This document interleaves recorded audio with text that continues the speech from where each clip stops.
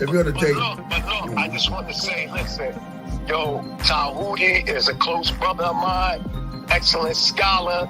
You know, y'all better watch out because he's gonna be straight chopping some heads off. Man, you got props from the Hebrew, bro. The oldest known spiritual book to speak on the afterlife. Look at that. Palo Santos burning. Start burning that Palo Santos and that sage together. You can mix them together in the bowl. They gonna need some frankincense oil in there. Oh my goodness. What's going on? What the blood seed, Lord? Brought out the holy tablet. Oh man. It's on. The Per M. Haru.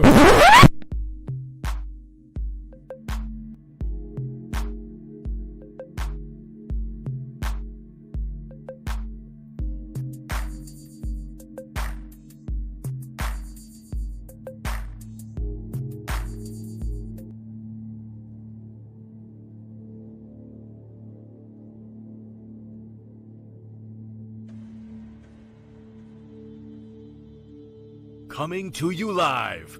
He has been teaching for over 20 years. A 9-0 record in official public recorded debates. You've heard many teachers out there before in the so-called conscious community, but none with the demeanor, calmness, and detail as Tehuti Amun-hotep Ra on such topics as breaking out of the matrix, truth on religious origins, underground conspiracies, secret societies, mental, physical, and spiritual health, the Anunnaki, the Neteru, Kemet and the origins of Mad, meanings and symbolisms of Meduneter, the only one who will stand in front of question of this wide range of subject matters, answer, question, and debate. Some have podcasts, but Tehuti is the teacher, so he has a Podclass. Subscribe to the channel for updates, classes, and much more. Join the chat, call in, participate live. Get your notepads ready. Welcome to the Tehuti Podclass. Open your mind.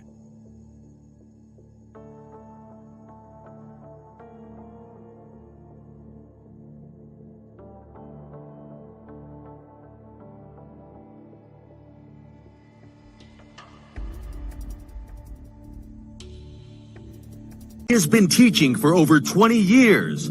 A 9-0 record in official public recorded debates. Correction.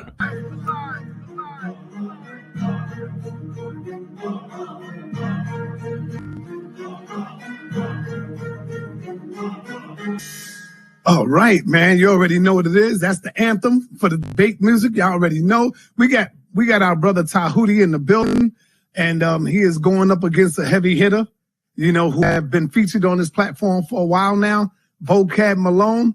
I don't think Vocab, I hope Vocab put in his homework. I hope he knows a little bit about Tehuti and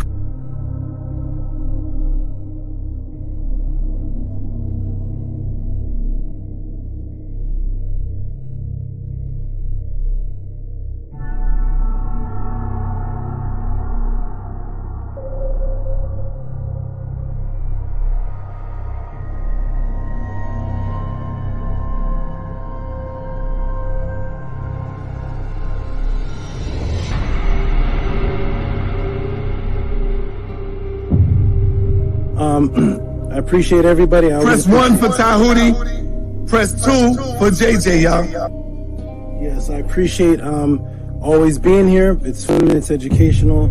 It's good to hear all these crazy views and just hear where people are coming from. Peace and love, everybody. Check me out every Friday, 7 p.m. Pacific on the Tehuti Podclass on YouTube.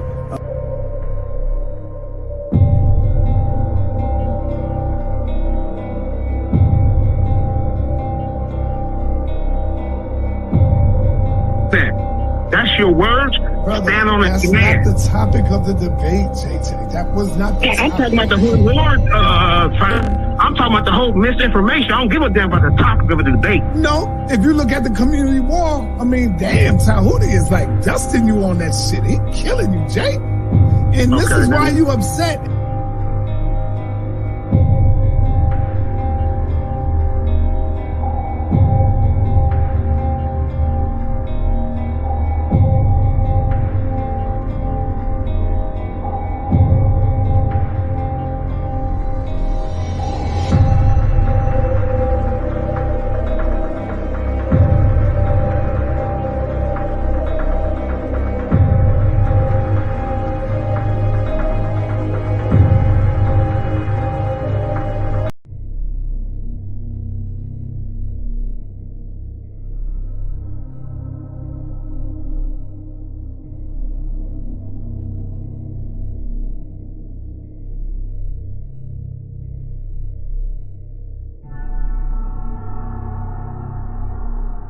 And my point is simply this. So we're going to give like this. Respect to Tehuti. Tehuti didn't want the topic. I won't say he was running because we had the conversation. So respect to Tehuti that he wasn't necessarily running like he was scared of the debate. A few minutes later. Does this mean you refuse to answer my question? Are you refusing? That's not even. Hey, are you refusing to answer the question? Scared to debate. This is what they do. So respect to Tehuti that he wasn't necessarily running like he was scared of the debate. A few minutes later. I'm only talking to you. But I'm not talking to you. You were scared to talk to me. Don't come on That's the very funniest shit.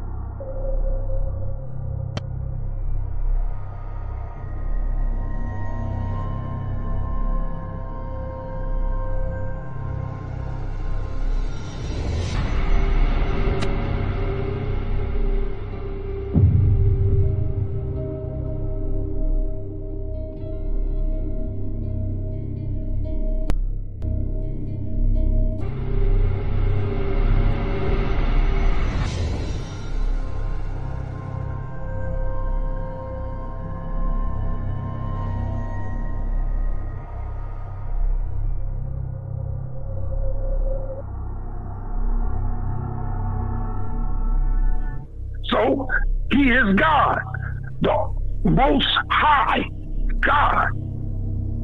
And when he repented, he Me and changed Tehuti shook our his heads the mind. same time. This is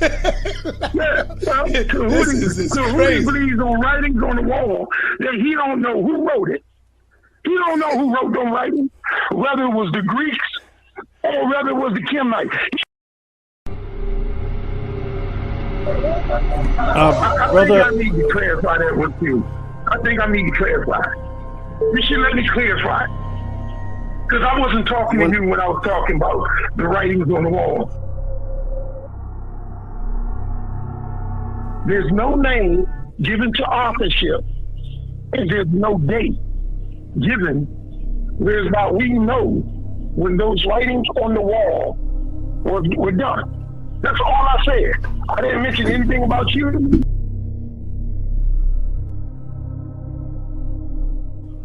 So he is God, the most high God.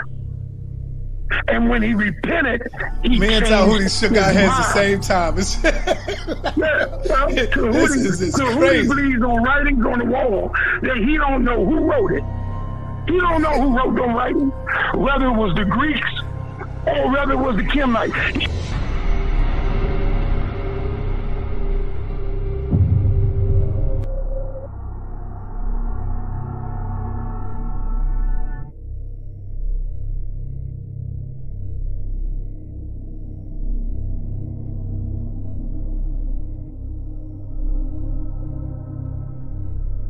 Hold on.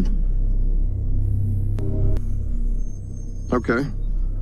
Hey, what is that? What does it say there in verse 9? And they that were with me saw and were afraid, but they heard not the voice of him that spake to me. Right. This is the same. Mm-hmm.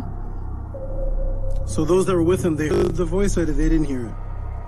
Now, according to what he's saying here to, who's he talking to here? Felix or Agrippa? Yeah. According to this, he says they heard the voice of him that spake to me.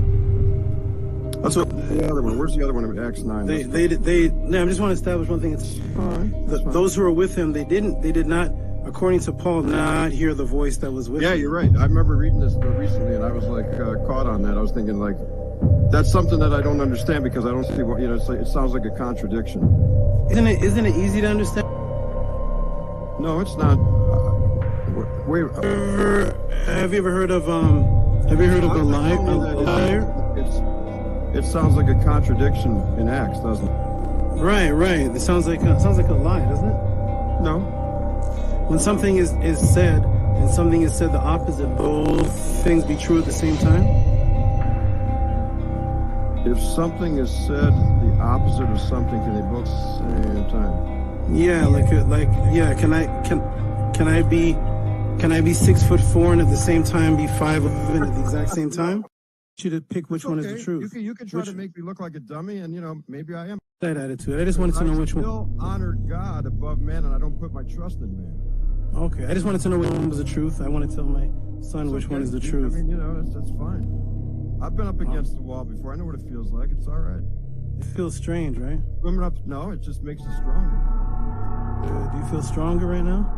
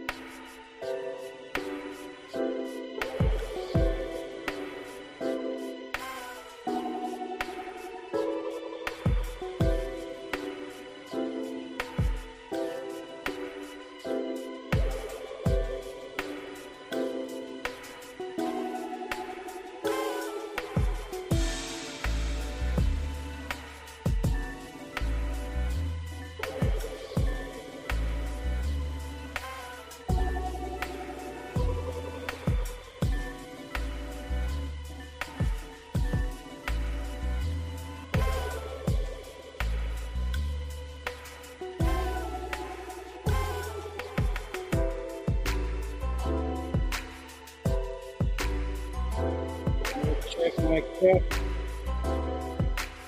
Check.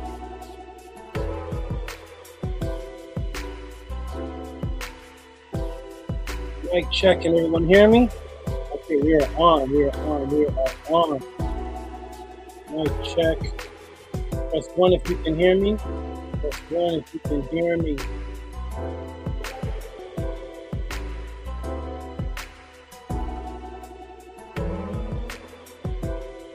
Let me get some ones if you can hear me. I'm doing a mic check to make sure we start properly.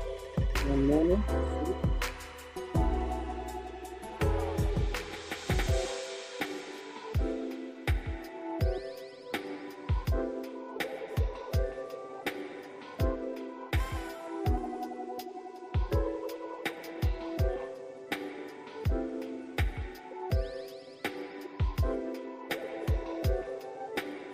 Okay, let's see the ones.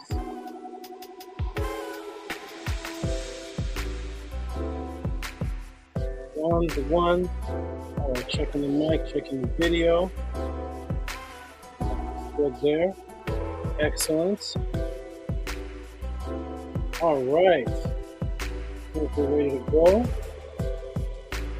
Wonderful. Let's check the room again and see. Got the ones. Okay, more wisdom. Got the ones. Got the ones. Guano. Got the ones. Okay, good. We've got the ones in here. We are all here. Wonderful. Okay, let's get started. We're going to turn this down a little bit, and we're going to get started right into it. Here we go. Okay. Greetings, everyone. Hotep, welcome to the Tehuti Podclass. We're going to get right started. There's so much came into me. So much questions I see already have come in. Let me fix one more thing here.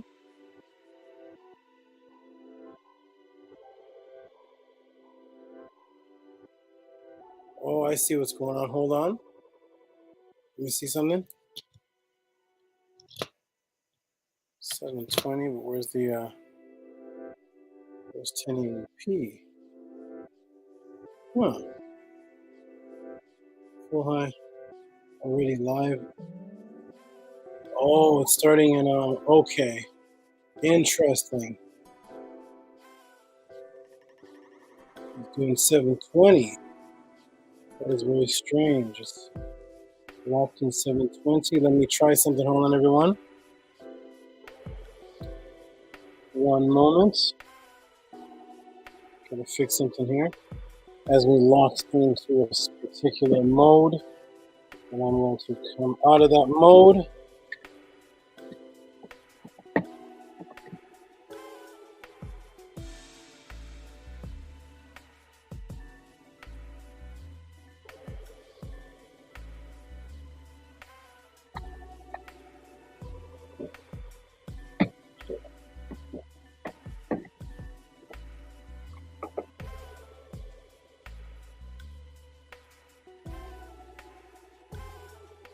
Okay, check. I'm just fixing something here with the visuals. I guess it has me locked in 720. No problem. We can do this in 720. I'm gonna go back to the camera and get back on. Let's see if it's iWeb HD Pro C920. Okay, don't know why it's not interesting. Let's see. Okay, here we are. Okay, we're getting there. We're getting there. We're getting there, everyone. Let me fix one more thing. Okay, good. So we're on 920. See, that's great.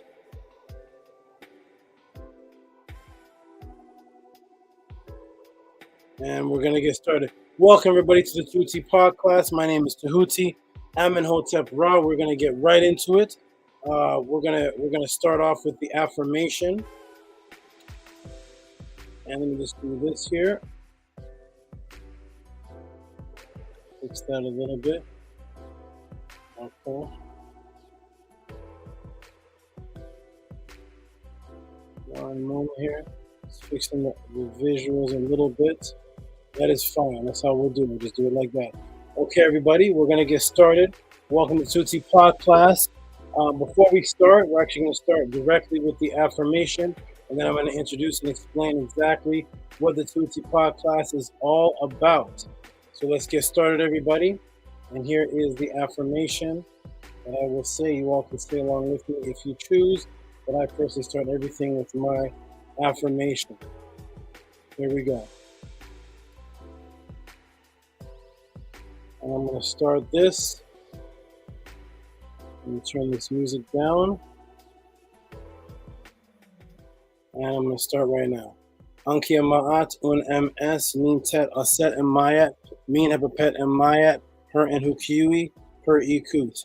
I live for Ma'at. I exist within her. I do not speak in the place of Ma'at. Every day I advance towards Ma'at. My being is surrounded in darkness. I come forth as conscious light. Wonderful. Okay, everybody. Let me take this off. So much to get into today. So much to get into today. Let me go and introduce myself to those who are new. Ma'at Hotep. My name is Tehuti Amenhotep Ra.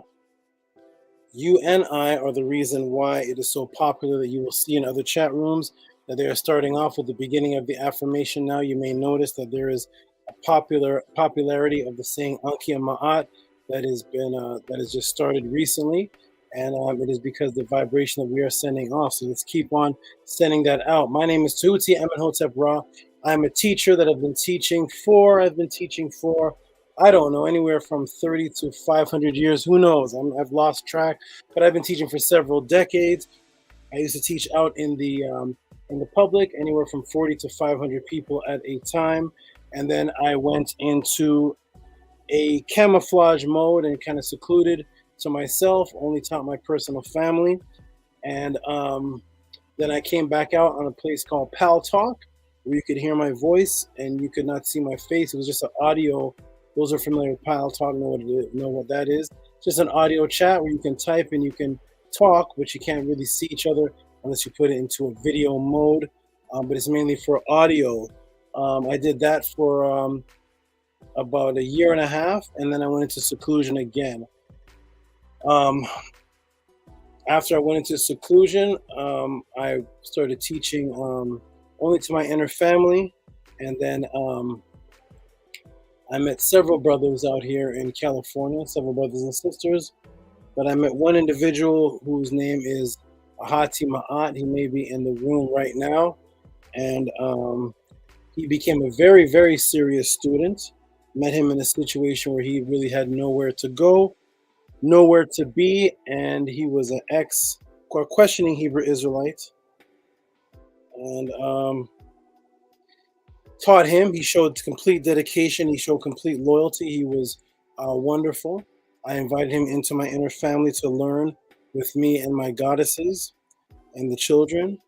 And from that point, he showed more loyalty. And he eventually asked if I would come back into the public. I told him no.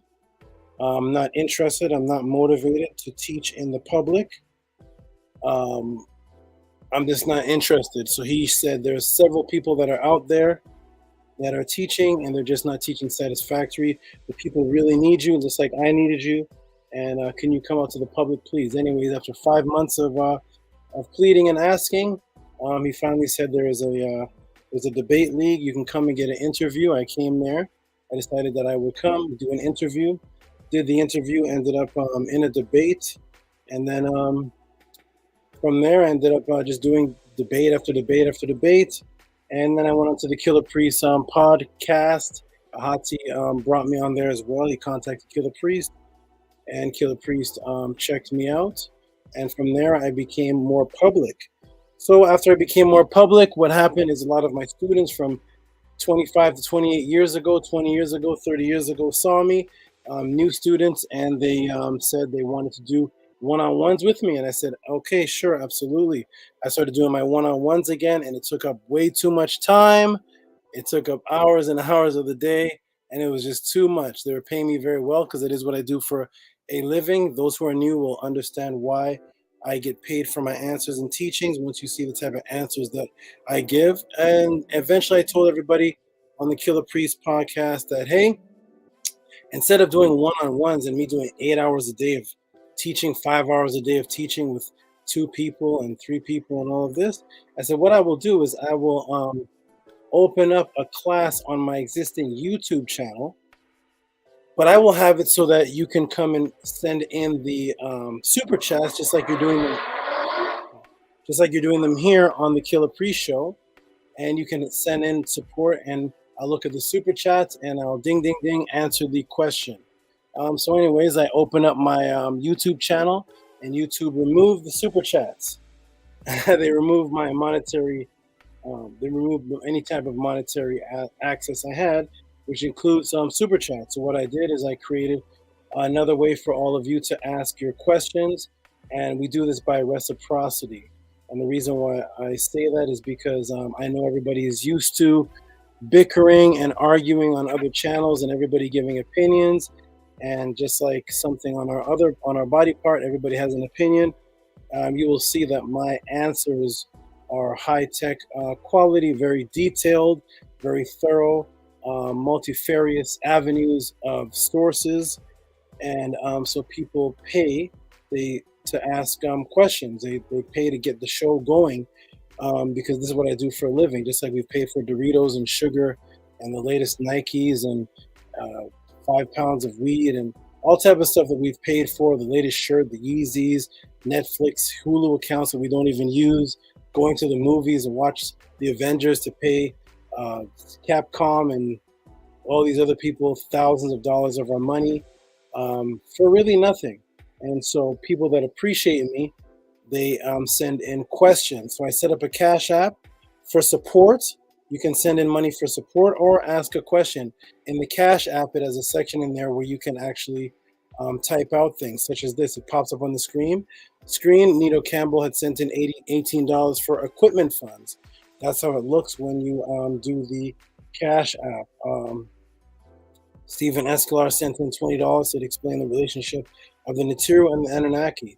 By the way, these are the type of questions that you may get laughed at on other channels, or may just get ignored, or just broad brushed away, swept under the carpet, told that those questions are foolish, stupid, told that those are pseudo questions, ad hominem to the questions.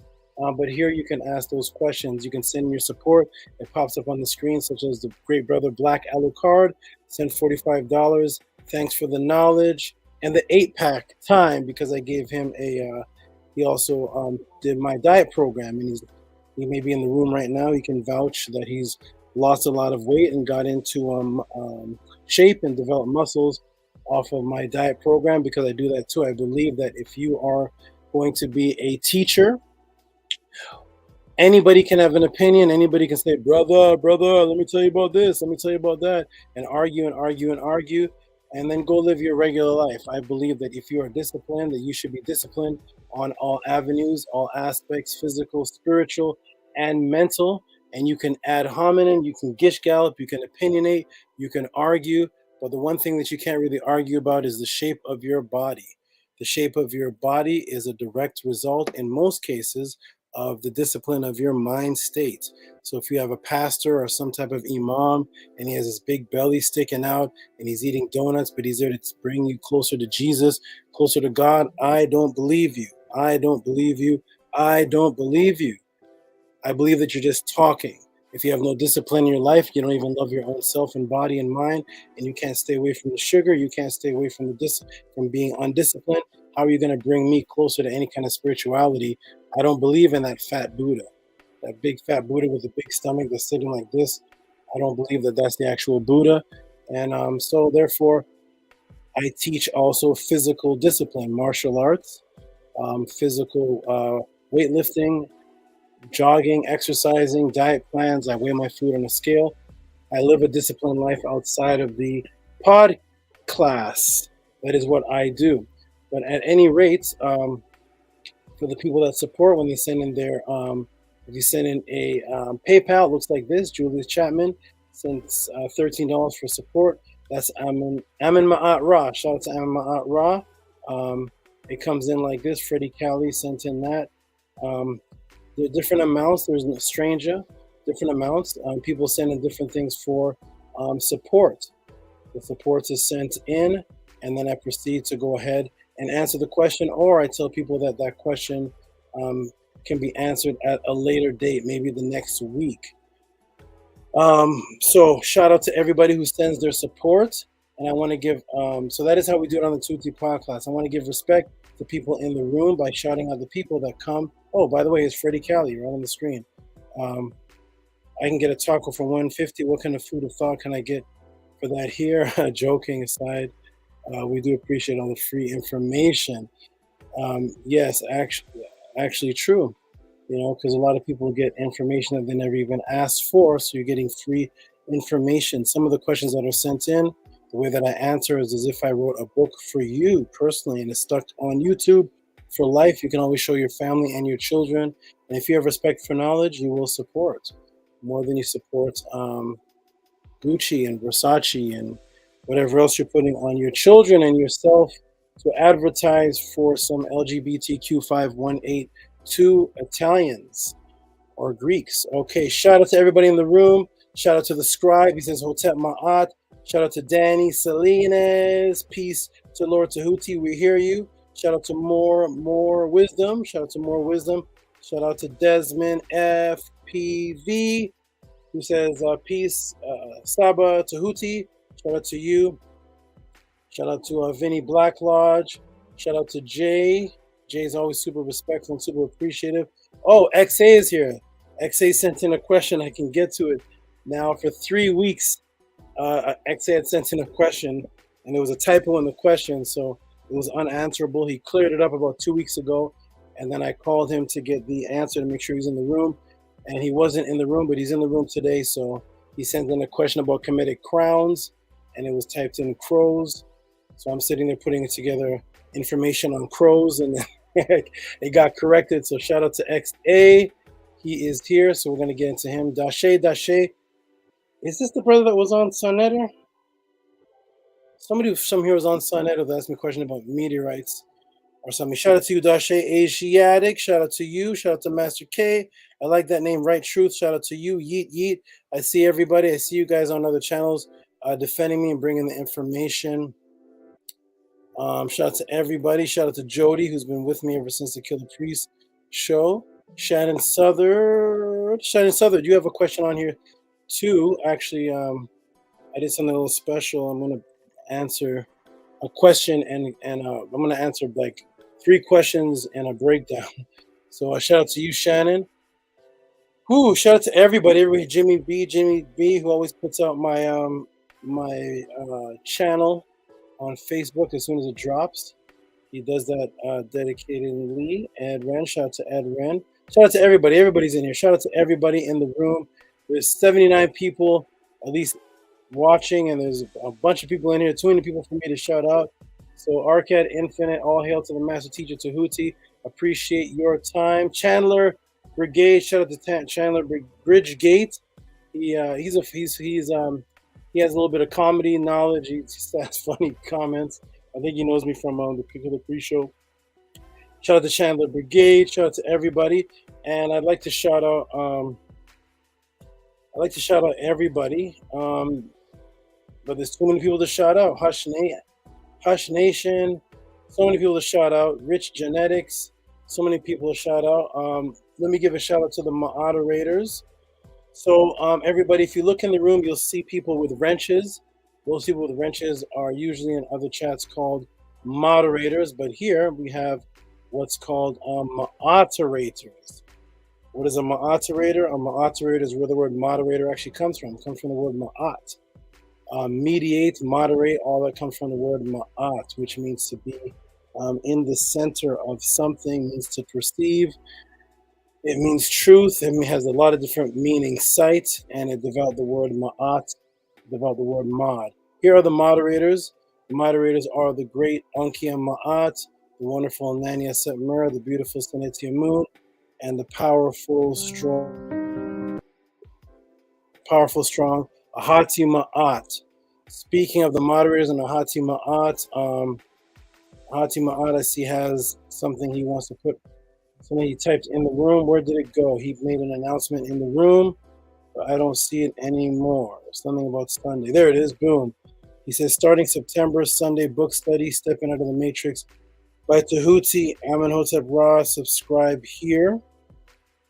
Yes, the brothers are setting up a book study on my teachings. Wonderful. And you guys can read the books and from there develop some more questions.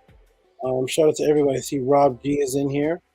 Rob G. Oh, that's Jody. I saw Rob G. There's Rob G there. He says, Hotep to the realest king, doing it like this. Thank you, my brother. Peace and shout out to you. Shout out. Nets are the greatest. Nets are the greatest. He loves comparative religious studies. He loves exposing where he loves it when I expose where religions got their knowledge from, comparing it to Kemet. Shout out to everybody. Shout out. We're gonna get right started. The beautiful 90 Set Mer says moderators in the house. Let me look for the moderators in here. We got that's 90 Set Mer. This is Ahati Ma'at. I saw Sonetia Moon somewhere in here. Let me scroll around. I don't get the chat in the real time as you all are typing it, so it doesn't come in the real time. So I gotta actually scroll and look for it. I saw Sonetia Moon. There's Sonetia Moon right there, who says, peace to everyone watching worldwide. That's right. This is getting worldwide. And Senetia Moon also says, at Unknown Adam, you might get the answer to your question in this episode, or you can watch previous episodes in the Tuesday Podclass, or you can send in your question, of course, directly through Cash App and PayPal.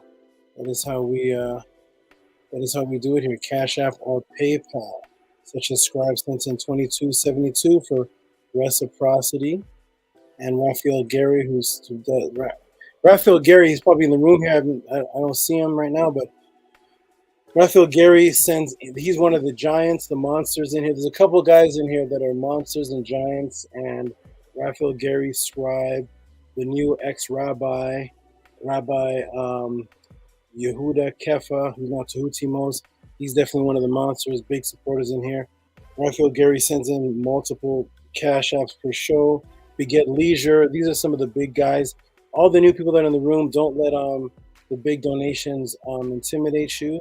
You can send in anything you can afford for support. You can send in $10, $15, whatever you can afford, whatever you feel that I am worth, and I will answer the question. And we got the Black Alucards who send in like 50. We got some giants in here. We got guys in here that send in big money, like Kamit sent in 127.27 for shout out to the peace to the moderators. But it's whatever you can afford. So welcome everybody to the show. The Hati Ma'at put up the Sunday there. They're doing the book study. Shout out to Hati Ma'at for doing that.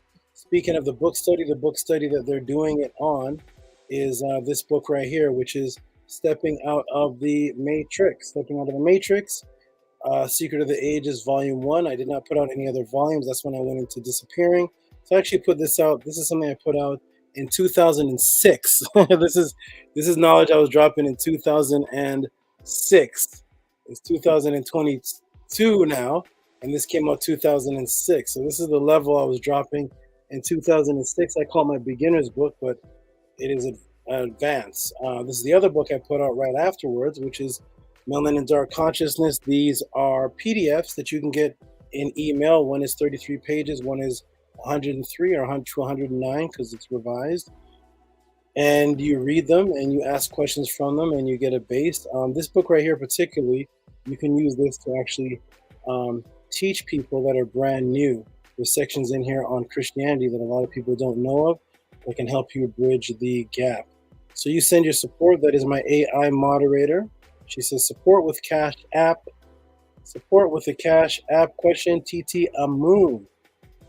On this show here, ladies and gentlemen, we have no ad hominem. We only have ancestral artifacts over religious opinion, ancestral artifacts over religious opinion, ancestral artifacts over religious opinion. We do it the snake style here, very calm, very delicate, very observant, with a lot of patience. If you watch martial arts movies, you realize there's no need to get hyper and do all your strikes. You wait for the precise moment, you analyze the situation, and then you speak on it. Speaking of snakes, this is Heru. This is Heru here. I don't think he's ever featured on the show before. This is Heru. Him and one of my sons have the same name. He is Heru. He's a Pantheropus, and he represents the same print. It's the same print and color that the Kemetic priest would wear. Same print and color that the Kemetic priest would wear, which was the color of the panther, which is why they're called the Pantheropus. All right. Speaking of Kemet, if you go down the Nile, even past Lake Tana, all the way down to the southern parts, even past the Nile, you will see one of these. This is all the way from Zimbabwe at the bottom, going down to the southern parts, even as far as Zimbabwe. And this, what you're seeing on my head, is a unicorn. This is a unicorn that on her head is an actual horn on her head that is spiked up. So unicorns are real, and I have one on my hat. Her name is Neith. Neith is the goddess or the energy of quantum string theory, the energy that holds things together or knitting together. So we have Heru and we have Neith. By the way, everybody, those of you who missed last week, I was on Sonnetter. Moderators, you can put that link in the room. And the reason why I say put the link in the room is because when I made the advertisement was actually for the Sonnetter TV. Let me fix this. Let me fix the camera moment. One moment. Let me just fix this camera. A momentum. One moment. Let me fix the camera here. It's gone a little blurry. I'm gonna go boom, boom, and boom. And where did I go?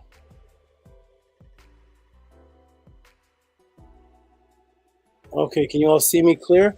All right, so the Sonnetter, I was on Sonnetter. Hawk, he came in the room last week and invited me to come on and do a show. And I came on and did a show on the House of Consciousness. The moderators can put that link in the room.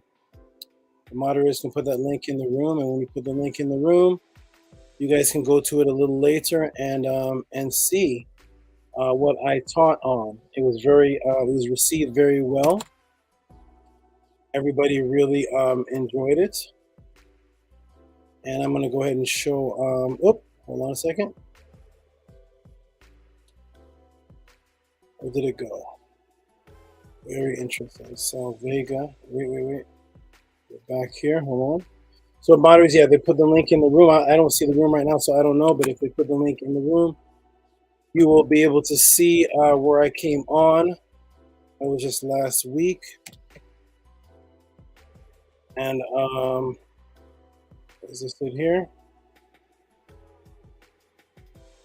Yeah.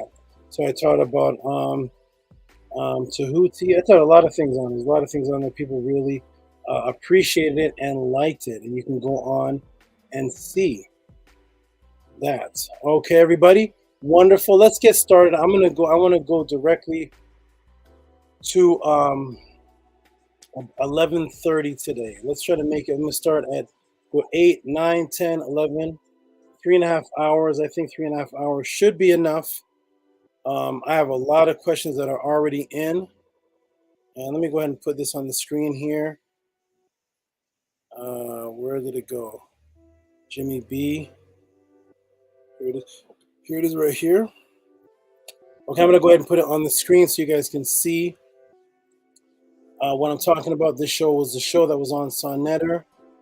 And let me go ahead and put this my screen has, let me see, boom, boom, boom. It was really good. It was very, very good. A lot of people realize that they're not really getting a lot of teachings, more arguments and such. And we're going to put this on the screen here. So here it is right here. That is was on the Sonnetter TV. That was on August 22nd. You all can go check that out. It was on Sonnet. It was on Hawk. So that is, so you put in Black News 102 and you'll get the link. It's not on Sonnetter Studios.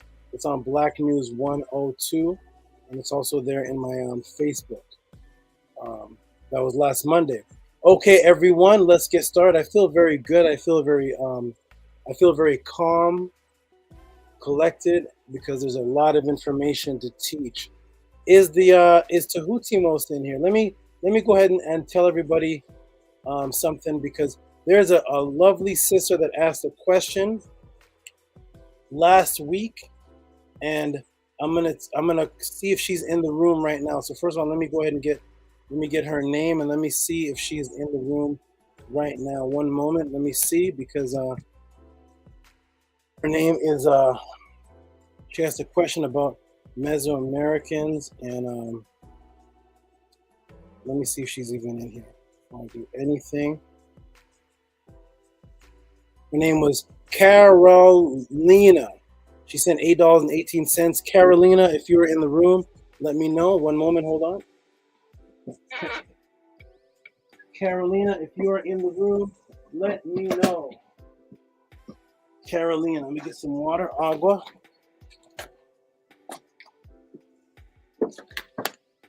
Let me check the room. Let me go and check the room and see if Carolina, it's Carol with an E-E-N-A.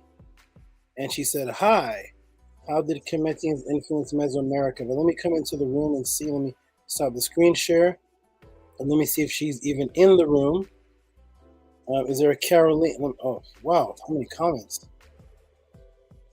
Carolina, are you in the room, Carolina? Are you in the room, Carolina? All right, we got Mishak here. He's one of the big supporters. He's, man, this brother here, man. He's so grateful. He's so grateful and so appreciative, and he shows support literally almost every show. This brother here is wonderful. He really appreciates me. His name is he has so many names: Meshach, Michael, Beged, Leisure, so many different things. But shout out to you, my good brother. Is Carolina in the room though? Carolina, Chandler Brigade typed it out. Carolina, is she in the room? Scribe says she'll be in the room shortly. Scribe is psychic, or he may know her. I don't know what's going on. Scribe, you got some powers I don't know about. So Carolina, I don't know. Scribe says she will be in the room shortly. Okay. We got a new person in the room who says Hotep King from Australia. Hotep fella B. Hotep to you. Meshach says thanks, Saba. Oh, here's this brother right here.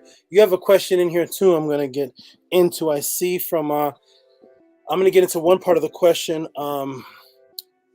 Kamit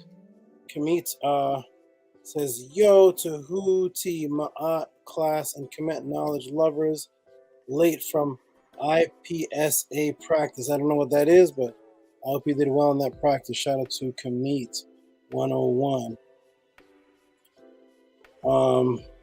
Who's this? Here's a new person. Blue State. Shout out to Blue State. Says Sonetta did a horrible job hosting when you're on the show.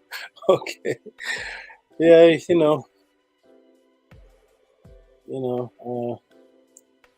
we shall see what the future holds.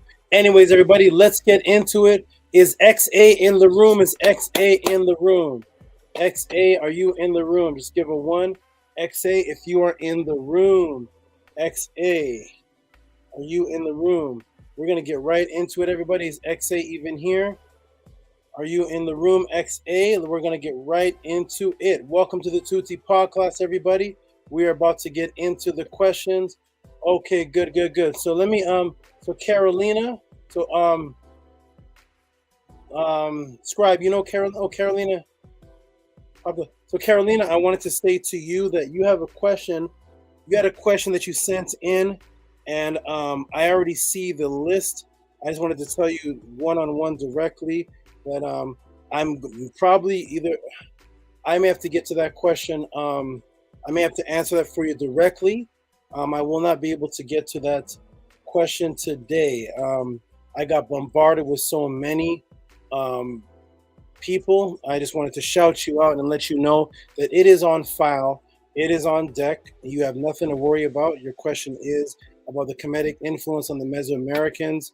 I have to do things one by one in sequence, but you will never be forgotten. You will be answered. Either contact me directly, or I will do it either the very end of this class, if I can do it, or maybe start off next week with it, because I'm so bombarded with questions that came in and heavy donators and such. So I wanted to shout you out directly to let you know, so that people don't think that I just forget about them. That's how personal I want it to be with all of my students. Okay. Let's go. So I hope you heard me. Shout out to Razo. Never seen you before, but peace and love to you. So I wanted to say that to you, Carolina. What's her name? Oh, Carolina Mankilla Hernandez. That's how many? So Carolina Mankilla Hernandez. That is a long name. I like it, and I just wanted to shout you out directly so you don't think that I forgot about you. So there we go. Let's get into it, everybody. I'm doing this in sequence, one by one, in a certain sequence. Is the rabbi in the room? Is the rabbi, the ex-rabbi in the room, who is now Tehuti Mos? Shout out to the brother all the way from Trinidad, I believe Trinidad. Shout out to you. Blue State says, Sarnetter got Napa, Tehuti stand alone E. Okay, and shout out to everybody. Okay, so let's get into it, everybody. Let's get into it right off the bat. Trini, let's get right into it. XA is in the room. I scrolled up and I seen him. We got a lot to break down. Welcome to Tehuti Podclass. We are about to get right into the information. We're about to get right into it, everybody. Let's get into it, everyone. So here we go, everybody. And so the first question in, which was from weeks ago, actually, that was mistyped, and then we had to fix it up, and we got it now. We have it now, and that question is from Sal Vega, otherwise known as XA. Battery is low. Let me plug this back in. Sal Vega, otherwise known as XA, sent in this question. Shout out to you, my good brother. Another Trinidad. There's Boss Fee. Shout out to Boss Fee. And Powers Tehuti. Good show on Sa. Thank you, my brother. Okay, let's get into it, everybody. So I'm going to go ahead and do a screen share. And the screen share I'm going to do here is the question in that we are to get into is boom. And the question is, this is going to get into, it's going to be a string of questions from this one. Scribe asked a question and Shannon asked a question, and they're all going to flow into all of these answers. Let me blow this up and show everybody on the screen. Shout out to Sal Vega from a little while ago, I'm not even sure when, maybe a few weeks ago, who said, can you break down the difference? Crows from Sekmet, it's actually crowns. We fixed that. Can you break down different crowns in Sekmet? So he sent me an email afterwards, and he said, just break down 3 or so, because there is 100 crowns, many different crowns. So we're gonna get right into it, and he knows that even if I break down 2 of them, it's gonna be a monster breakdown. So here we go. Let's get right into it. Welcome to the Tehuti Podclass, and we're gonna get right into it. Let's go, everybody. You already see the movie on the screen. Here's how we answer questions at the Tehuti Podclass. Welcome all new people who are not used to this. You will not see any ad hominem. You will not see any chaos. And before I answer, let me do a mic check to make sure that I don't end up speaking and then it's not even heard. So let me do a mic check to make sure everybody can hear me. Mic check. Press 1 if you can hear me. Press 1 if you can hear me. We got Ava in the house. Press a 1 if you can hear me. Okay, here are the ones. RPM, Chandler, Real Rap. Shout out to Real Rap. Vinny, Black Lodge, AG, Yadik, Soldier. Boom, boom, boom, boom, boom, boom. We got everybody here. Okay. And I think this is Kamit. Should be Kamit. 101. And there's Heka Kepara. Does Heka have a question today in here? Probably. I don't know. So much is going on. Shout out to Heka Kepara. Everybody's here. And here's the wonderful, great Bev Cannabis Spa, who has 1,000 questions. I love it. Let's get into it. Shout out to the moderators from Scribe. Let's get into it, everybody. Here is how we answer question. God Mind, who's always God Mind. Let me just stop for a second. This brother here, God Mind. I watch Sonetter, and I see this brother here haunts Sonetter. This guy's like, why is Tehuti not the champion? How many battles does Tehuti have to win to become the champ? What's going on here?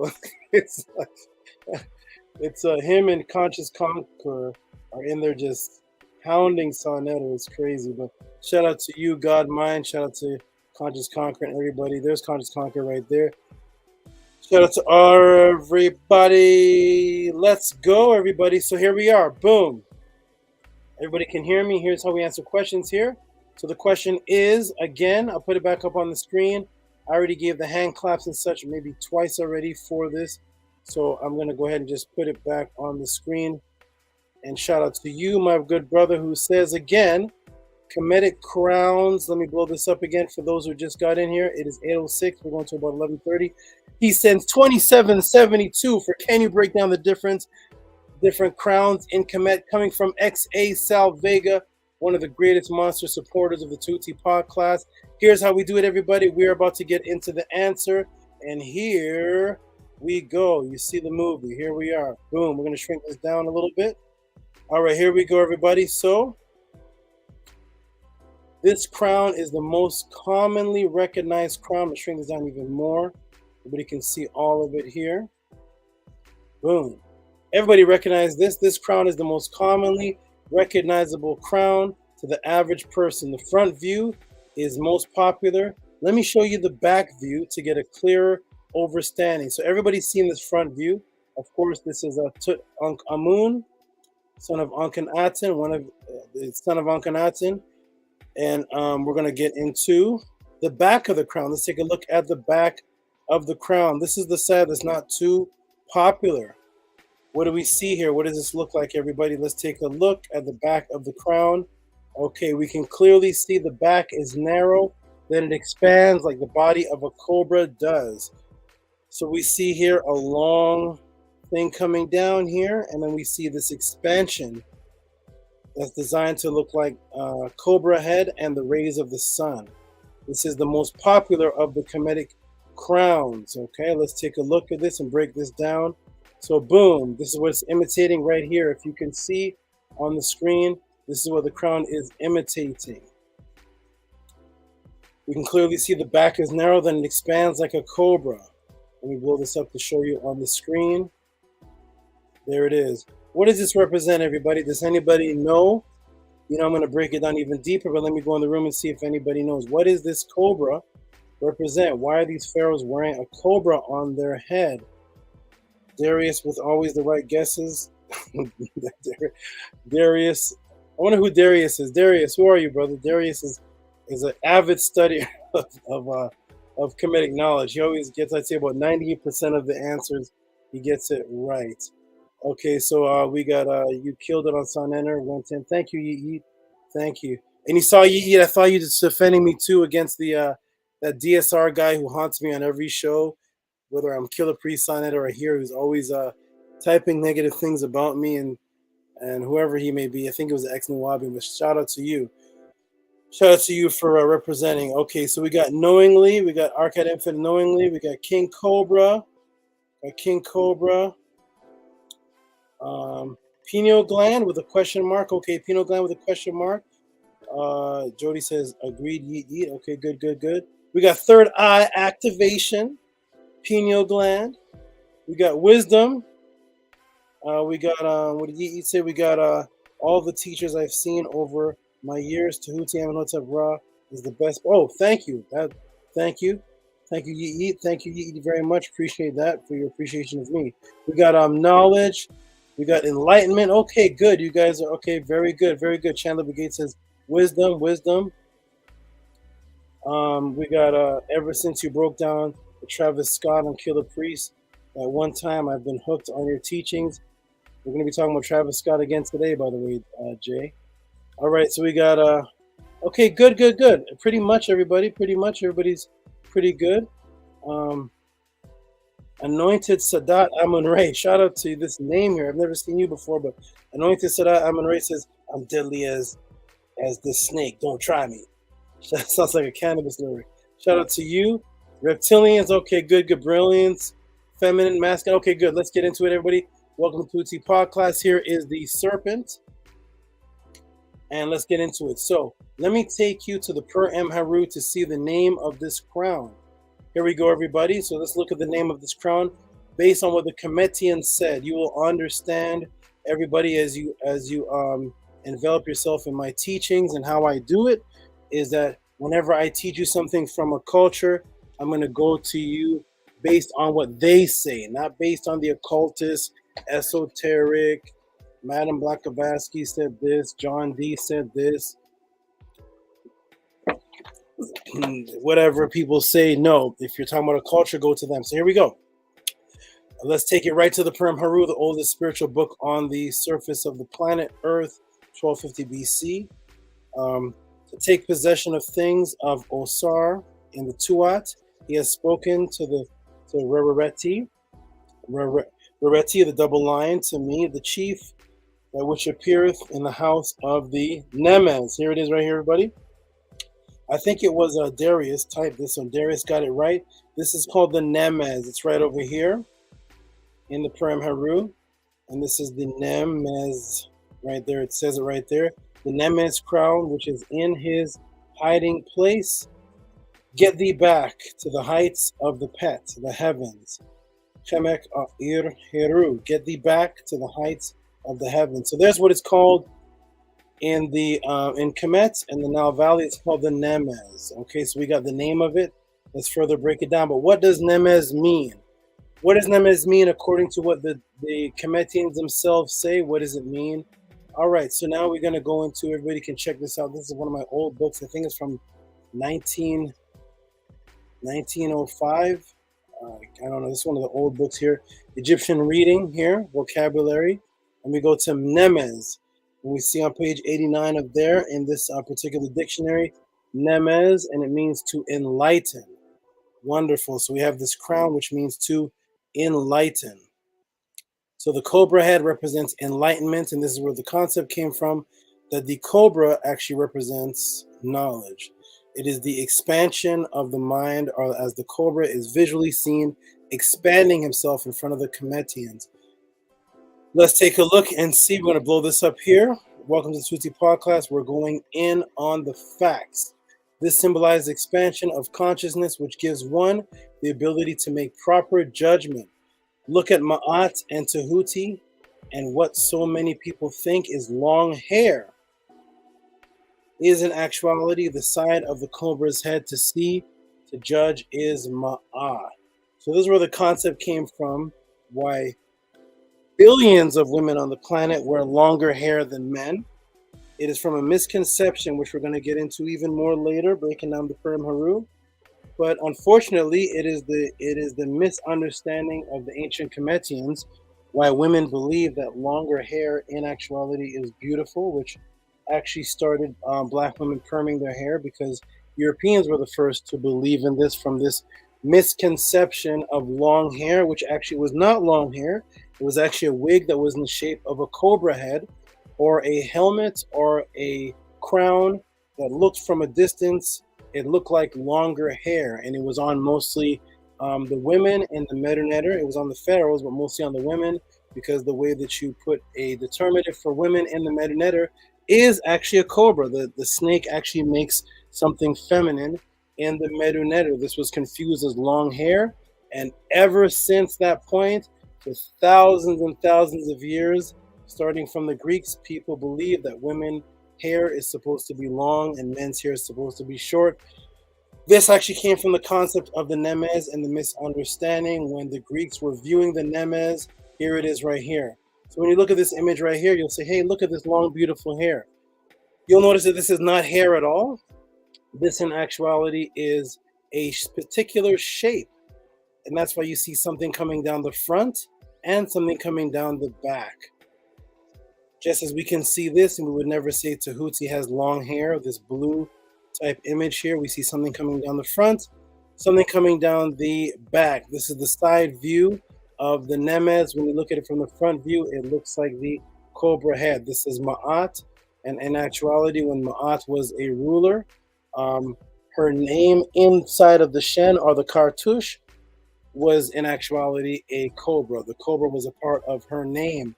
So the cobra represents Ma'at. It represents vision, wisdom, and enlightenment, which is what these two bring, Ma'at and Tehuti. Ma'at, which represents the law of perception, and vision, which we're going to get into the Eye of Horus and how it ties into that. And then Tehuti, the lawgiver and the writer of the law, both wearing the same symbol of the enlightened Nemes. So here it is, everybody. You can see it right in front of you. Let me shrink this down a little bit. And here we go. Let me go over here. So we're back here in the Purim Haru. And we actually can see I have entered into Rastau. I have seen. So you see the word to see something is in actuality Ma'at. It means to see and to perceive. That is Ma'at. I see the hidden things, the Seta. That was the turtle, because the turtle hides itself in its shell. So when you have Ma'ah, you see the hidden things. You see what is not seen by the physical eye. You see hidden things. That's why Shannon and others put up on the screen, they say third eye, because they know your third eye is able to see things that are not seen by the visual light spectrum. Okay, everybody, here we go. Let me shrink this down a little bit, and I'm going to show you how this got influenced into women's hair. Here is the ma'ah, the wig. And as you can see, the women wearing the wig and the way that it's designed, it is designed in the shape of the cobra head, which developed these later hairstyles. Unfortunately, the hairstyles that were stripped of the consciousness, so now sisters just wear these as hairstyles. When in actuality, it represented the Nemez, and we have on top the pyramidos right here, which is actually a wax that would burn down, and the Nemez would actually protect their actual hair because this wax would burn down, give the women and the men a beautiful scent, and then it would melt down on the wig, and then he would just take the wig off and put another one on. But this was the Nemez wig, which is why it was shaped like that. Okay, so this is why long hair became associated with beauty. In actuality, it represented the wig that was in the shape of the Nemez crown, which represented Nemez and Ma'ah. Okay, so because the serpent cobra in Kemet was expansion of consciousness associated with the eyes / seeing, judgment of good and evil, what do you think? What do you think that became? What do you think that became? So remember, the Nemez wig represented judgment, seeing something and dividing it from good and evil. So what do you think that became, ladies and gentlemen? Let me show you what that became. That became stolen and put into the book of Genesis. Remember, the Ma'ah is the eye, the eyes. I have seen the hidden things. So it's a different type of eye. It's not the regular physical eye. Of Ma'at, it is the eye that sees the hidden things, so it represents knowledge or judgment, the separation of good and evil. This concept was stolen, thrown in, and Netzer the Great is going to like this. Stolen and thrown into Genesis 3:5. For God does know the day that they eat thereof, your eyes will be open, and you shall be as gods. Judgment, knowing good from evil. So what made you a god in ancient times, copied into Genesis, was the ability to judge, Ma'ah, the knowing and the separation of good from evil. Obviously, Adam and Eve in the Bible's eyes were already open, so it must be talking about another type of eye or another type of vision or another type of judgment, another type of sight, the ability for you to decipher what is good from evil. That concept came directly from the Nemez, from Ma'ah, which was the ability to decipher and judge the difference between good and evil, which is why in the beginning of the Per Em Haru, the Ma'ah is shown as a scale. What is it doing? Judging good from evil. So becoming wise judge was to know both sides, good from evil. You are enlightened when you can see mental expansion as the cobra head mentally expands. Boom. Okay, we're going to keep going because you know how we do things here on the Tehuti Podclass. We keep going like the Energizer Bunny. We keep going and going and going. We're not going to end there. We're going to keep it continuing, everybody. It is overflow time. Let us go. So, and of course, the influence of the Kemetic judgment crown doesn't stop there. Who here remembers what judges started wearing on their heads? Let me go into the chat room and see, because I like being interactive. Who here remembers what judges started wearing on their head? Old judges, they don't rule much now, but who here remembers what judges used to wear on their head? Boom, boom, boom. I'll give everybody about 10 seconds. Let's see what you type in the room. Darius and Desmond, you guys are quick on the draw. I wouldn't want to play Family Feud against them. All right, Darius puts wigs. Desmond puts wigs. Darius puts wigs, white wigs. Somebody put dusty wigs. Who put that? Somebody. Oh, Chandler Brigade, a comedian. Chandler put dusty lights wigs, dusty lights wigs.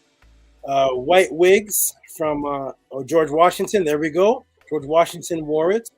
In Trinidad, they still do. Right. Some still do, and in parts of so-called Africa, they still do. All right. White wigs. Yes. Jody put white wigs. Perfect. You all know. Okay, wigs. And Moon put wigs with extra S. Okay. Dusty. Okay, so you all are pretty good. Absolutely. So of course Tehuti was the judge. Here's Tehuti. Tehuti the judge wearing the Nemes. So here we are, as we see that it is not long hair. Ladies, it is not extension wig hair. It is the Nemes. The Nemes, you can actually see the design of it is the exact same design with the lines in it that you see way up here. See that? You see King Tut, Amen, you see the lines in it. The Nemes, this is not hair. It's going down the front, it's going down the back, and we go all the way back down to Tehuti, and we'll see him wearing the same. There it is right there, going down the front, going down the back, and there it is. And he was the judge. He was the first judge, according to Ra. Tehuti was made the first judge to decipher good from evil when the battle took place between Ra and those who were attacking him. And he sent out Sekmet the Uwajit, which we're going to be talking about, Bastet later on. So here it is. Look at this, ladies and gentlemen. Boom!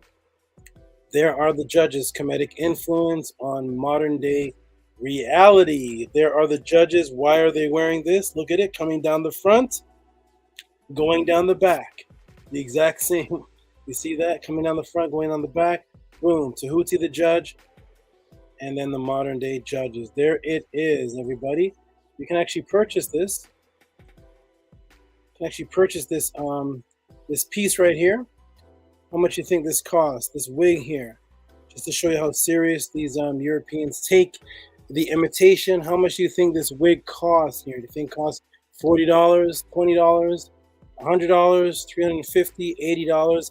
How much is this? Nuns also. That's right. Where's Raphael? That is right. Nuns also. Yes, yes, yes. Not extensions. That's right. Tell them. All right. So Ava says, wow, interesting. That is right. How much do you think this wig costs, everybody? Can you get it for $50? How much does it cost? Uh-oh. 2,000. Is that euros? 2,625 euros. You can get yourself one. This costs more than your Yeezys. This costs more than your Nikes. This costs more than all your fashion Gucci belts. $2,625. That's how serious these Europeans take the Tehuti Nemes wig. Boom. There it is right there, front and back. I have it there to show you side by side. You can see it coming down the front, coming down the back. And you can see it right there with these serpents. And then it expands, representing the expansion of light. And there it is coming down the front, coming down the back, copied into modern day times. There it is right there, the wig. There are the judges with the wig. And there's Tehuti, stolen. Boom. Copied from the Nemes crown. The Nemes crown. And there it is, ladies and gentlemen. And there are the sisters wearing it right there. And the gorgeous, beautiful sister wearing it right here. Poor sister, more than likely 90% chance doesn't even know why this hairstyle is even popularized and why her eyes are like this. This whole image is exactly how the Kemetic women looked. The eyes tilting up to the side with this type of hair coming down like this actually had all spiritual meaning to it. Today, it is just vanity. And we're here to bring back the spiritual meaning so sisters and brothers know what they are doing. So there it is. There's the first crown. That is just the Nemes. There is the summary of it. You can see it all on the screen. That is the first crown right there, the Nemes, asked from XA. There is the first crown right there. Boom. But you know how we are on the Tehuti Podclass. We're not going to stop right there. We're going to keep on going. There is the next part of the movie. Here we go, everybody. What is going on here? All right, there's the first one right there. I hope you appreciated that answer. That's just number one. We're going to go into number two because it's about to get deep, deeper than Atlantis, deeper than the sea floor, traveled by the mantis. Here we go. What is this, everybody? What is this? Here is Heru wearing the double crown.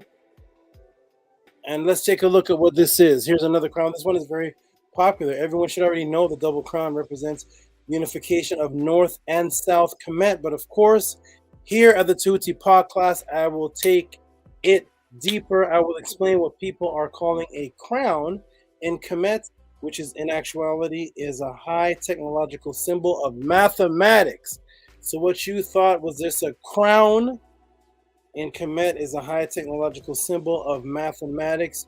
Let me check the chat real quick. It's going to be deep tonight. We're going for hours tonight. We're going and going and going and going. It's going to be a lot. Here we go. Well, somebody put $500, $300. Okay, so let's go, everybody. Let's go. $80. Sanetti put 80. I didn't even see the guesses here. Somebody put 500. $500. Somebody put 500. I don't know. I think Darius put 500. Somebody put 300. I'm not seeing this in real time, so I'm scrolling up, down. Okay, Brandon Brigade put 150. All right, but anyways, you all know that wig was $2,000 and plus dollars. $2,000 and plus dollars. Okay, everybody. Here it is. Darius McNair put 500. Jesus put 300. Boom. 2,500. Here's the next crown right here. So what is this crown here? We're gonna go over to the Shabbati. The Shabbati. The Shabbat.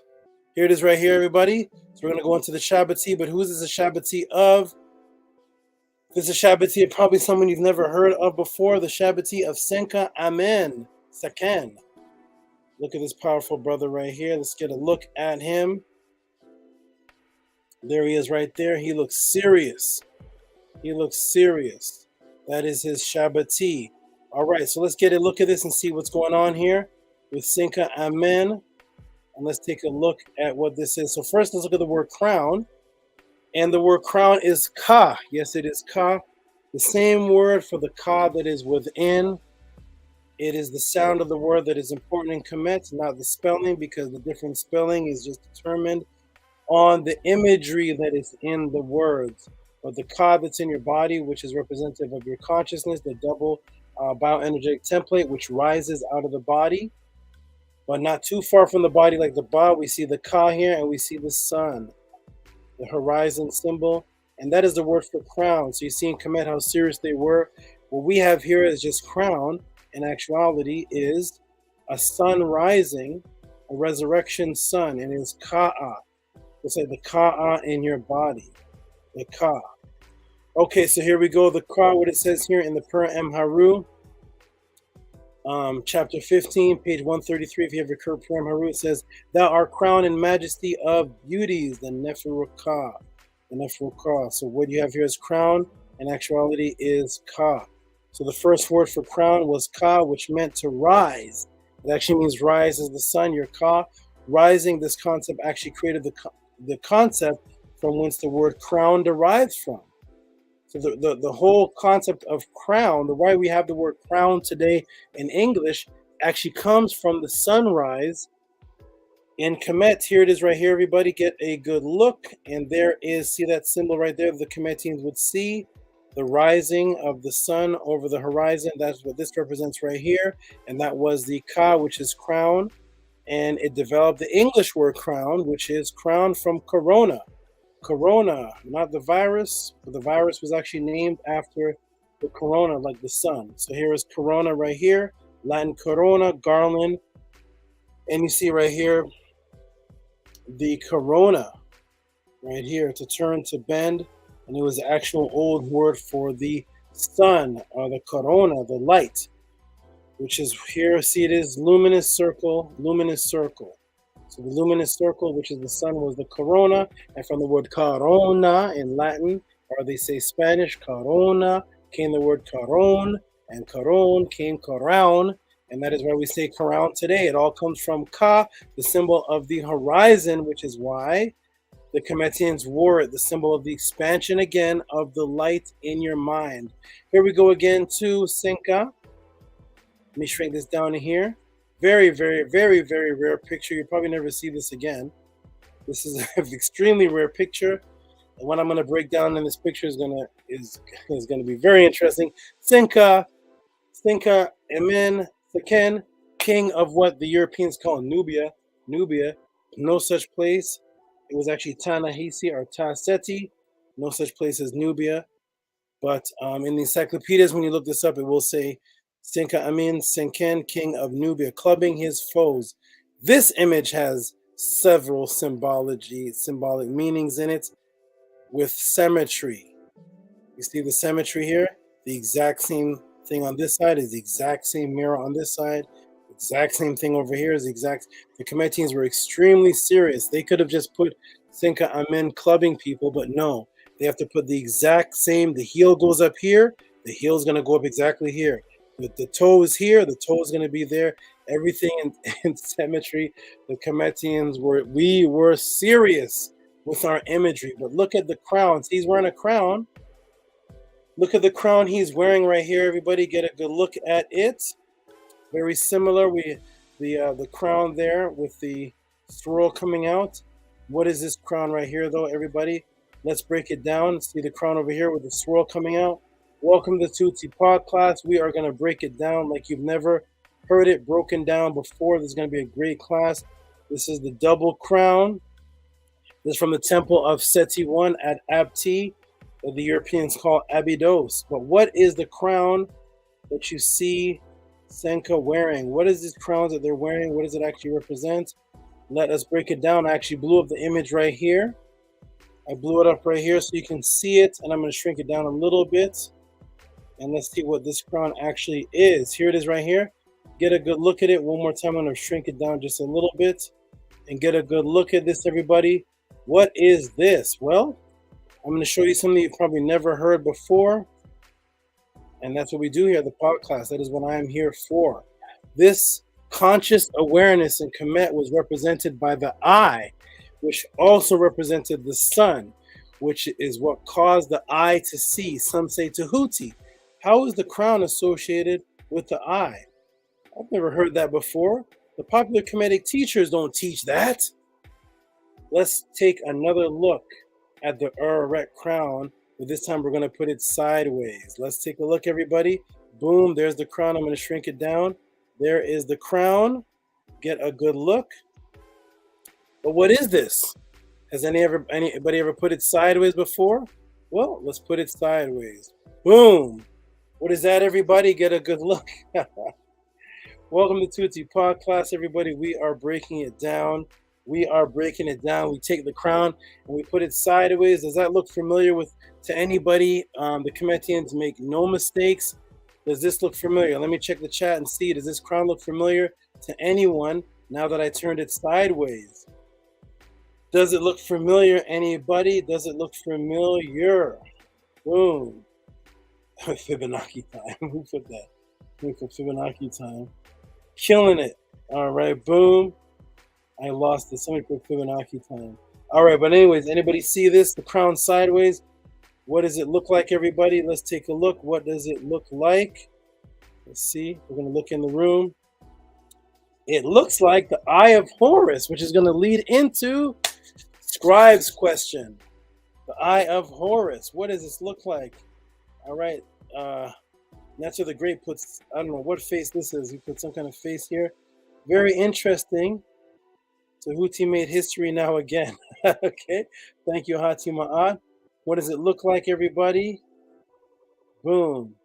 Shannon Southard puts down fire, fire, fire, because you know Shannon's going to get right into your question of Ba'as, of Bast. It's all going to link in. What is this, everybody? It's the crown sideways. Let's take a look. The Kemetians make no mistake. So what you thought when you look at this image over here and you say, hey, that looks like a crown, it is a crown. But how deep are the Kemetians? The Kemetians are serious. They put imagery within imagery. So you're looking at this image, and now your eyes are open. You will never look at the crown again the same. You can actually see the circle right there. See the swirl. Here, the Tehuti Podclass. What did we do? Let's put it sideways, and boom. Let's do this, everybody. Let us do this. This is going to be a long breakdown. It's going to go sideways, and here we are. Boom. Let's put them side by side and take a look at them together. Boom. There it is, sideways. Boom. There's the Uwajet sideways. Boom. There's the crown sideways. Boom. And we see this crown even has the circle representing the sun. And there's the Uwajet with the sun. And here is the Cobra, which literally is Uwajit. There it is, everybody. Check it out. We are breaking it down. Welcome to Tehuti Podclass. XA asked the right question, and you get the right answer. So boom! Now, many times again and again, people put their own deductive reasoning over what the boom. Now, many times again and again, people put their own deductive reasoning over what the ancients write themselves. Here, I teach my students not to do so, but to go to the writings of the ancients themselves and their own culture. So, is it Tehuti using locology, or did the Kemetic people themselves say this? So is it Tehuti saying, hey, this looks like a crown, it looks like an eye, let me put this together, let me make it up. Or did the Kemetians themselves call the crown an eye? Well, let's look it up. Let's look into what we say at the Tehuti Podclass, which is our motto. And the motto is, of course, we say it over and over again. What is it? It is ancestral artifacts over religious opinion. Ancestral artifacts over religious opinion. Ancestral artifacts over religious opinion. So let's go into the ancestral artifacts. Let's go into what the Kemetians wrote themselves, not into the esoteric, opinionated, not into the occult, and not into that. Let's go what the culture said about themselves. So here we go.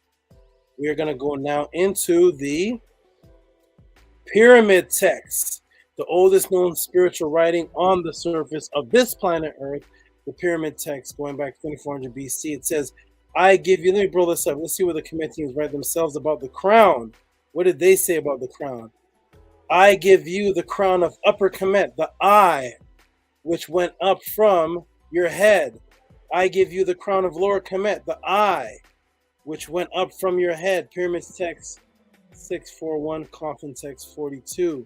The dread of you is intact. The eye of Heru, namely the white crown. I love it. I love it when the ancestors speak. When the ancestors speak, you can't lose the debate. You can't lose the teaching, because anybody that argues with you is arguing with the ancestors. They're not arguing with you, ladies and gentlemen. They're arguing with the ancestors. So, O King, I provide you with the eye of Heru. What is that? The red crown. We've covered all the crowns. The red crown, the white crown. Rich in power, many nurtured. Pyramid text 468. The white crown, the eye of Heru goes up from your head. Heru has given you his eye in the chemist's crown. Red eye of Heru goes up from your head, and you appear as king of Upper and Lower Egypt. Yeah, Egypt. Appear with the double crown. So it's the white crown's the eye. The red crown's the eye. The double crown's the eye. The crown, I give you the crown of Upper Kemet, the eye. So the Kemetians themselves are telling you that the crown is the eye. They told you. But the Kemetic teachers of today are not teaching you. So I am here to make it clear and speak and help you understand what the ancestors said for themselves, so we do not overwrite history. The eye has issued from your head as the Upper Kemet crown. The eye has issued from your head as the Upper Kemet crown. Great of magic, the eye has issued from your head as the Lower Kemet crown. Great magic. Let's read it again as we look at the crowns. The eye has ushered from your head as the Upper Kemet crown, the Lower Kemet crown, the eye. Here it is right here. The Kemetians themselves are telling you clearly from their own words that the eye is the crown. So make no mistake, ladies and gentlemen, that when you see Senka Amen Seken with the crown on his head, and you see the Kemetians with this crown on their head with the swirl coming up, make no mistake that they purposely did that, because the crown, as they said from their own writing, is the eye. There it is. So when Tehuti teaches that the crown is the eye, and people want to argue, go ahead and argue with Senka Amen Seken, and then get back to me after you finish that argument. All right, so now the eye is the crown. That's what Kemetians said themselves. We're not done, though, ladies and gentlemen. We are not done. We are not done. So when you send these big donations like this, you get this kind of answer. I appreciate all donations, and I'm going to answer every question. But when you send in these $27, $72, all these big things, I'm going to give you your time as if I put a book together for you, like none other, like you've never seen it before. Here we are in the Per M Haru, the disc in his horizon, their hearts at peace by rising of seeing thou art, eternity and everlasting. The Urarek crown is established upon thy head. Thou art one, maker of the strength. So here it is. What is the crown called? It's called the Urarek. The Greeks call it the Uraeus. And there it is, guys. There it is, everybody. You see it? So the name of the crown right here, that is the eye, is also called the Urarek, because Urarek is the expansion of the snake. We'll get into that later. But it is the Urarek, the crown. See that? The Kemetians themselves speak. They can speak for themselves, everybody. The Kemetians and all cultures can speak for themselves. We do not have to make up any new Kemetic teaching, any new age nonsense. The people speak for themselves, but it's up to us to find what they said themselves. And lazy people don't want to do that, so they just make up things from their head, and then chaos begins. But let's go by the Kemetians say themselves. The Urarek is associated with making things. Now it's going to get super deep. Here we go, everybody. Are you ready? Like Jesus, I think Mendez, he said it's going to be Fibonacci time. So look at this. Urarek is associated with making things. Let's look closely at the word for maker. Let's go back, everybody, and see. What did it say? The Urarek crown is established upon thy head. Thou art the maker of things, the maker of his strength. So the Urarek's crown is established upon thy head. And then Entik Ui Ari make maket F, the maker of the strength. So it's the Urarek crown is associated with making things. You see that? And I'm going to show you how exactly it is associated with making or creation. Here we go, everybody. Welcome to Tehuti Podclass. We're about to get deeper and deeper into it. Here we go. So here it is. Look at the word for maker. It's Ari, which is the beginning of Urarek. Urarek and Ari are the same words. They deal with light, expansion, the rising of the serpent, the snake, and they deal with the word to make something. Here's where it gets interesting. So that expansion that you see, the eye, the snake, the serpent, the crown, all deals with making or creating or expansion of things. Let's get deeper. Now look back at the crown eye and note the swirl. The swirl represents things emanating from an origin from where something is made or built. The swirl represents things emanating from an origin from where something is made or built. Look back, everybody. Here is the Urarek crown. And when you look closely at the Urarek crown, right in the writings of the Kemetians themselves, which deals with making something, we see that swirl right there. We can actually shrink it down and go back to the original, and we can see the swirl clearer. It's swirling from an origin going outwards. And we see it there. We see it here. And the word for making is Ari. Ari is the word for making, which is also the root of Urarek. Ari and Urarek deals with making something. Here we go, making. Now look back at the eye, and here we go, everybody. Boom. Let me show you what the word for building something is in the Medu. What do you see, everybody? Look for the word for making something or building. Look how technological exact the Kemetians were. Look at this. To build, here's the word. It's U, the word for build. What's inside the word for build, though, everybody? So the word for make, Ari, which is also Urarek or Urarek. Urarek, to make something or to have something great. All these tied to the same sound. And the word for build, you see a person building something here. What is this? The swirl. So the actual swirl is a part of the word build, and the actual word for making, Ari, I love it. I love this. The actual word Ari is the word maker, and Urarek Araret, which has the word or in it. Or, it's spelled many different ways. This or is great, is the word for crown, and it deals with the rising of the serpent. We'll get into that in a moment.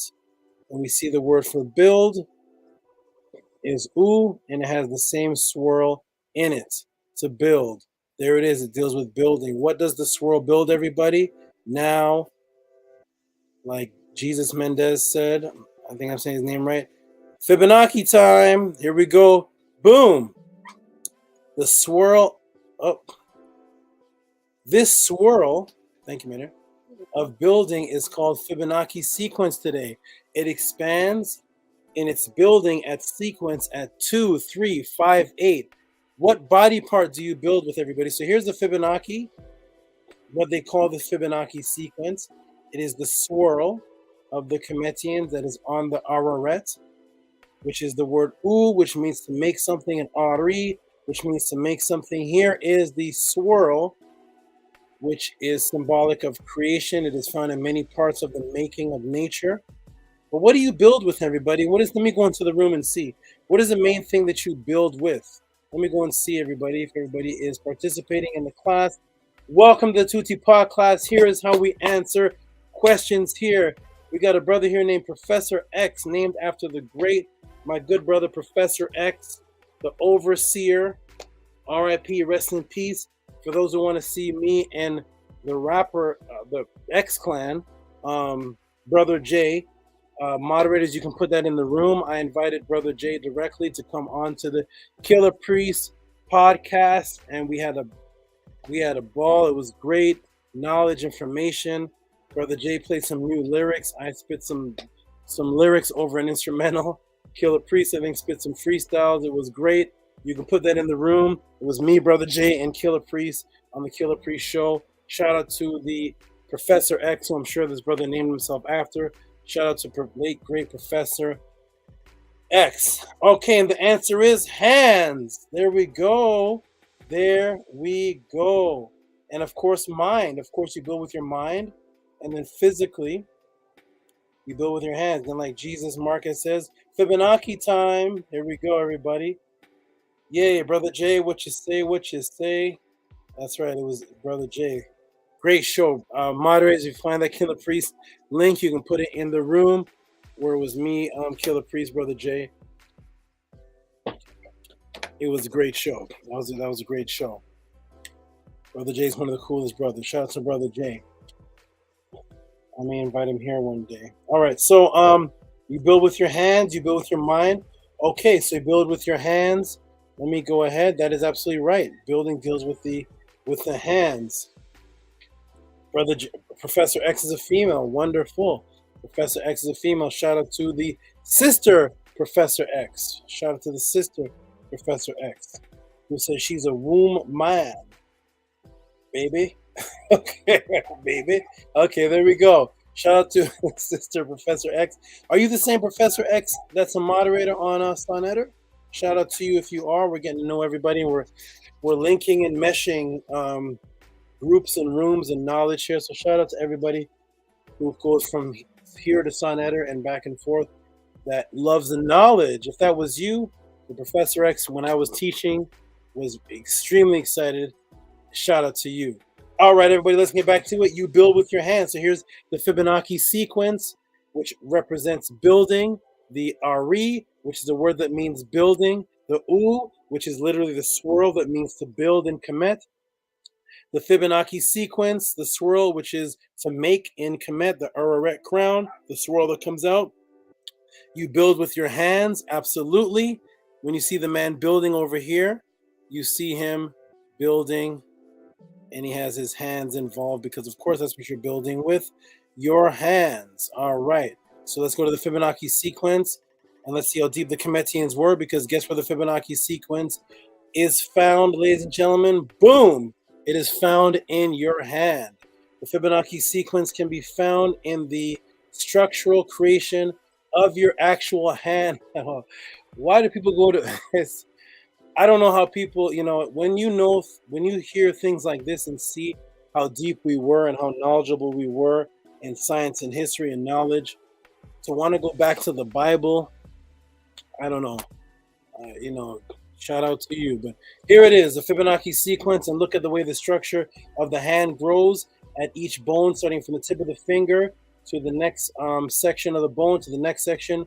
It grows and expands at 2, 3, 5, 8, which is the Fibonacci sequence. Boom, in the hand, which is what you make things with. How beautiful is this? So in Ma'at, we also teach that one builds and creates with her mouth. Somebody put that in there. You build with your mouth. I think somebody put that. Your mind, and then you build. Your mouth creates things, which is what the Kemetians say themselves. So you build with your mind. You build, but that's where the swirl is coming from. It's coming from the third eye. You build with your mind. You build with your hands, and you build with your mouth, which is sound, vibration, frequency.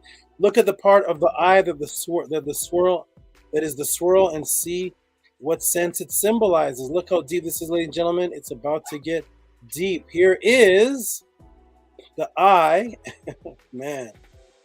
And look at this, everybody. The eye is actually broken down into these senses called the hekets. Okay, so here it is. Each symbolizes, this is the nose right over here. This is 1/2. This is 1/4. This all equals 64. This is going to be deep though. Ooh, represents the sight. Here's the sight. So there's a sense of smell. There's a sense of sight. There is the brow, which is thought. And there is, this one here is hearing, symbolized by a horn. And there it is. But guess what the sense of the mouth is, everybody? Remember, you create with your mouth, and boom, it is the swirl called the tet. This is called the tet. Tet is a word that means echo, and it is the word within metet, which created the word metet neter. Metet neter are techet, the jet spine, the techet, which is to echo something, and that is what you do when you speak. That is why in the beginning of the chapters in the pyramid text, it starts off with techet, which is the same as tet, which is echo, to utter. There it is, everybody, the swirl. The swirl is the grain, which symbolizes the plant stalk that you eat, the sense of taste, which is the mouth, which is what you build with. You build with your mouth. Frequency, sound, frequency. We are getting deep here at the Tehuti Podclass, and it doesn't end. We're still going in. Let's go, everybody. We're building on sound, frequency.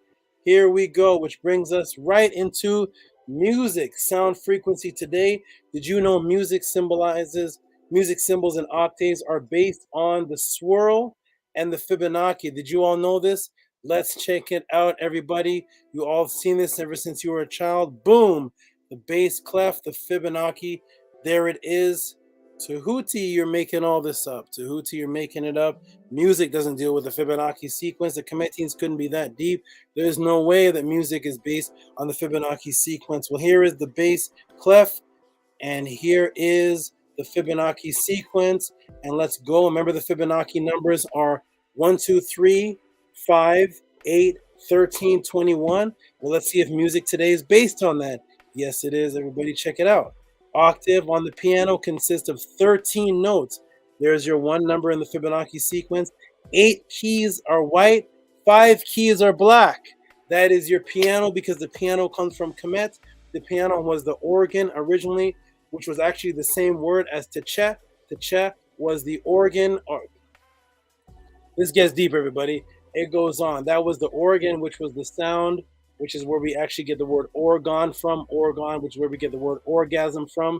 The reason why you make a sound when you climax, when you're about to create. When a woman is about to have an orgasm, she has that organ energy. She makes that sound, boom. And when a man is about to orgasm, he makes a sound, boom. And then thus the sperm is ejaculated, and thus creation begins. And it's based on the Fibonacci sequence, which is the organ. You think it's this organ, that organ that's like a piano, also deals with the organs that are in your body. That's why they're all called organs. The things that create your body, when they're all put together, they are organized. All right. Let me stop, man. Let's go on to this. Okay, here we go. We got 13. So 13, that's your Fibonacci number. 8, that's the Fibonacci number. 8 keys are white. 5 keys are black. 5, 8, 13, the Fibonacci numbers. The scale is composed of 8 notes, of which The third and the fifth notes create the foundation of the basic chord. There is your 3 Fibonacci number, there's your 5th, and there's your 8. There's your 13. That is the numbers of the Fibonacci. That is what your music sound is based on today, which is 3, 5, 8, 13 Fibonacci sequence in the scale.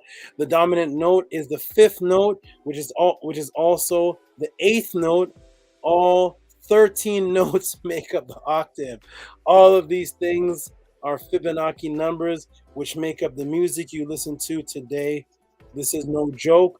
Welcome to Tehuti Podclass. Let's take a look, everybody. I may have answered this question too much. I don't know. Sometimes I just keep going because I love it. I love this information. I could have just said the crown represents this. Next question, but no. We're breaking it down. Here's a perfect major chord. Perfect major chord includes the 1st, 5th, 8th, 13th chords, C, E, G, C. Those who are musicians know what this means. Look at this, everybody. 1, 5, 8, 13. There are your Fibonacci numbers right there. The intervals between the keys on the piano, Fibonacci numbers. Here it is, 8 white keys, 13 keys, 1 octave, boom. There is your Fibonacci sequence in the sound, which represents the mouth because that was our first object of music, singing, making sounds, humming, making sounds before we even had music. We had sexuality. Reproduction is called love making. Notice that, everybody? Love making, the artery, the making. Why is it called making? Can you make love? If you understand the science, you would understand what this really means.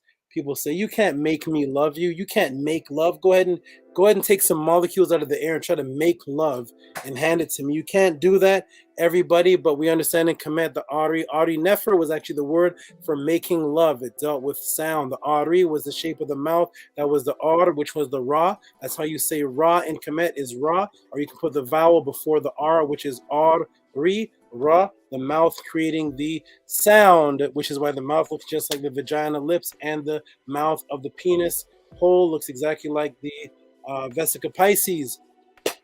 All right. I don't get carried away. Here we go. Reproduction is called love making. Have you ever heard the phrase, let's make beautiful music together? Right? This is because in Medu, sound, speak, reproduction, sex, magic, we're all the same. Sex, magic. Woo-wee, man. Let's go. Here we go, everybody. Welcome to Tehuti Podclass. This is just the first question? Okay, here we go. Here it is right here, everybody. Metut. There's your metut. You see it right there, everybody? It's not just metu netter, it's metut. Metut. What do you see? An ejaculating penis. The ejaculating penis is in the word metut because it deals with spitting out sperm to create. You create with your mouth, and you spit out lyrics, or you spit out words. And when you spit out the sperm, you create a baby. And when you spit out the words, you create thoughts in people's mind, which is why when you have a child that looks like you, it's called a spitting image. All right. Here it is, offspring, seed, offspring, descendants. So the word metut, as in metut netter, is a word that means a seed. You see how sound, sexuality, speaking was all connected in Sekmet.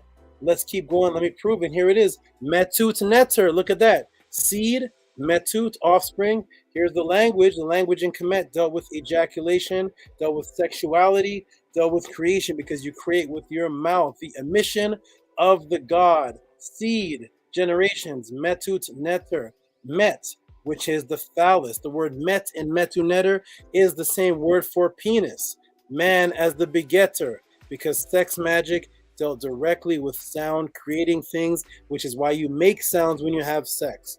Ask anybody, why do you make sounds when you have sex? What is the reason for that? Does anybody know? It is actually the very first language. We can get to that in another class.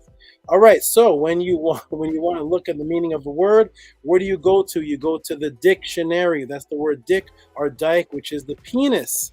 That is where the word dictionary comes from.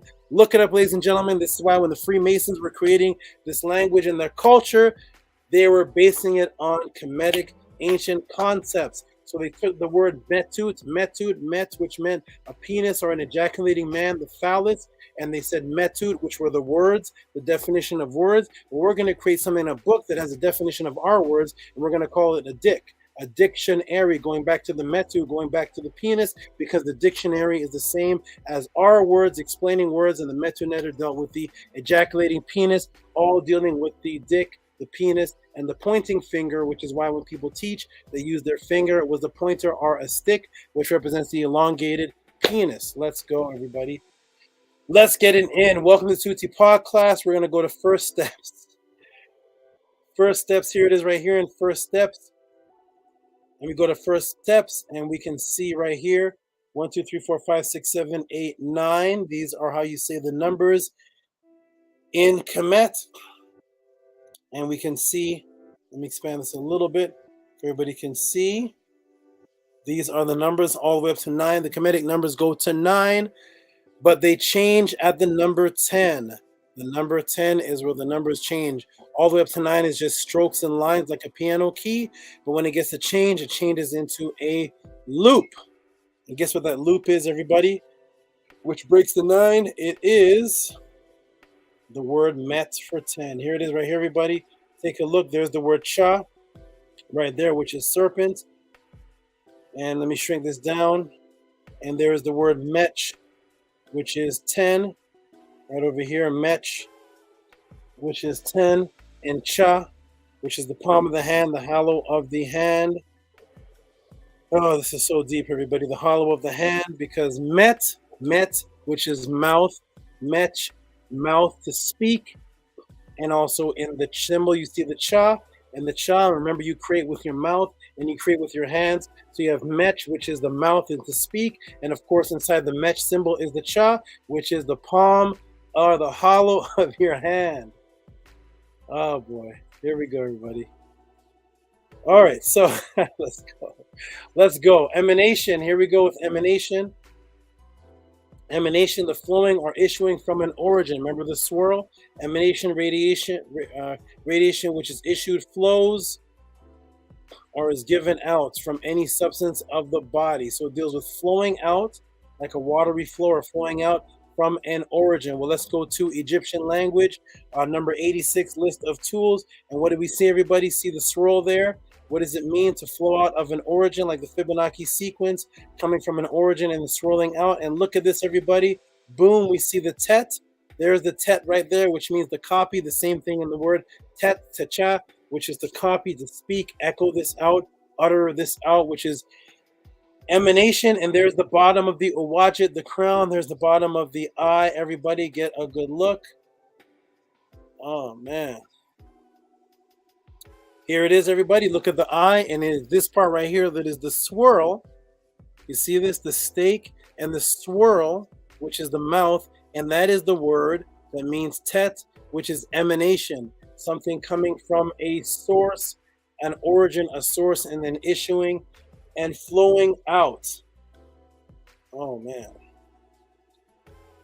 Oh man, I didn't stop there. I'm still going. I need to stop. Okay, I kept going. This is for the brother, because the brother, he gave a big donation, and he just he's constantly donating that big too. He doesn't stop. So here it is again, everybody. Boom, there is the eye. There it is. After this answer, I'm gonna take a couple minute break, and I gotta refresh and then come back with the rest. Thus, the swirl, the Fibonacci, represents the sequential flow of nature and its ability to grow, build, organize, organ, ma'at, fashion. This is found in the word crown itself. Here it is, everybody. Boom. Let's blow this up. And we see the word crown with the Fibonacci right over here, where I'm putting my mouse. Over here, we see Ararat. Remember Ararat? That's where the word comes from. Right? To make grace, make great. And what is and is in the word Ararat? To increase, to grow. The Kemetians are telling you right there, the word Ararat, from the word, the emanation, which is to grow from a source, the swirl, the growing from the Fibonacci, Ararat from the word Ararat is the feminine, or the crown, which means to grow, to increase, to come from a source or origin, everybody. Ooh, here it is. Let's go ahead and close this answer up. So that leads us into the golden mean ratio. The golden mean ratio, which is the duality, it's side-by-side parallel with the Fibonacci sequence. They both grow at almost approximately the same rate. But the golden mean ratio grows at 1.16. What does that mean, everybody? That means that if you take a line and cut it in half, let me get some water. If you take a line and cut it in half, it is 1:1.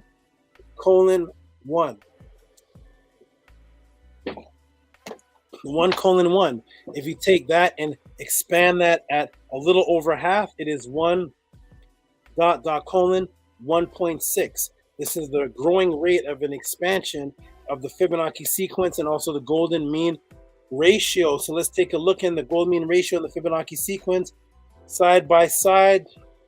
How deep were we, everybody? How deep were we? The golden ratio, here it is. The golden ratio definition. Golden ratio is found by dividing a line into two parts so that the longer part is divided by the smaller part, is also equal to the whole length of divided by the longer part. And here it is right here, everybody. There is, look how it's expanding. Golden mean ratio, 5, 8, 13, 21. Fibonacci sequence, the same thing. Side by side. Oh my goodness, man. Let's take a look again at the swirl of the Kemetian crown. Here it is right here. Let's take a look.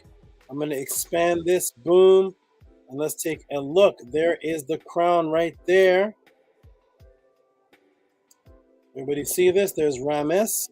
See this? There. Look where it's coming from. It's coming from the sun, the light. You turn it sideways, and that is the circle, the eye. And there's the Uwajit, which is the name of the eye. The Kemetians knew exactly what they're doing. We were serious. We were very, very serious about imbuement and the as above, so below concept. Note the swirl is coming from the sun, which is what? The sun, the light consciousness. The word for light in Kemet is Aku, which is the real name for the pyramid, the structure which represents eternal light consciousness. Guess what the measurements are? Oh my goodness. So it's coming from the sun, which is the light. Note the swirl is coming from the sun, the light consciousness. The word for light in Kemet is Aku or Aket, right? Aket is just a feminine, which is the real name for the pyramid. So the real name for the pyramid is actually the word light. It is Aket. It is the light. The Aku, the Aket structure, which represents eternal light consciousness. And now to close it up, everybody, the light consciousness, the Kemetians took it from the crown all the way up to the expansion of the largest light consciousness symbol on the planet. And let me show you what it is. Here we go, everybody. Boom. Welcome to the Tehuti Podclass. Here's how I answer questions. And there is the Fibonacci and the golden means ratio. Remember, the golden mean ratio is 1.16 or 1.6 because the one is already the whole. The expansion is 1.6. So it is 1.16, just a little more than half. That is the golden mean ratio, which is the Fibonacci sequence. As we see the Fibonacci sequence or the golden mean ratio coming out as a swirl from the light, which is called the Aket. And here is the 1.6. And guess what the measurements of the pyramid are, everybody? That is called the Aket. Let's break it down. We have the height of the pyramid, which is 481.4. And then we have the line going down from the slope of the pyramid, 612.01.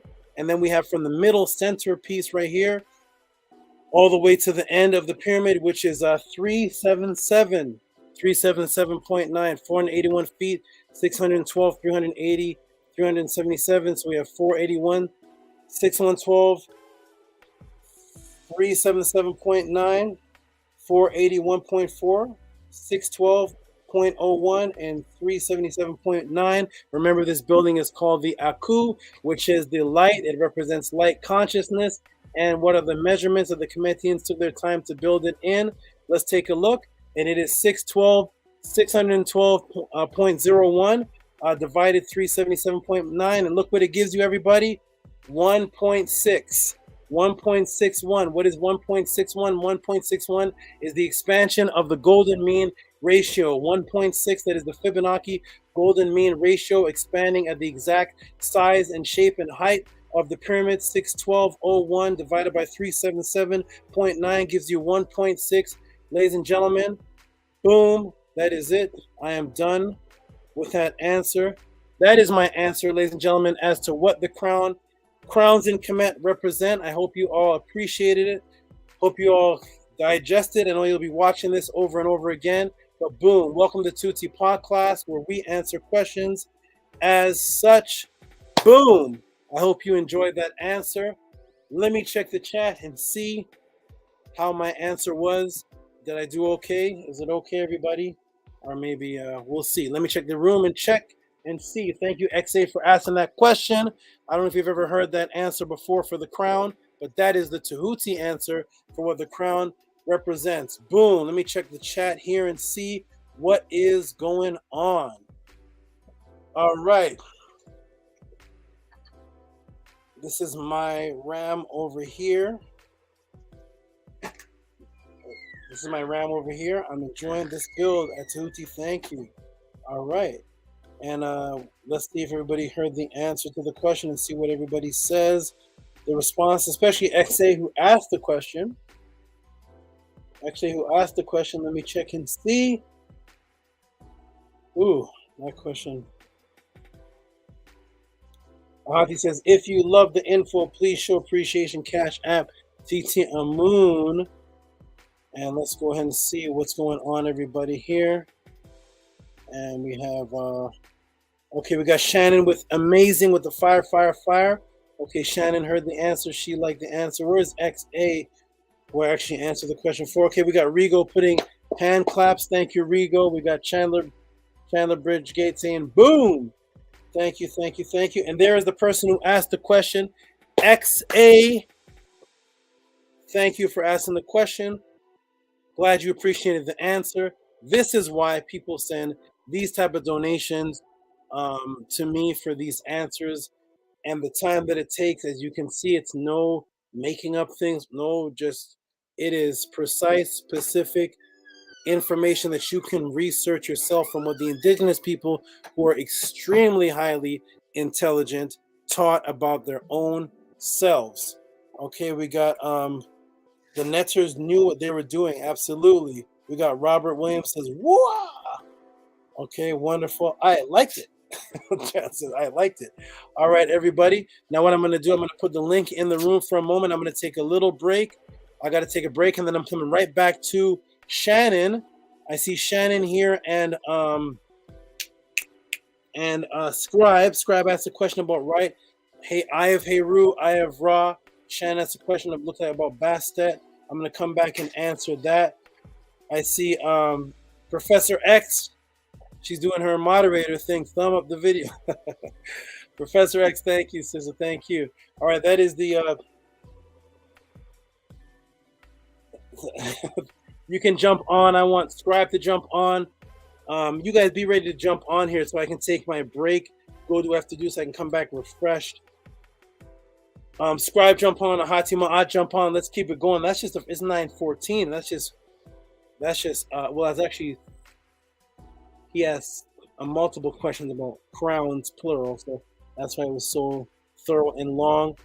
Okay, jump on here, Scribe, jump on here, Ahati. Ava has I think a light bulb. Scribe said, did I do okay? Laugh out loud. Saba is so humble. Okay. Neto the Great says 12:14 over here. Shannon says that was a lot of useful information. Wait, that's going to link right into your question, Shannon. Go ahead and jump on. I see somebody new here. Colin G. Coleman. Jump on. I need a Hatima. All the regulars jump on here so you guys can chat for a moment. Talk about the podcast. Talk about what you're planning on Hati, and give me like a 3-4 minute break so that I can go refresh and come back with the rest of the downloads and the information that I have for all of you. All right, jump on here, everybody. I put the link in the room. Raphael, Gary, Scribe, Ahati Ma'at, all the regulars, all the big donators, all of you guys jump on here for a moment. 104 people. We're going to keep this live. Wait till you hear the next answer. I see something here about Baphomet. Is Heka Kepara here? Asking about Baphomet. I see so much here. So much questions that are sent in. I'm trying to get to them all. I'm going to get to them all. Don't worry. Who's jumping on here? Anybody jumping on? Jump on so I can take a little break. I need all my regulars to always be ready to jump on to relieve me so that I can take a break. Where are the people? Where are the people? Okay. Who is here? Who is here?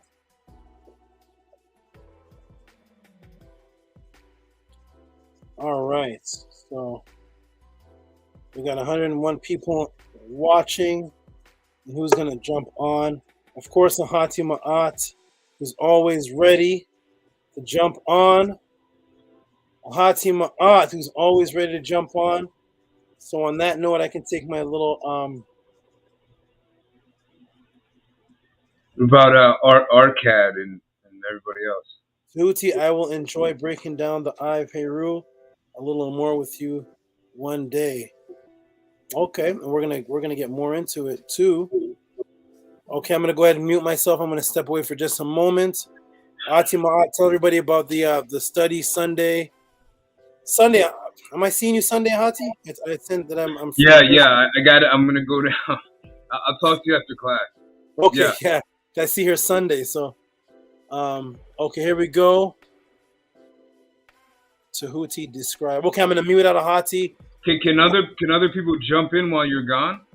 No, I'm gone, but I'm actually right in front of the computer, and so when I see them, I can press the button from where I'm at, like just like this. Boom. Okay. Okay, here we go. I'm gonna mute out. You guys, here goes Ahati and his little brother Scribe, and we're gonna. Here we go. Peace, brother. Hotel. What'd you think about that breakdown? It's beautifully executed. It's definitely gonna have to go back 3, 4, 5 times. Take 4 or 5 pages of notes.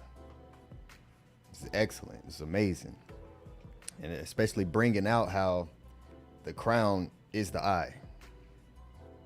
You know, that's like you said in the chat, is making history with this podcast. Yeah, absolutely. I've never heard anybody else. Matter of fact, I never heard that part where he was talking about where the eye, the Uret turned on his side, looks like the Eye of Horus. I've never heard him even speak to that to me before. So that's what's great about Tehuti. To everybody that's new, welcome. That's what's great about Amenhotep Ra Tehuti. Is almost a decade later, still learning, always learning. You're always learning. It never gets boring. You're always learning. And that's why we decided we're going to start, this brother here too, the scribe, we're going to start a Sunday book study based off of Tehuti's books and your questions. It'll be live on YouTube. Everybody's welcome. And when we get more details, we'll start posting that on our YouTube channels and on here as well. And then Tehuti has a Meta class every Mondays at 11:30 a.m. And the sisters and brothers are welcome to join. Sisters are welcome. I know there's a sister named Bev. Peace to Bev. I got your email. I'll reach out soon and we'll talk. And if the sisters could have Bev's excitement, the revolution would begin. Professor X is so I commend Bev. I'll talk to you soon. What were you going to say, Scribe? I was saying also Professor X in here. Yeah, she seems like she has. I've never seen her on Sonnetter, but she seems like she has a lot of fire. She has a great coup within her. And she keeps calling me the Ba. So I really like that too. The Ba with flames going. So I really like that too. Peace to Jody. I saw Jody on Sonnetter during Tehuti's teaching. Peace to Jody.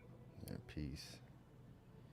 Yeah, it's definitely going to be an amazing thing that we're setting up with this study guide. So if you guys, if you haven't got the writings from Tehuti, go ahead and make that happen ASAP so you can get prepared and we can go in and break down this knowledge that he's given to us, so we can actually apply it to our lives to enhance ourselves. That's what we all want to do. We all want to break out this matrix, right? So let's start with reading the teachings of stepping out of the matrix and studying it. So if you haven't got that book, please get that book from Tehuti and subscribe to the channel that Ahati is posting. And you can email either one of us, and we'll be posting our emails in the chat so we can set it up and, continue to keep learning and growing together and building this conglomerate that we're doing. The scribe will post his information when we come off the screen here, so you can get in touch with the scribe too. And the scribe is he'll definitely get back to you with any answers to the questions you may have. Yes. I see we're doing pretty good on the likes too. I like that. I like that we don't have to say it. Just go in, come in, and hit the like button on your way in. That's amazing. I appreciate the chat for that. Appreciate the chat. Peace to Desmond. He says that his son is watching, and the scribe already knows this, but that's one of the reasons Tehuti does this, because all this stuff will be archived for until there's no such thing as the internet, I guess. It's really for the children. If the children have knowledge, the children then have confidence. When the children have confidence, the children will have confidence to lead themselves. And when the children have confidence to lead themselves, that's when everything in our lives changes for the better, when we can lead ourselves. So one of his first priorities, at least what he taught me, was that education, this education that he's given to you right now, for free, is very necessary. It's very necessary for our children to learn exactly who they are, so they can never be fooled again. We're not. I can only speak for myself. A scribe will speak, but I'm not doing this for popularity, like the scribe said. I'm not doing this for likes, obviously. If I wanted to do something for likes, I'd just babble about nothing all day and have 1 million likes and merch. And there's nothing wrong with that, if that's what the person wants to do. But I'm thinking long term, and I'm thinking long term for not only my children, but your children as well. And one thing that I learned from Tehuti is that we're in eternity right now. We're just in the physical state of eternity. So we have to start looking at life like that, and teaching our kids that your decisions that you're making right now could last for eternity. And Scribe, you want to say something? Yeah, I completely agree with that, brother. I mean, this is definitely for the generations coming up under us, and for us to be able to give them the opportunity to not have to break out the matrix like we're having to do. They're already going to be set and prepared to just flourish. It's just like the Fibonacci, just like the swirl. It starts, with the 3, then the 5, then the 8, and it continues to expand, and we can continue to grow and expand. And by giving this information to our children and allowing them from birth or as young as possible to be able to take this information in and look at the world for what it is, it's beautiful, and I'm super appreciative to be able to give that and pass that down. And I'm sure every one of us here in the chat feels that same way, so it's definitely amazing. Let's just keep going, keep it flowing, keep that swirl infinitely, in production. We're going to keep doing that. We're going to keep moving, and we're going to lead by example. Yeah, somebody said, I totally agree, Scribe.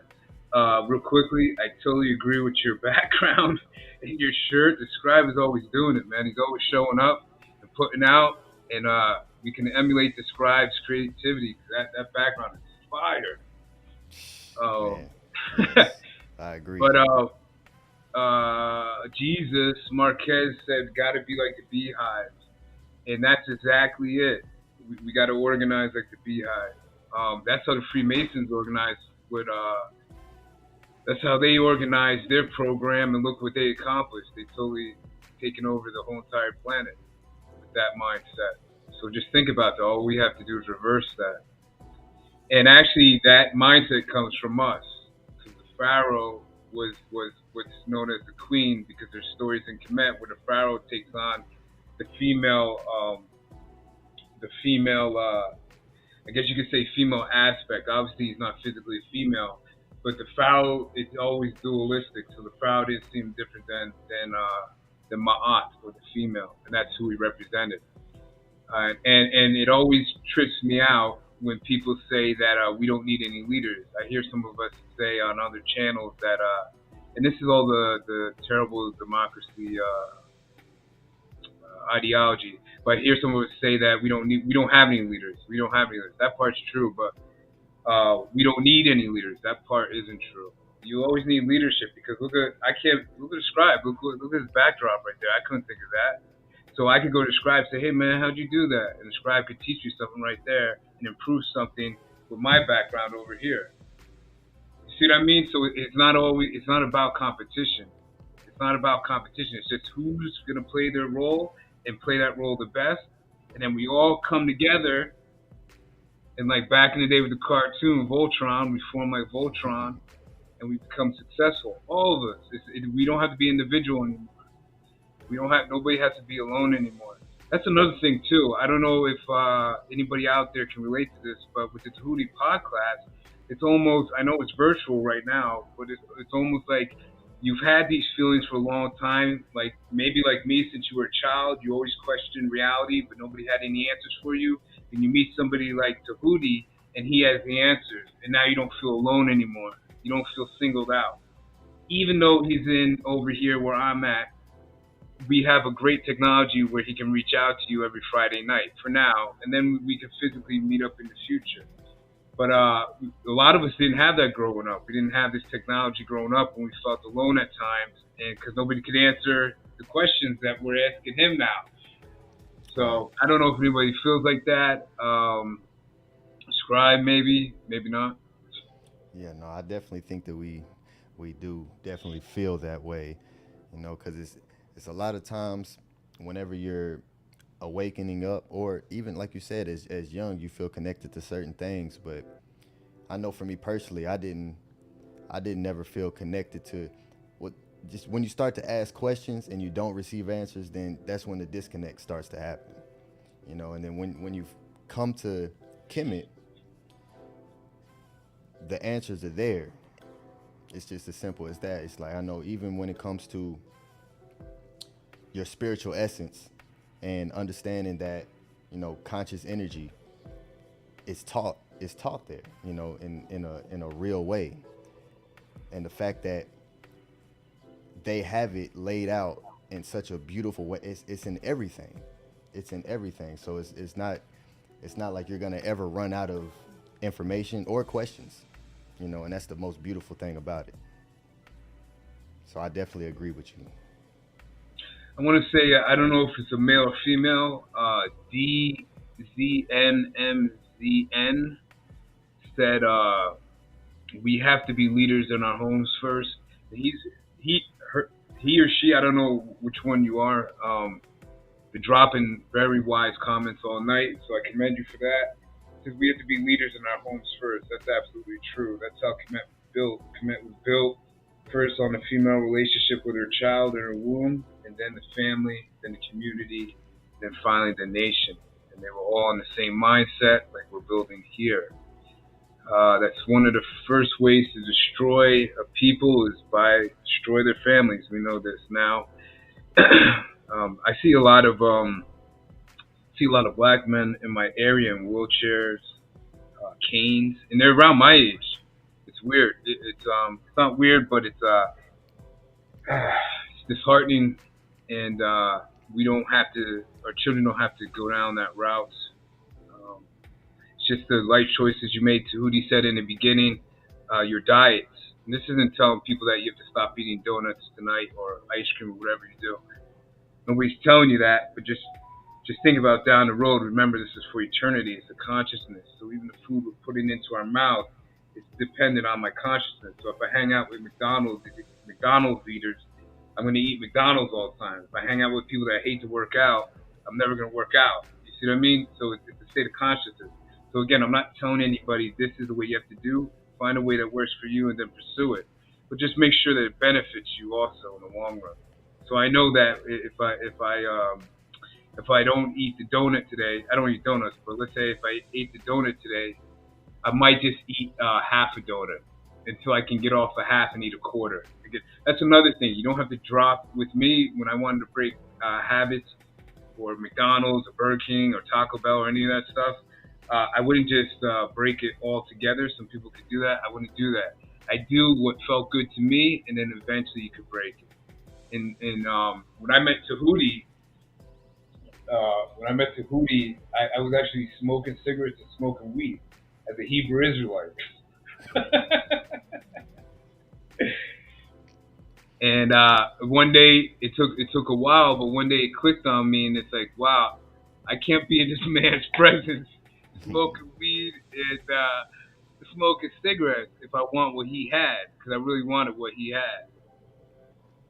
So again, if that's what you do right now, I am not condemning you or saying you're Satan or you're a heathen.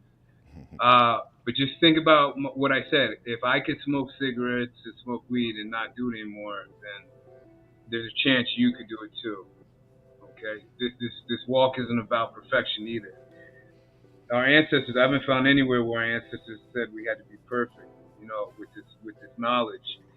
But if you utilize the knowledge, it can change your life. And somebody said this in the chat earlier. I forgot who it was. Somebody said, I don't know if it was you, Desmond. Correct me if I'm wrong. But you said you're watching this with your son and it's life-changing information, something like that.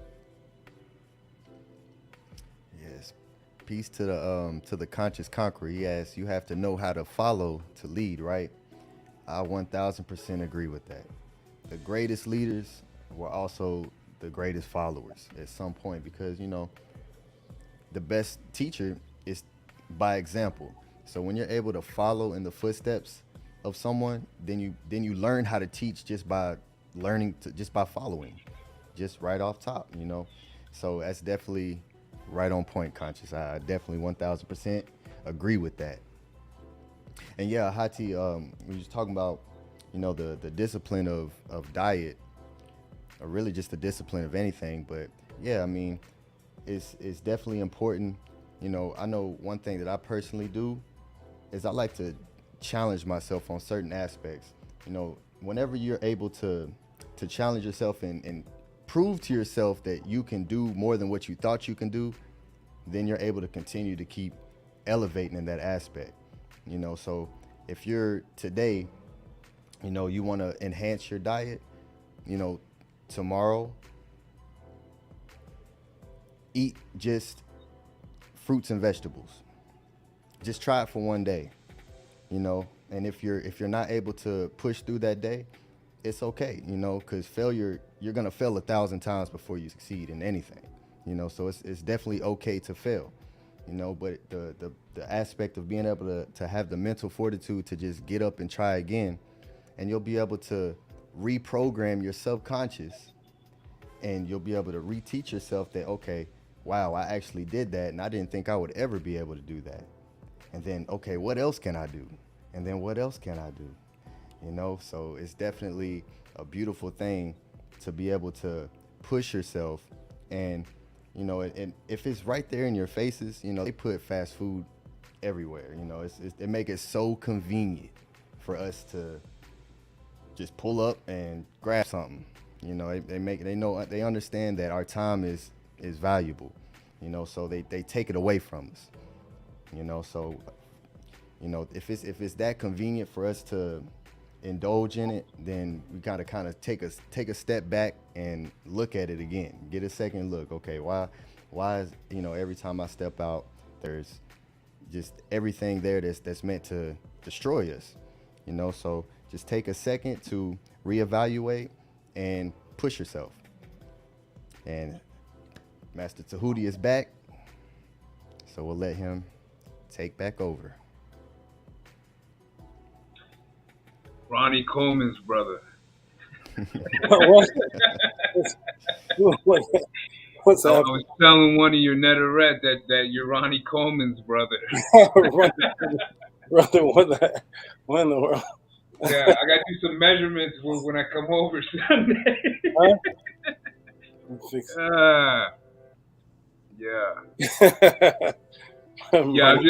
We were just. What were you gonna say? I'm just laughing. Sorry, I'm just laughing. We were just giving a testament of your life-changing work and how that it's just a step-by-step process. It doesn't happen overnight, but that as this it's a journey that's for eternity. So we have a lot of time to better ourselves as long as we do that. So. Beautiful. Thank you all. Thank you Sure. for the testimony. Thank you all for covering while I took a little break. One of my snakes was escaping and moving around. I had to take care of that. And, Seth got caught in, the heater in your house, the grating? She went into that heater last night.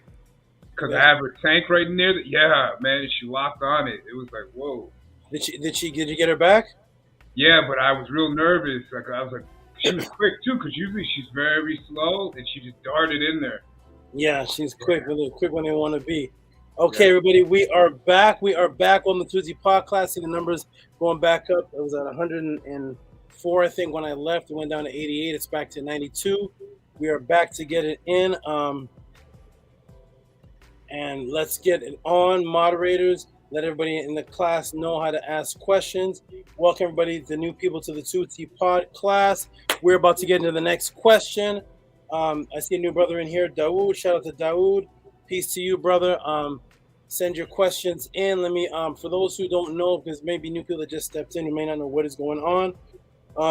In the Tehuti Podclass, this is based on reciprocity, and you actually send your questions in through what used to be a super chat, now is a Cash App and a PayPal, such as when you send your Cash App or PayPal, it pops up on the screen, Cash App TT Amun, or PayPal Rocky SV, because people very much value my time because of the clarity and because of what you just saw. For those who just saw the way that I answer questions, it looks like I wrote a book for you. So you send your support through there, and then I get to your question, and I answer it. Or you can send support and actually come onto the screen. I'll give you the same amount of time, a few minutes, as I would to answer a question. You can interact with me directly. Welcome to the Podclass, everybody, where you can come in and ask questions. When you ask questions, the questions pop up in the room. When I get to them, they don't automatically pop up, but when I get to them in sequence, I get the notification. That is how it looks like when you send in your Cash App. When you send in your PayPal, it looks like that. And we appreciate all the support through the Cash App and to the PayPal. I get to the question, and then boom, I go ahead and proceed to answer it when I get to it in order. A lot of questions are sent to me. Speaking of which, let's get into the questions, everybody. The next question that came in, I see that you all appreciated the last answer. So I'm going to go ahead and proceed to the next question in, which is actually going to ride on that, which is actually from the brother who's on the screen right here, who's been waiting patiently. Scribe has been waiting. I told him I was going to answer in the Metanetter class. I was going to answer with this question here, and XA wasn't in, so I didn't answer the scribe's question, but his question came in and Shannon's question came in. I'm going to combine them into one because it all goes along lines with the same thing. We're just breaking out the eye, the Fibonacci sequence, and Lamar asked a question about the eye. So follow everybody what the AI moderator is saying. Support with Cash App TT Amun. In this little couple second break that we are taking, I'm going to shout out the great moderators, the ones who you see in the room who are going to help you new people and how to control where to send your questions to, where to find me. If I'm on Sonetta or if I was on Killer Priest or wherever I was on, they're going to send the link in the room. If you have questions to ask about how to navigate in the room, They are there for that. They are there to monitor your behavior. We have no ad hominem, no disrespect at all takes place in this room whatsoever. We just go by factual information, and that is it. Our banner is ancestral artifacts over religious opinion, ancestral artifacts over religious opinion, ancestral artifacts over religious opinion. These are the PDFs that I have out, stepping out of the matrix. You can ask the moderators how to go about supporting with that, how to get that. This is Melanin Dark Consciousness, another one. And you all just respect the moderators, respect the room, and we will in turn respect you. Let me shout out the moderators one more time for helping out. Anki and Ma'at, the beautiful, the wonderful Nani Aset Mur, the lovely, and the beautiful, lovely Saneti Amun, and the strong Ahati Ma'at, who you actually see on the screen with us right now. He is on the screen with us right now. He is one of the moderators. You cash app TT Amun, or you send your PayPal to Rocky SV, and you can get your questions answered. Because this is a room based on reciprocity, and because this is what I do for a living, it is the questions that I see in the cash app and the PayPal that I address, because you are in my living space. These are my living quarters. Like you step into a doctor's office, you don't just run in there and say, look at my tooth, look at my tooth, look at my tooth. He's going to say, do you have Medicaid? Do you have Medi-Cal? Here's the payment. Here's how it works. You can't just run to the doctor's office and say, hey, I got a question about the human anatomy. No. This is very well organized, because we are setting up a structure of Ma'at where we want you to respect knowledge more than you respect the donuts that you purchase. Okay, so let us continue, everybody. You brothers can stay on if you like. It doesn't matter, because it's going to be screen share anyways, but you can stay on, you can come off. But I want to shout out Ahati Ma'at, shout out Scribe. And Scribe, you are actually the next question in. So let's get into it, everybody. Welcome to Tehuti Podclass. And let me go to the next question, which is actually the brother on the screen. And the question is, let me see if it loads up. The question is, so we have, I'm going to put them both up at the same time. And here it is, everybody. Here is how you ask questions, and here's how it pops up in the room. Welcome, everybody. Watch this answer, and you all tell me if you appreciate it at the end. Here we go. No ad hom, no opinion, just facts. We're going to go into screen share. Boom, boom, and boom. There is the screen share right there. And here are the questions from two people. We have the lovely Shannon Southard, who sends in this question, who says, please break down the goddess Bastet. Thank you. And then we have the strong, powerful Scribe, who sends 3372 for the difference between the eyes of Ra and Heru. And you two both, do me a favor, mute your mics while I'm talking, because it's echoing in through this end. Mute your mics. So we have 3372 and $10. That's 4372. I appreciate the support. We have the difference between, this is a very popular one too, because people say the eyes of Ra, the eyes of Heru. What is the difference? What does this all mean? What does it even mean? Why even an eye? What is this talking about? Let's get into it, everybody. Let's break it down. We're going to break down also Bastet. Who is Bastet? What is Bastet? What does it mean? And what is she? Let's break it down. Is Shannon in the room? Let me check the room and see if Shannon is even in the room. I would love her to be here to hear this answer live. Let me go ahead and move this off the screen share. Is Shannon in the room? Oh. Wait, can you all see me moving normally? Can you all see me moving normally? Yes. Okay, wonderful, wonderful. Okay, is Shannon in the room? Can you all see Shannon in the room? I can't see the room right now. You all see Shannon in here? Yeah, Shannon is in the chat. Shannon is in the chat. Okay, peace, Shannon. I can't see the chat right now. I will see the chat in just a moment.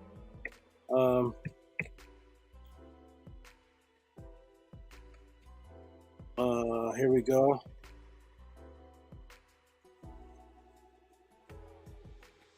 So first, I want to give a shout out and respect to you, Young Scribe. Again, I've already given you hand clap support for that donation, and Shannon. But I'm gonna do it again and again and again, like Nana says.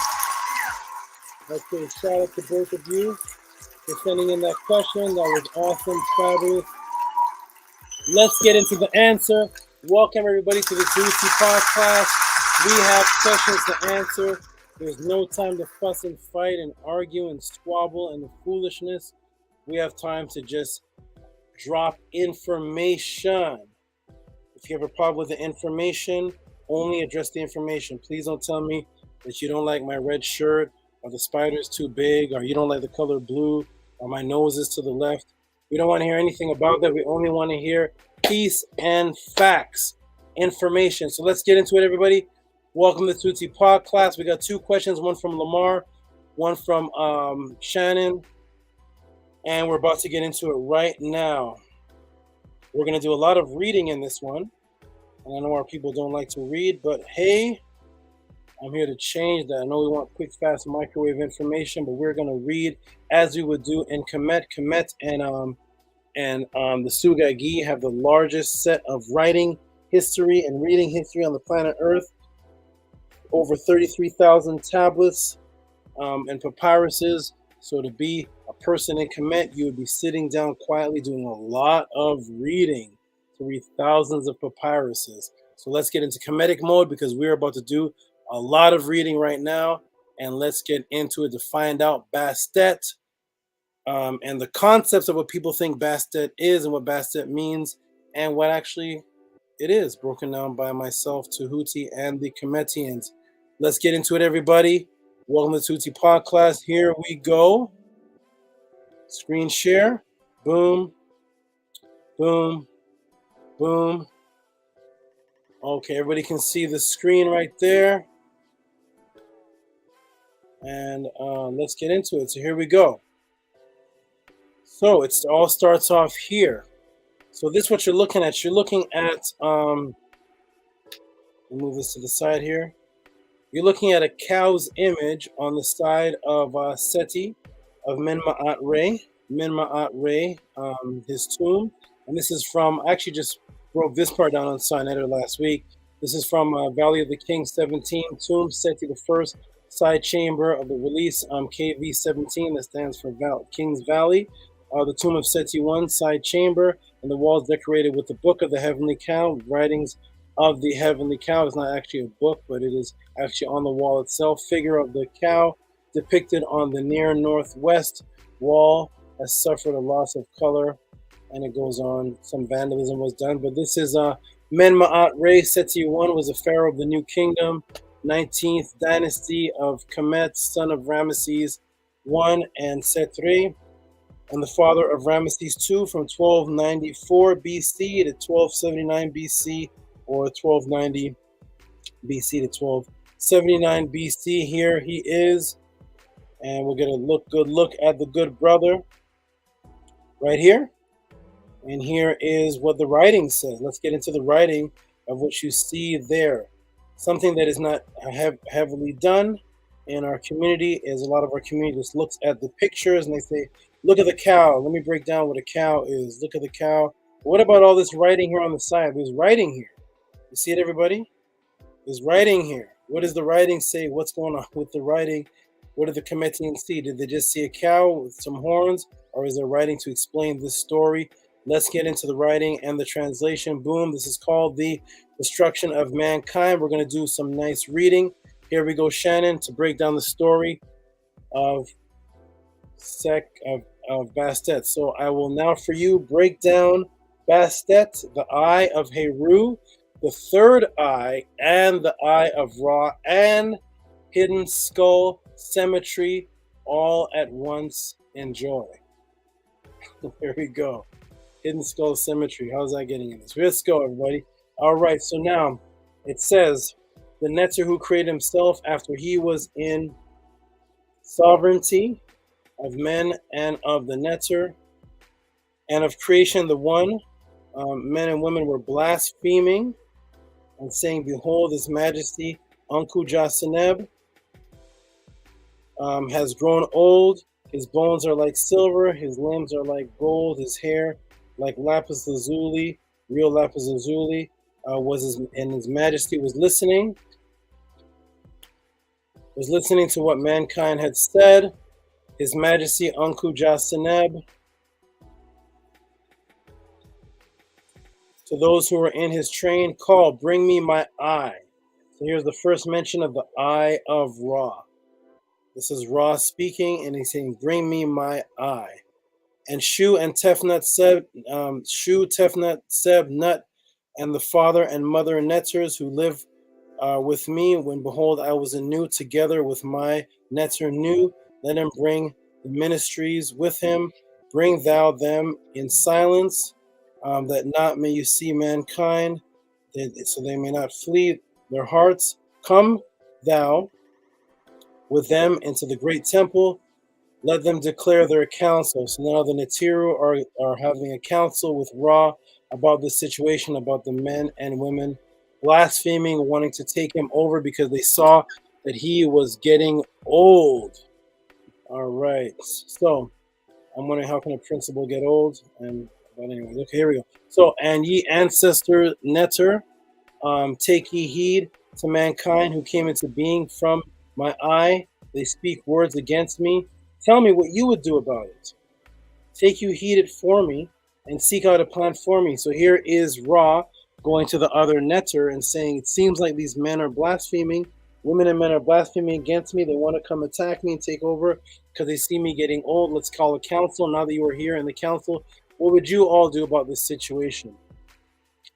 I will not slay them until I hear what you say concerning it. Okay? So the majesty of Nu, the son of Ra, the Netter greater than he who made him, mightier than those who were created with him, sits on the throne. The great fear for thee. Let thy eye, here it is right here. Remember I told you the feminine symbol was the cobra. Here it is right here. See the eye, the ma'ah. See the eye? Awu ma'ah. Let thine eye. So they're saying, send forth your ma'at. Send forth your eye to those who blaspheme thee. Said the majesty of Ra, behold ye them, they're fleeing into the mountains. Their hearts are afraid because what they have said. They said before his majesty, go forth thine eye, thy ma'at. Let it destroy for thee those who blaspheme with the wicked. Not any eye can provide it any resistance. Go down to them in the form of Het Heru. So we see the eye, which is called the Ma'at, is also Het Heru. Het Heru went forth from them, this goddess, and slew mankind on the mountain. So here goes the Het Heru going into the mountain and destroying the people that were against Ra because they were plotting on killing him. For those who say the Netiru are just principles, what principles are there killing people in the mountains? What's going on here? But the majesty of the god came home, said, come in peace, Het Heru. So after she did the deed of going and attacking the people for wanting to attack Ra, Ra said, okay, it's done. It's done. This goddess, thou giveth me life. When I had power over mankind, it was pleasing to my heart. So that's what she said. And said the majesty of Ra, I will master over them as king, destroying them. It came to pass that Sekhet, here's Sekhet here. This is who people are calling Sekmet. They keep saying Sekmet, but in actual story, it's Sekhet. It is also said Sekmet in other places, but in the story, it's Sekhet. But people don't read the story, so they just say Sekmet. But here it is right here, Sekhet. There's no letter M in here, but it is Sekhet. Okay, because it's also Sekhem. We're going to get into that in a moment. But the offerings of the night waded about in their blood. So she's there swimming in the water, which had the blood of the people she killed. And she's enjoying it. In the beginning of Sutin Henan, said Ra, call, bring the messengers swift and speedy. So Ra's wanting to end the chaos, but Sekhet is excited and is actually enjoying the fact that she is fighting and warring. She's getting caught up in the fight. And Ra saying, listen, the people learned their lesson. It's over. Sekmet says, I still want more. I'm enjoying this. So run to the wind. They shall run like the wind of the body. So they brought the messengers straight away. This speedy messenger concept is where they get the concept of Mercury. This is why there's a planet called Mercury, because it represents the fastest planet. And that's why you see Mercury with wings on the side of his head, and it represents speed. And those same Mercury rings are on your post office truck. Okay, so I said the majesty of this god. Let them go into Elephantine, right, into Abu. That's what the Europeans call Nubia, and bring me mandrakes in great number. And one brought him the mandrakes gave to the majesty of this netter to Sektet, who's in Anu, to crush the mandrake. Crush these mandrakes. Behold, when the women were bruising the barley for beer, they were placing these mandrakes. Let me go back up here. And the beer vessels, and they became like the blood of men. Having been made of beer vessels, 7,000 came before the majesty to the Sultan Beit, the king of the south and the north. Okay, that was Kemet before it was called Kemet. It was south and north. Okay, Ra, and here we have Ra in the Shen. Ladies and gentlemen, Ra in the Shen. Okay, Ra in the Shen. That means Ra was a ruler. His name was in the Shen, just like any other pharaoh's name was in the Shen. There's no symbolic Shen in Kemet. There's no spiritual Shen. A Shen is only for, and this is what I asked the brother when I debated him, the brother Jabari, before we started the debate. I said, what is the reason for the Shen in Kemet? Give me your answer and stick with that answer. And he said the Shen is only for kings and rulers. I said only for physical kings or for spiritual concepts. He said only for physical kings. Well, here is Ra's name in the Shen. All right, so gods be to these, with Ra, the netter these to see this beer. Behold, when it was drawn after the slaughtering, after they had slaughtered men, the goddess, the netter, see the word netter for goddess, see the cobra, that's the cobra. We put the female symbol of the cobra, which represented women. During their period sailing up the river, and said the majesty of Ra, it is good, it is good. I am for protecting mankind against her. So first Ra sent her out to get mankind because he didn't want to do it in the first place. It was the other netter that said, we'll send it forth the eye. Sektet, she'll go do the job. Ra said he's not going to do anything until he gets counsel from the other netter. So now he wants to protect the netter from Sektet because Sektet is liking it too much. So he says he's going to, so now he's going to do this so that he can protect mankind from her.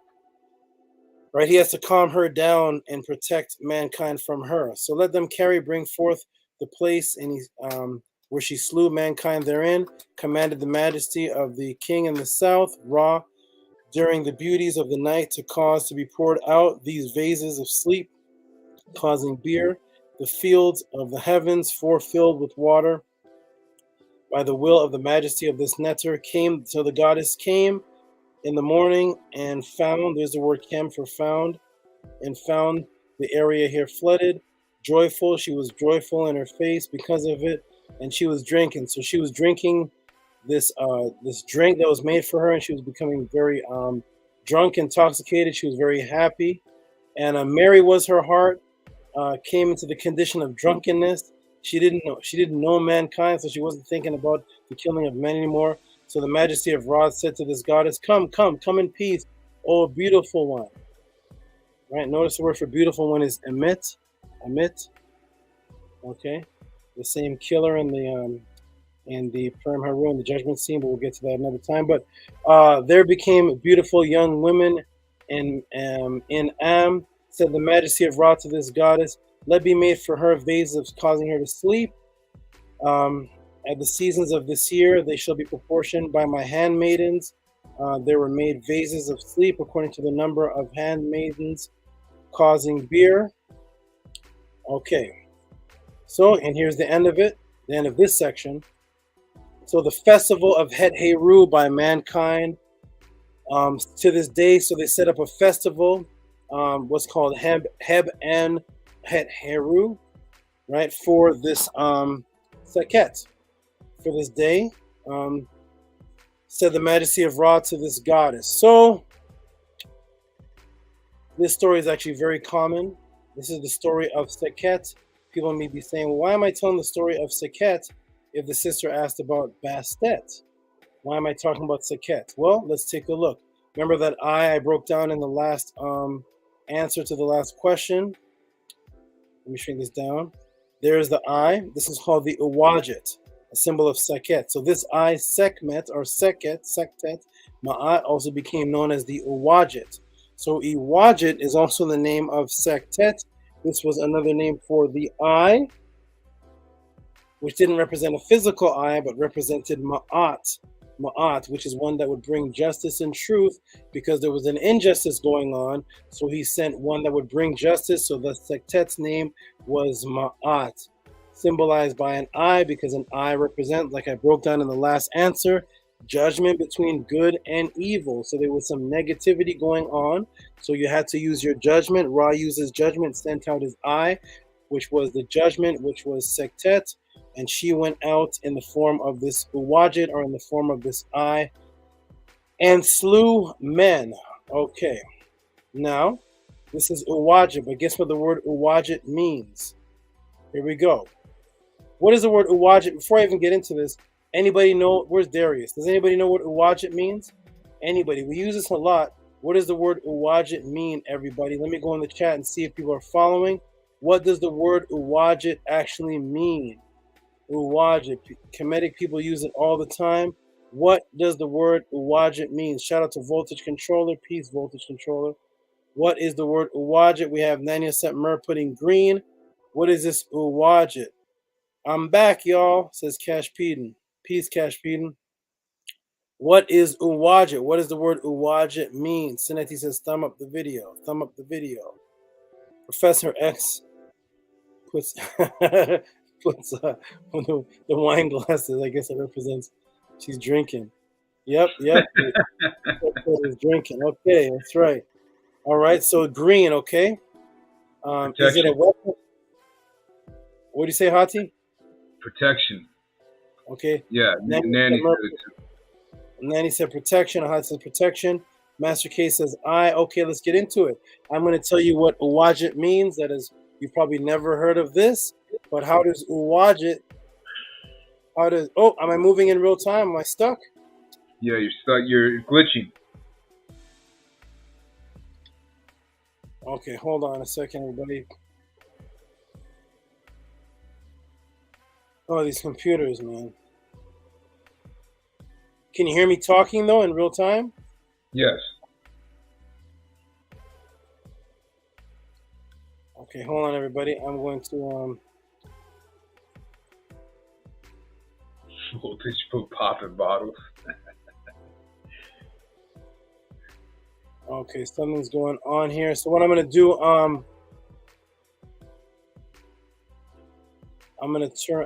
there's too many things going on maybe on the screen. I'm gonna go ahead and Ahati and Scrap, I'm gonna ask you to come out for now. I'm gonna go ahead and turn this off.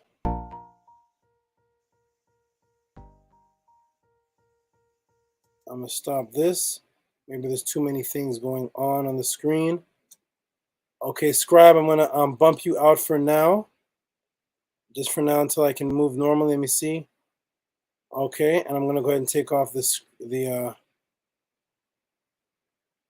going to take off stop screen. Okay, let's see what's going on here. So you hear my voice, but the screen is not moving. Okay, there I am. So it's too many things going on the screen. There it is. I got it now. I am back. Here we go. We're going to get right back into it, everybody. I guess the computer can only handle so much. So here we go. Welcome to the Podclass. We are breaking down the question about Bastet. But why am I breaking down Sekmet if the question was asked about Bastet? Here we go. So we have Sekmet, who is the Uwajit. But what does the word Uwajit mean? People say Uwajit means I, but let's check out what it actually means. Look at all these different definitions. And you will see within the definitions is the story of Sekmet. Here we go. So look at that. So Uwajit, first off, Uwajit is eye paint. So it's the paint that you put on your eye. This is when you look at the Kemetians, it all looks like they have the same eye because it is the eye paint that is painted to design after the Uwajit, the eye of Sektet. And now look at this. What was Sektet told to do? She was gathered to call so that she could go out. And look what Uwajit means, to send out, to go on an expedition, to make a journey, to travel, to stray, to roam, to march. Those are all the things that Sekmet did. Most people have no idea that this is what the Uwajit means. The Uwajit is, the definition of Uwajit is actuality, the story of Sektet herself, right? So here it is. Uwajit, to send out. That's what Ra did. Let me send out my eye.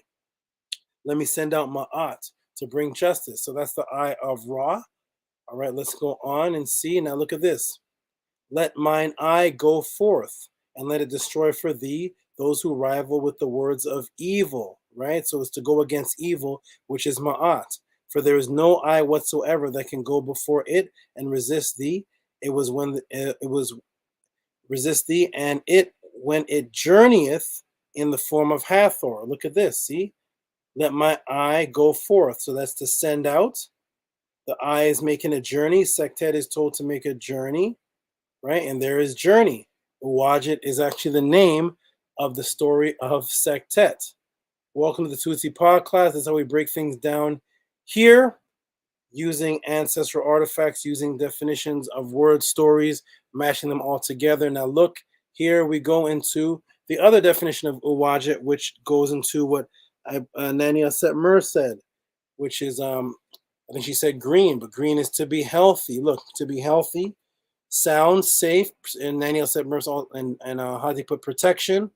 See, to be safe, strong, set forth, set in a fitting order, right? Or condition, that is Ma'at, right? Whole, intact, healthy, flourishing, health, right? See, Uwajit, and here's the definition again, protective strength, because the Uwajit, the eye, Sektet, was sent out to protect Ra.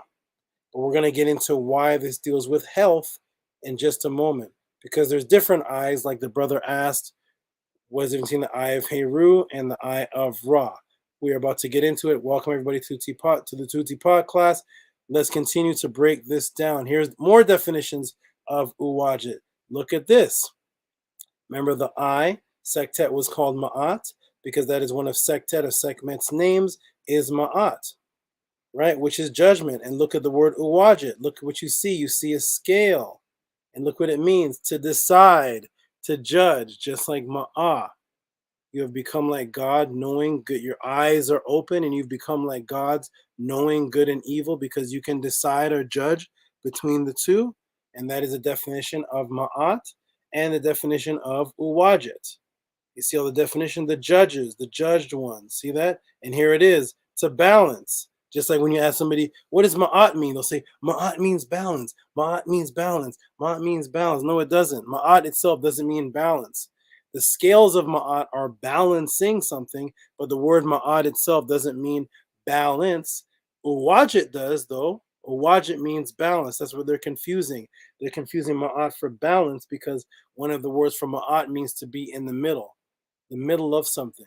But they think Ma'at itself means balance, like balancing two good and evil things. No, it's actually the scale of two things that are supposed to be good. The feather itself of Ma'at and the weighing of your heart to balance out with the deeds of Ma'at. That's a process, but it's not what the word Ma'at actually means. But it's what the word Uwajit is. There's the word Ucha, Uwajit, and it is to balance because Sekmet is Ma'at. A lot of people don't know that. She's one of the Ma'at. So it wasn't just one Ma'at. Okay. Let us continue. Now we're going to go on. Why am I talking about Sektet? If the sister asked about Bast, why? Okay, so where does Bast come in? Remember, in the Merunetter, in the languages, best, bast, boost, all of that is the exact same thing. It's BST. It's just the sound of the words. Okay, the vowels can be interchanged, and sometimes the vowels change based on your accent. Okay, so best, bast. Whenever you see a T at the end, it's what makes it feminine. So the word at root is actually best. So how does best come in? Where does the word best come in? I shall show you according to the writings of the people of Kemet themselves first.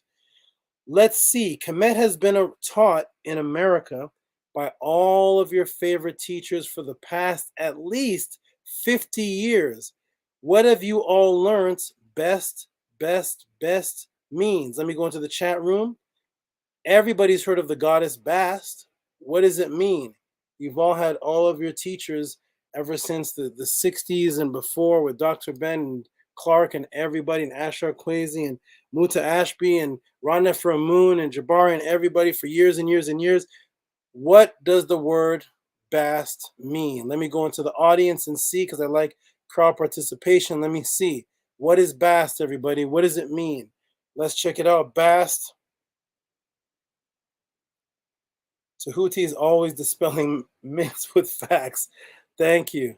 All right. So what does best mean? What does best mean? Anybody know? Oh, shout out to another Tehuti in the room. This is Tehuti Heka Kepara. Shout out to you, good young brother. I believe I see you in Soneta's room at that time. Shout out to you. Great name. Okay, yes, you were in here before too. Yes. Peace and shout out to you. Enjoy the knowledge. Let's go. What does best mean? What does it mean? What does best mean? Anybody know? What does best mean? Anybody know? Bastet. What does Bastet mean? How about you, Tehuti Heka Kepara? I want the Kemetic people to. We've been learning about Bast for 50 years now. What does it mean? What is Bast? Anybody know? You know, there's a lot of sisters out here named Bast, Sekmet, Aset. And when I say, hey, what does Bast mean? That's a beautiful name you have, sister. What is it? What does it mean, though? Well, Bast was the goddess of the cat. And I didn't ask you who she was. What does the word mean? Very important. What does the word mean? All right. So, all right. Here's one of the best answers right here, which is no idea. Wonderful answer, brother. Wonderful answer. What does the word Bast mean? Okay, we got somebody put cat. Okay, we got cat. Okay, cat. Somebody else put cat. Let me help the mind a little bit to Professor X and Shannon. So we're gonna break out of something. So we're gonna go into the difference between what something means and what something actually is. So yes, the daughter of Isis, okay, and daughter of Ra. But what does Bast, the word, mean? It's an actual word. What does it actually mean? Anybody at all? I've heard some people say a couple meanings, and I just want to know if anybody has any clue. If not, no problem. We're all here to learn. We got nurturer. Okay, we got nurturer. We got Tehuti put cat. Cat. Yeah, we got cat. We got 90% perfume. Okay, we got Tehuti turned Sek into a cat with a pool of wine. Okay, we got people saying the story. Okay, so we got cat, perfume. Those are the two answers we got so far. Okay, everybody, thank you for participating. I just wanted to get the cogs working in our brain and everybody become we got Shannon says Bast means divine feminine feline energy. Okay. We got Voltage Control says to eat. We got do your best. Do your best. Yes. We got all kind of things. This is fun. Wonderful. Let's get into it, everybody. Welcome to Tehuti Podclass, where you are going to learn things that even though Kemet's been around in the teachings in America for 15 years, I'm going to take the concepts that we all find as common, and we're going to break down what the Kemetians actually say. Just like people thought that Anubis was a jackal, we broke that spell. We're going to break this one down too. Let's break it down. So what does best mean? Let's check it out, everybody. So let's go straight to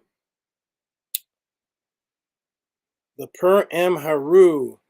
Okay, Per M Haru. We're going to get into the Per M Haru. This is page 211 for those who want to follow along or for further research for those who watch this podcast later on this week or maybe 20 years from now. Thy two legs thou treadeth upon us. With them, tell them to me. Then tell them to me. Traveler, and here's the word right here. Look at the word for traveler, everybody. It is Besu, which is also Bes. What does Uwajit mean? Uwajit, sent on a journey, sent out to travel. That is Uwajit, that is Sekmet.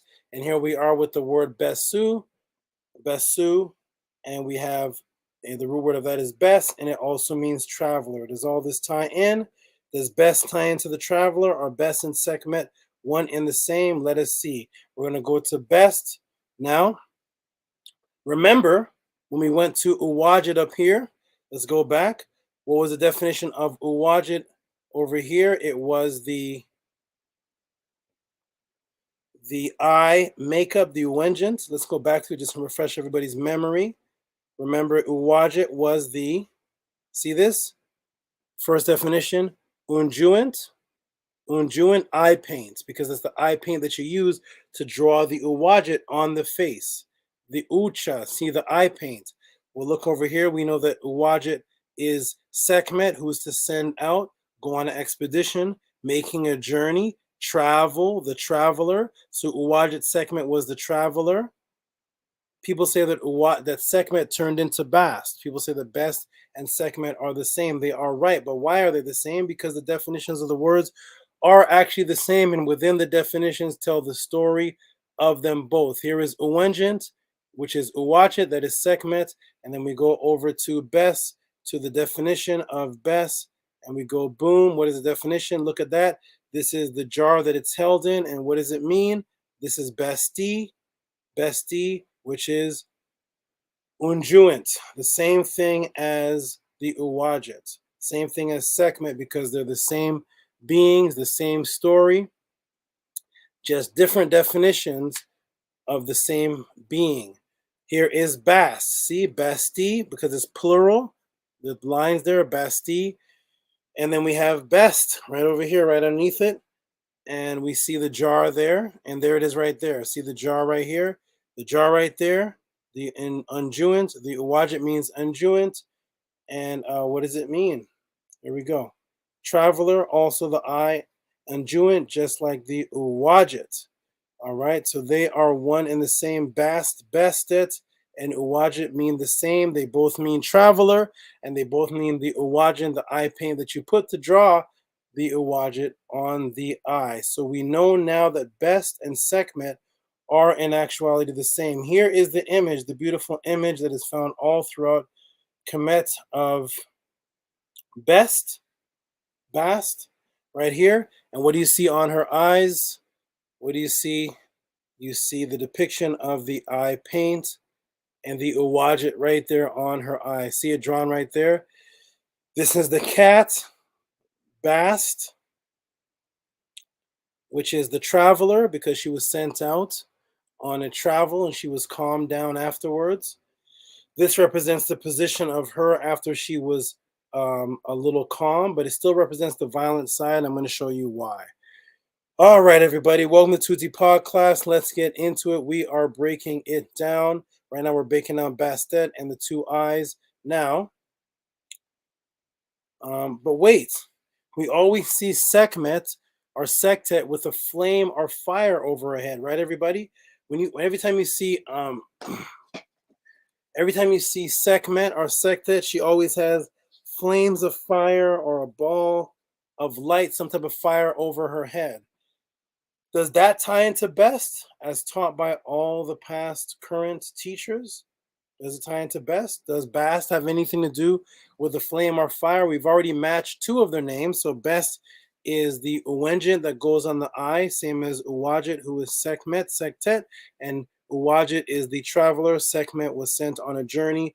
Uwajit means traveler, journey, and Besu means a traveler, one who's sent on a journey or to move about. But also we see Sekmet with a flame on her head, the most powerful image of Sekmet. Let's go ahead and see. Boom, there it is, everybody. This is the most popular image, I would say, of Sekmet. Everybody knows this one. Another thing I mentioned in the debates with the sun on the head, that was a funny part. You guys can go check out that debate. Okay, so here it is. Here's Sekmet. So we have Sekmet over here as a cat. This Sekmet has flame on her head, right? Fire on her head. And this is Bast here. There's no fire on her head, but it's also the cat.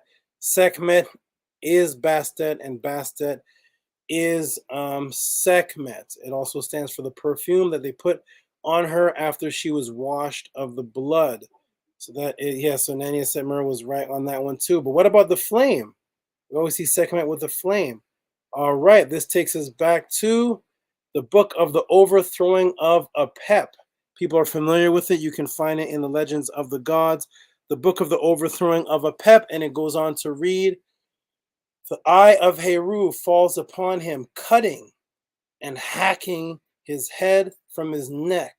The goddess Sekhet tears out the intestines and kicks them on the fire with her left leg. There's that left leg again that I broke down. She places them on the fire and burns into him in her name of Set Usert. People didn't know that Sekhmet's name was also Set, right? People may not have known that, but yes, Sekmet is also Set. Set was one of Sekhmet's names.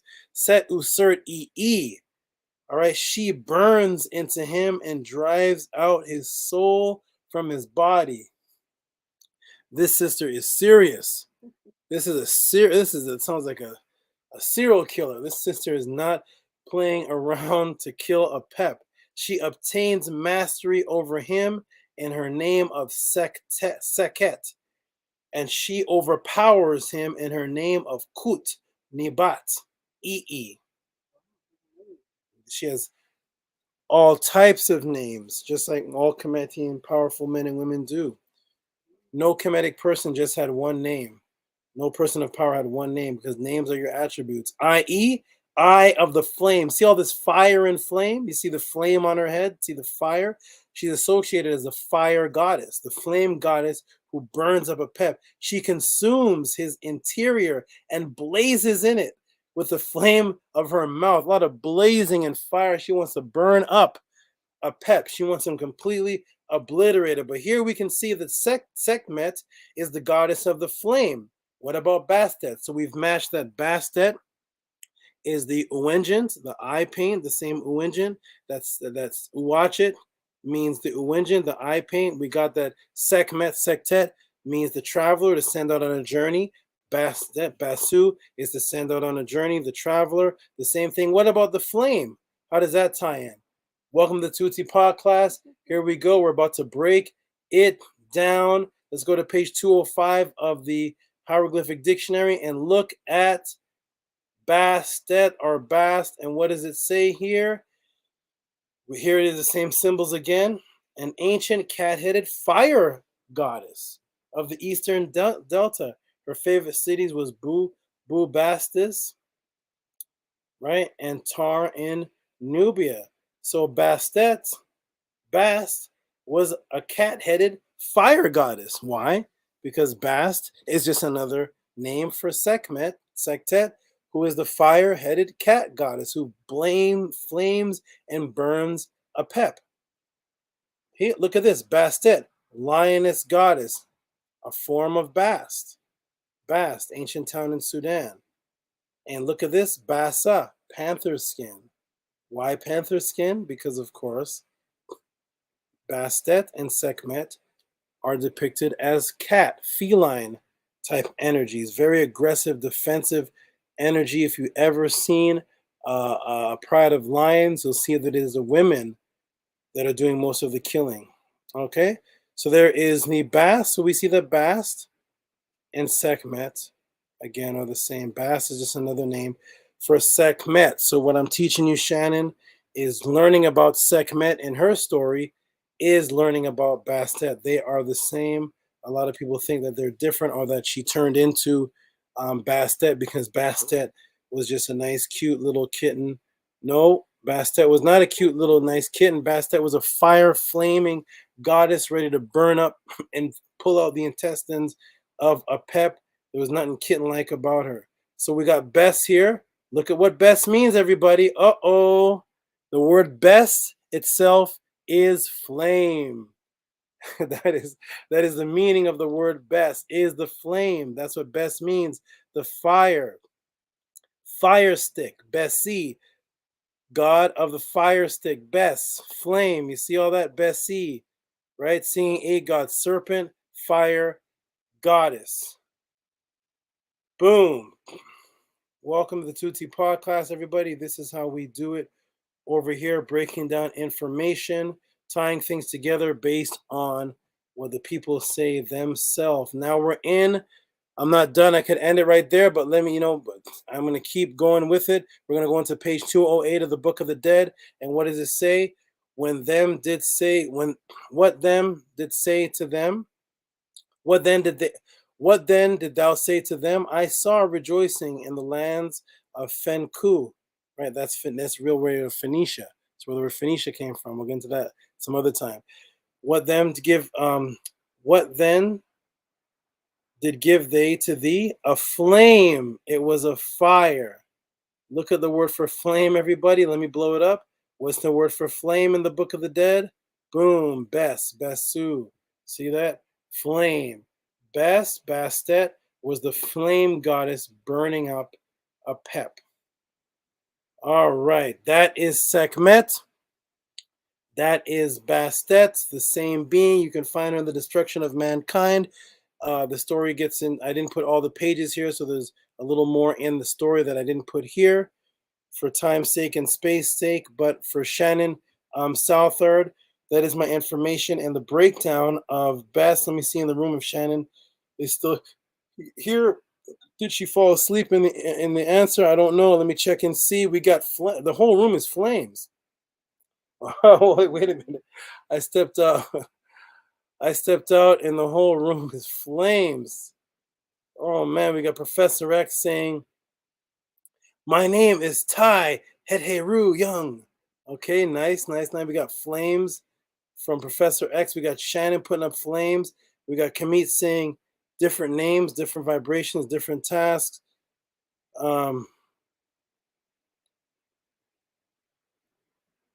One must wonder if this deity is a particular species other than humanoid. Great question. Ra is fire. Rip all dirty bast.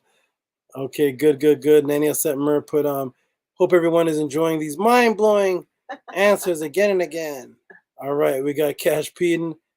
Mo fire. we got Shannon Kemet, Master K. Who is this? The infamous Galaxar. All right. We got sounds like Kaisha. Sounds like Kaisha on any block on the hood. Okay, good. All right. So we got best chat. We got fire, more fire from Anania Setmer. We got fire from Professor X. All 7 of them make raw fire there. We got Shannon putting more fire. You guys are burning up the room. We got more fire from Anania Setmer. We got Robert putting up Bast is fire. Grandma. We got Grandma X. We got Professor X. Oh my goodness. Okay. When the original woman is trained up, none can match her wit, determination, and power. That is true. All right, we got a lot of fire. This whole room is fire. I can't put all the fire. Boss Fee is putting up fire. We got Daniel Setmer putting up fire. Eric Shannon says that was amazing. Putting up more fire. Jody put up glasses. We got Master K says the deciphering by Tehuti is absolutely amazing. Great vibration class. Okay, you guys enjoyed the answer. That's we're gonna keep going though because we got Lamar too. Lamar got his first answer on the Eye of Ra, but we're gonna go even more into it. Okay. Tehuti is consistent, scary waters. I don't know what that means. Okay, we got Jesus putting up fire. If Jesus puts up fire, you know that it's serious. We got Meshach putting up deep in the pit fire of Bass. Thanks. Wow. We got Sinetia Moon putting up stars, spiders. Oh, stars, spiders, hats. All right. Okay, everybody, let us continue. I'm not done. I may have to take it to 12, Nanny. I may have to take it to 12. There's too many. We didn't even get into Baphomet. Oh my gosh, so many questions are sent in, everybody. Where's the rabbi? He sent a question in. I got to break down all the white women in Kemet. Oh man, okay, let's go. We're still going, everybody. Here we go. So now on to scribe. So where does the concept of a flame associated with third eye come from? Everybody point to your third eye. Everybody point to your third eye. Everybody right now, where are you pointing? Go ahead in the room and point to your third eye. Where are you pointing, everybody? Point to your third eye. Let's see. Are you pointing to your knee? Are you pointing to your shoulder? Where is everybody pointing? Where is everybody pointing? Point to your third eye, and where are you pointing? Scribe says, love the breakdown. Ooh, Kamit says, my next question, have you seen the Space? The Space 18 album? Yes, yeah, I get. Oh my goodness, man. You all are the best, wonderful tunes in my ear. Thank you all, says Professor X. All right. Everybody pointing to your third eye. Okay, we got Desmond pointing. There we go. Desmond pointing to the middle of his skull. Oh. Okay, I think I'm glitching again, everybody. I think I'm glitching again. Hold on, everyone. I think I'm glitching again. Let me go ahead and take it off screen share. Let me see what's happening here. Stop screen. Now moving normally. Okay. We got, okay, above my head. So that'd be right about here, RPM. Above. Well, I got a hat on. But anyway, I know where everybody's pointing. I'm back. Lovely waking up to this. All right. So everybody's pointing to their head. Nobody's pointing to their elbow. Nobody's pointing to their chest. Nobody's pointing to their shoulder.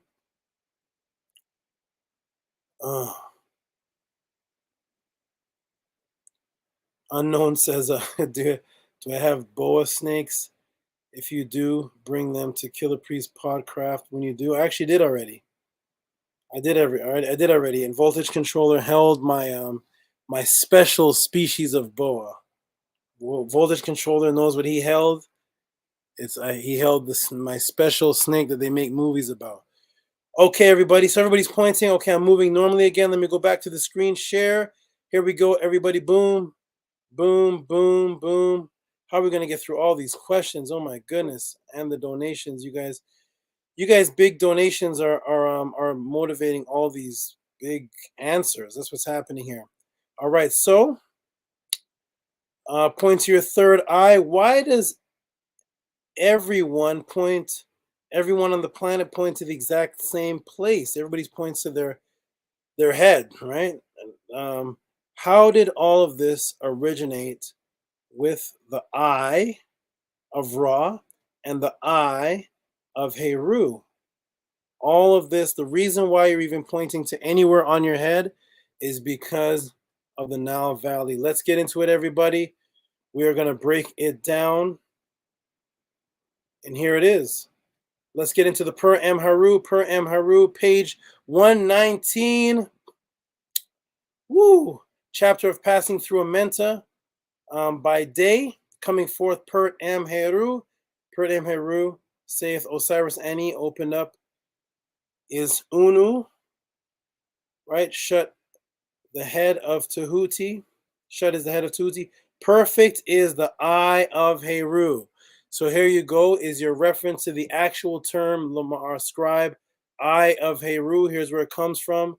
The actual word by word itself is from page 119 of the Per Haru, the eye of Heru. I have delivered the eye, shining with splendors. There's the word ku. So the eye deals with light. Again, consciousness, shining with splendors. And where is it, everybody? Let me blow it up. Where do the Kemetians say that it was? Why is everybody pointing to their head? Because the Kemetians say it is on the forehead. It is the only reason why everybody's pointing to their forehead.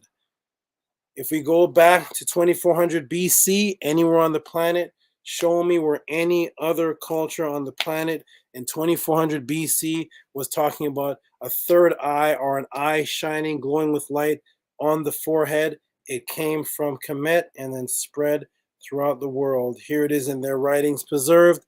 The Eye of Ra. See right there, everybody? So here is the forehead, the Eye of Horus shining splendors on the forehead of Ra. So we have the Eye of Horus, the forehead of Ra. That is where it is. Let us continue, everybody. Here we go. Welcome to the Tehuti Podclass, and here it is. Here it is, everybody. We're going to look on the eye, which we're back to the Sekmet again. There is the Uwajid on Ra Herakuti. Right there, you can see it, and you can see it over here. Boom. Let's go on to what did it say? What does the writing actually say? Here it is, everybody. Here it is, and it is right here. Ma'at. There's the Ma'at. See, the Ma'at is eye. The same Ma'at mentioned in the story we just read, because Ma'at is eye. There is the Eye of Horus, so is Ma'at Heru. But this one is interesting. It says, I have bound, establishing splendors on the forehead. So here's a little difference. Here's an interesting thing, is we have an attribute of the Eye of Heru associating with some type of bounding. Some type of repair is going on. Some type of bounding is going on. What does this mean right here? Let's keep on going, everybody. Welcome to the Podclass. It says here, I am Heru, the avenger of his father. I bring the Ararat crown. So we have the Eye of Heru, which is bounded in some way. It's bounded the same way as the mummification or some type of healing process, or something you put on your eye when you're going to repair it, because Heru's eye is associated with avenging, and there is your Celtic cross. We'll get into that later, though. But there is a Heru, where they have the movie The Avengers and all the stories of people avenging something that is good. They're all called heroes from the word Heru, because Heru was the original avenger. He was called Heru Net, the avenger. So sometime in his vengeance, in his avenging, making things right as an avenger, sometime his eye must have gotten damaged, where it had to be bound back as Heru, the avenger. Did this actually happen? Let's get into it, everybody. Welcome to the Podclass. And now, here we are, where it mentions the Eye of Heru shining with splendors on the forehead of Ra. We read that already on page 119. But this eye deals with bounding. Okay, so what's going on? We see here when it mentions Heru's eye, we see the term bound. Where does this derive? Where does it derive that Heru's eye was bound? Remember, you saw it in the movie The Matrix. Where does it derive from, everybody? Let me look and see if I'm choppy again. Let me look and see, everybody. Hold on. I am choppy again. I'm not even moving. Can you all hear me? Press 1. If you can hear me, press 1. If you can hear me, press 1. Let me stop the screen share. What is causing this? Okay. So when I put the screen share on, I am choppy. I see there's too much going on. I'm going to shut down some windows. Boom. Boom, boom, boom. Shut this down, shut this down. Shut this down, shut this down. I'm shut down some windows. Maybe I need to switch to the other I need to switch to my other internet. Oh my goodness, we didn't get into somebody. I see a question here about Nektambu. Oh my goodness. Whoa wee. Okay. Nektem Nebo. Oh. I think it's Kamita asked that. I see that in here too. There's so much going on. Okay, let me go back to and see if I told Sonetta that I want to do a he said it's a good idea. I want to do something where everybody asks questions and we're all on a panel. It's like me, Jabari, Reggie, who are the other guys? Anybody? Shaka, different people on a panel, and then a question sent in, and we all have 5 to 10 minutes to answer. We don't debate, we don't negate anybody's answer, but we just have 5 minutes to 10 minutes to answer on the same question, and then the crowd just chooses who they like best, or just take everybody's answer together, and we all get to see the difference in the quality or the unification, and it's not a debate. I want to invent that concept where we're not debating, we're not saying, well, the answer he gave is wrong because listen, brother, not that. It's just you give your answer, the alarm goes off, ringer goes off, is done. Next, Shaka, you give the answer on the same, and then Jabari, and then Tehuti, and we do a whole show just on 5 of the Kemetic teachers answering, giving their input on one question. That's an idea I came up with, and I hope it goes through. It'd be very nice to see that. Let me close down a couple of windows here. Close that down, close this down. Let me close down the Facebook. Let me close down this. Another Facebook is open. Let me close down this. Okay, here we go. Let me get back and see. Am I moving normally? All right, everybody, let's go, everybody. Welcome to Tehuti Podclass. We are here. We are here. Here we go. Let's get into it. All right, I'm going to go back to screen share. This is just a third question. Here we go. Boom, boom, screen share. And when I screen share,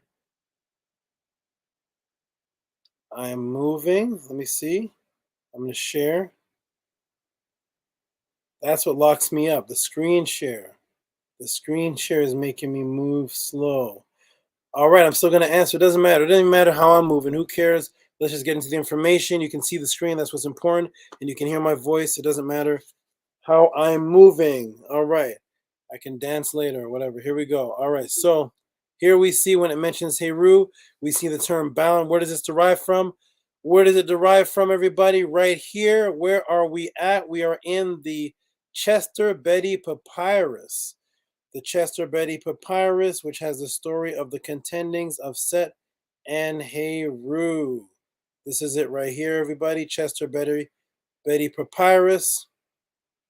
If you want to go and research the story, and I'm going to read the section from this papyrus here of the story, and here it is. Het Heru, mistress of the southern sycamore, set out, and she found Heru laying weeping in the desert. She captured a gazelle and milked it. She said to Heru, "Open your eyes that I may put milk in it." So he opened his eyes, and she put the milk in, pouring some in the right one and putting some in the left one. So there's 2 eyes.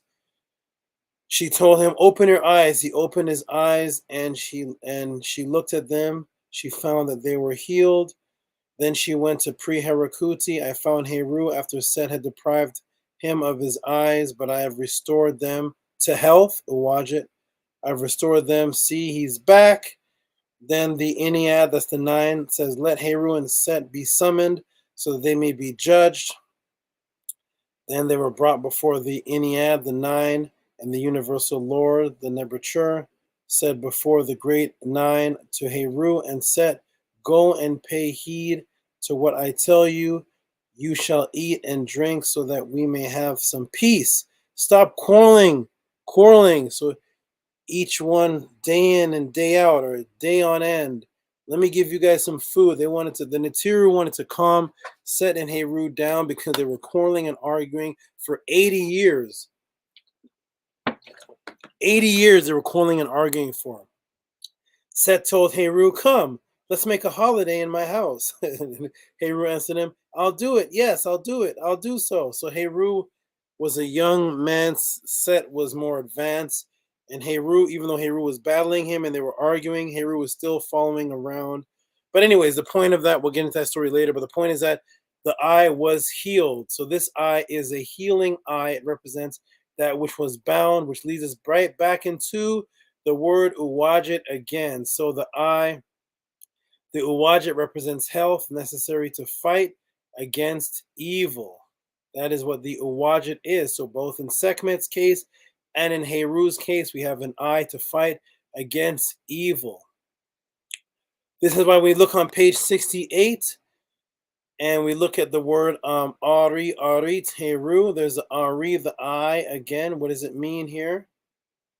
We go to Ari, the pupil of the eye. See the pupil of the eye, the arit, and we see, remember, Awadjit is green, so because his eye was healed, we see green eye of Heru, right? So we see green eye. So it deals with arit, the working or the healing of the eye, which ties back into the Araret again. So here it is, the Araret.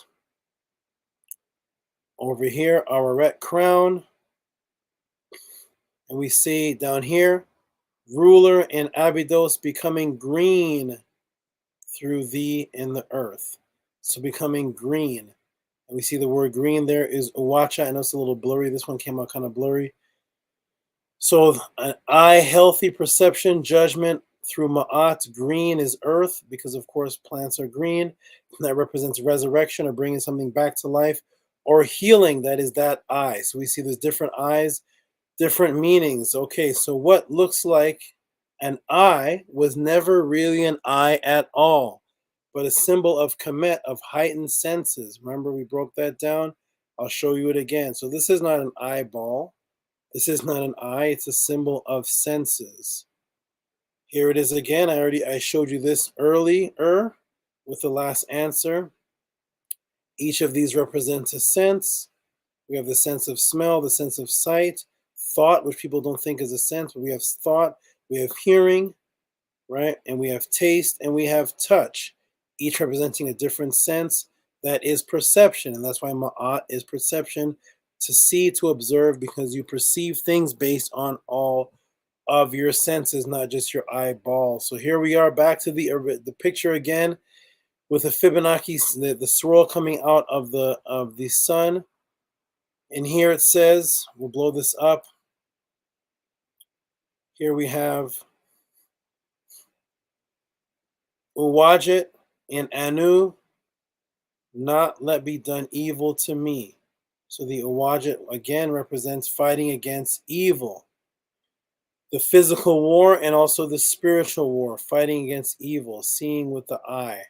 So here we are, we have on page 218 of the Per Emheru, plate 32, we have Lord of Eternity, I perceive. So here's perceive, I am the Lord of the crown. So the crown again is the eye, because the crown represents perception, to perceive, right? I am in the Uwadjit. There's the Uwadjit again, and there is the eye. The crown is the eye. The eye is the crown, and it represents perception. And the third eye, the ability to see after you've been healed or after all of your senses are together. The Uwadjit clothing is closing. I exist by strength. I come forth to shine. There's the Ubin. All right, so we see here, this is this eye. We're breaking down all the concepts of the eye. Okay, so when I show you when I show you, here we are, everybody. When I show you the Amduat of Henutawi, you will see the eye rising from between the mountains, but closer look and examination of the papyrus typo, you will see something amazing that you will only see now once having this class. So once we've done this class here, now you look at the eye, you see the many things that have been broken down, and now we look at Henutawi, the papyrus of Henutawi. This is the Amduat of Henutawi. All right, here we see again, it looks like another light-skinned sister. A question was sent in about this, but here we are. Henutawi, right? The deceased and the ape adore the sun disk, which contains the eye of Ra, as it rises above the eastern mountain, entitled Amduat, or book, what is in the underworld, Vinaya Papyrus of Henutawi, lady of the house of Chantress of Amun-Re, high priest of Amun-Re, third intermediate period, 21 dynasty, 1070 to 945 BCE, now in the British Museum. So here is the eye resurrecting out of the mountain. Let me get some water. This is the papyrus of Henutawi, the Amduat. All right, so here is Henutawi right over here. Boom. Here is the whole papyrus. Now, I put the whole papyrus here. This is the whole papyrus, very small. When we blow this up, I said I was going to show you something. And when we blow this up, look right here in the section of the papyrus, we see it looks like people sitting down here with a resurrecting light, but they're sitting on nothing. There's nothingness. Do you see this? See all these people sitting down? Now here they are here, sitting down, but there's no chair underneath them. They're not sitting on anything. Everybody see that? I blew this up. I'm going to show you what this represents because they're not sitting on anything, but let's see what's actually going on here. In the papyrus of Henutawi, we see two serpents. Again, the Uwajit, two serpents rising the sun with two people here, two women. Okay, here we go. Let's take a look at it. I blew up the image, showed a clear image. Here it is right here, everybody. Get a look. Welcome to the Tehuti Podclass. And as you can see, when you blow up the image, they are sitting on nothing. Nothing at all. Everybody see this? Let me go back to the chat room and see what is going on here. Can you guys see this? They're sitting on nothingness. Everybody see that? They're sitting on nothing. Let me go ahead and expand the room so we can see. Everybody see it? Okay. Can everybody see it? Wonderful, wonderful. Okay, here we go. Let's take a look, everybody. Welcome to Tehuti Podclass, where you send in your questions to the Cash App and to the PayPal, and that is how I will answer your questions. Now we go back here. We're going to shrink this down and go back. Here we are, everybody. Now, what do we see? We see two women pointing towards their forehead. Remember, I asked everybody to point towards your third eye. Everybody pointed towards their forehead. Nobody pointed towards their elbow. Nobody pointed towards their pinky toe. Nobody pointed towards the back of their knee. Everybody pointed to their forehead when it came to the third eye. Here we are, ladies and gentlemen. We have the two women here, and look at them pointing to their head. See that? What are they wearing on their head? The crown. There's the crown right there, and here's the same crown with the swirl. Here is the serpent lifting up the sun, the same sun that is on Sekmet, Bastet's head of the flame, and they're pointing towards their forehead with the serpent rising up. The flame, the sun, the people of Ma'at were wise in our symbolism. Let's superimpose this over the pharaoh's skull, who is wearing the Uwajit eye, and see where it lands. So we're going to take this image here, because obviously this is not an image of two women sitting on anything, because there's nothing that they're sitting on, but it seems like they're in some type of symmetry here. What you see on this side is what you see on this side, and they're sitting on nothing. So is this forming any type of image? And they're both pointing towards their forehead. We see the light, the sun of the third eye. Let's take a look, everybody, and superimpose this image over a pharaoh's head, and boom! Welcome to the Tehuti Podclass. Look at this, everybody. The image is superimposed, and you see the image perfectly, completely matches the symmetry of the skull. Remember what I said in the very beginning? I said I'm going to answer the Eye of Ra, the Eye of Heru, and the symmetry of the skull. I said that somewhere way up here. I don't even remember where I said that. Here it is. Eye of the. I said, I will now for you break down Bastet, the Eye of Heru, the third eye, the Eye of Ra, and the hidden skull symmetry, all at once in joy. So here we go, everybody. Boom. We have Heru. We got Sekmet, Sektet, the eye. And let's get into the skull symmetry and the scroll of Henutawi. And we put all this together, superimpose the women who are sitting on nothing, which means that it's actually forming a picture. They're both pointing to their third eye. We see the sun, which we verified represents the third eye. And we put it over the pharaoh's head, and boom, there it is, everybody. Get a good look. Superimpose. We see that the way that the knees bend match the exact jawbone structure of where it would be on a skull. Just on this side, the knees bend right there.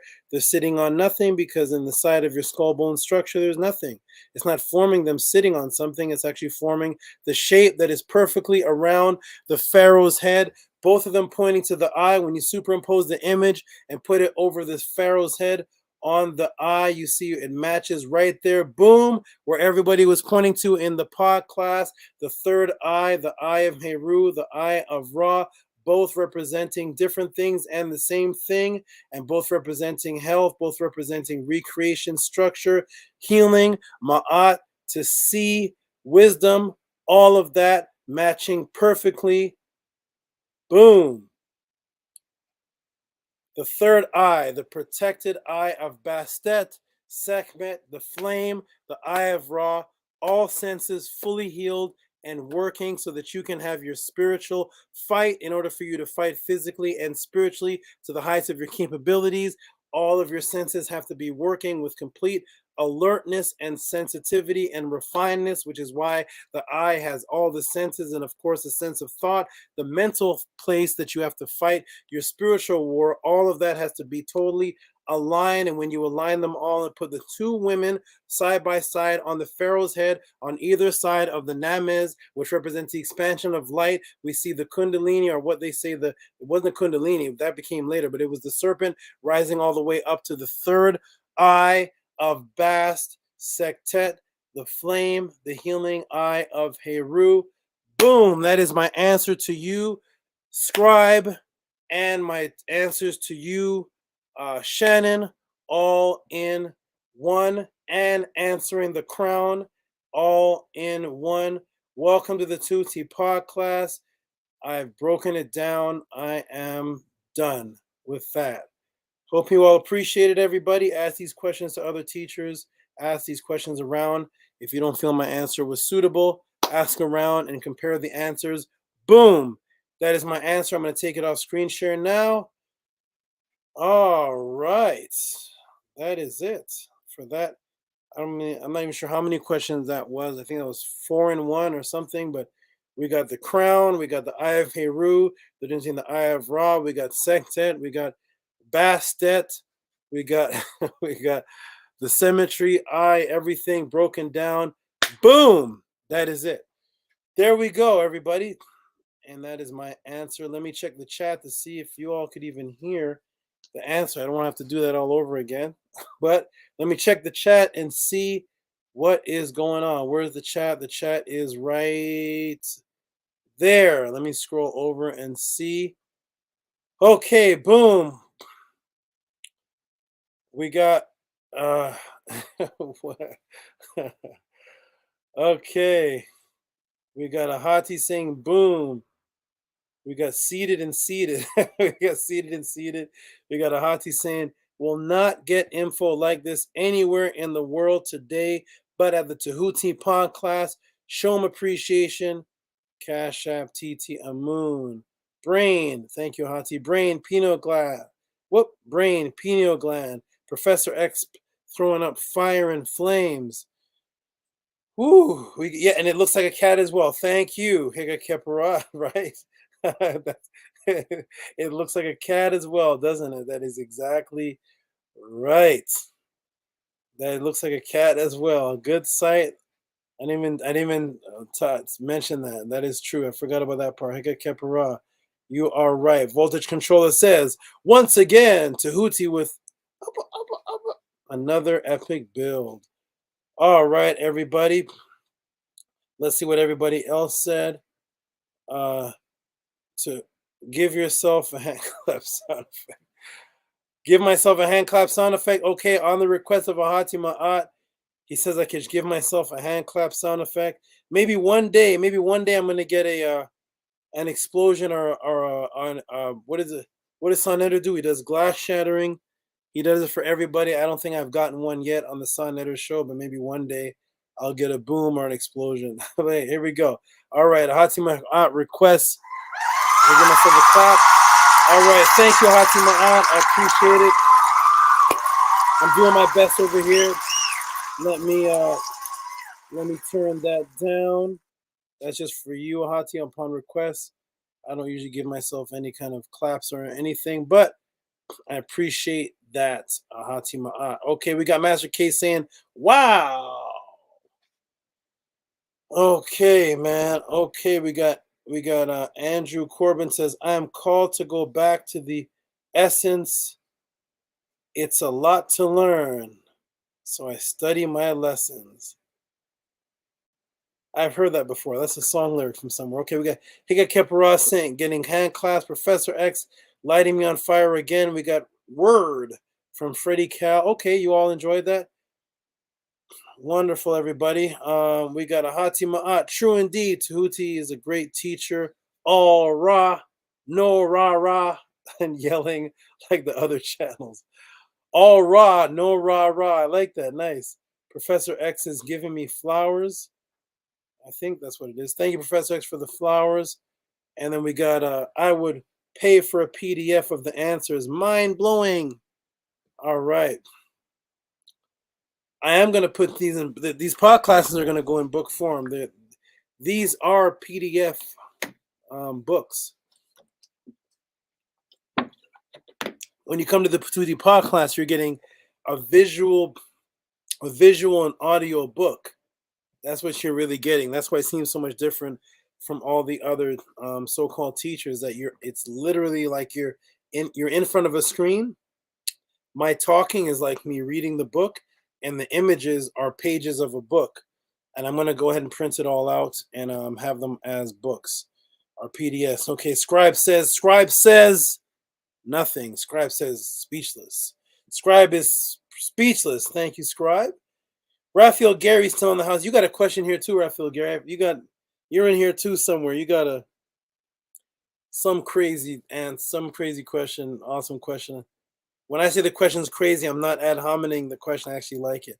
RPM says, wow. Ultimate instinct. Okay. Cash App. Moderators put in the Cash App for Terrell, and I'm going to put it on the screen. Thank you for asking. It's Cash App TT Amoon. PayPal, Rocky SV.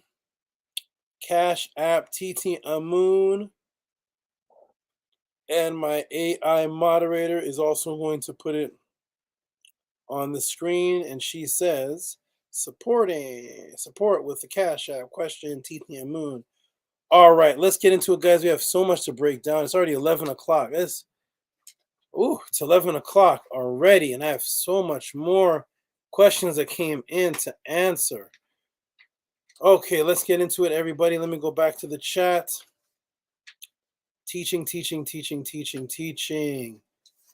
Okay. Please, as it's too fast and precious. Thank you, teacher. I hope that will happen ASAP. Okay. All right, here we go, everybody. Welcome to 2T Podclass. Send in your questions, send in your support. If you believe that my answers are worth anything, send in your support, please. Let's get to the next one, guys. I may be here till late. This is so many. Thought I was going to be out of here at 11:30. It doesn't look like it. I was going to play the Bastet with the orbs going around, but I don't have time for that. Maybe next time. Next question is, I don't have so much. Oh, man. Who asked this? What's this? I'm going to get this light off me. Oh, we have, Nektambu. Raphael Gary asked about dreams. Oh, so much going on here. Okay, everybody, hold on hold on, everybody. I have to rebuild my brain. Hold on, there's so many things I'm seeing. My eyes are getting blurry. I have to let me recompose and see what's going on here. We got Commit 101. Oh my goodness, with the monster. Oh my gosh. Commit. Okay, everybody, let me get my bearings. Okay, hold on. Okay, so much going on here, everybody. All right, everybody.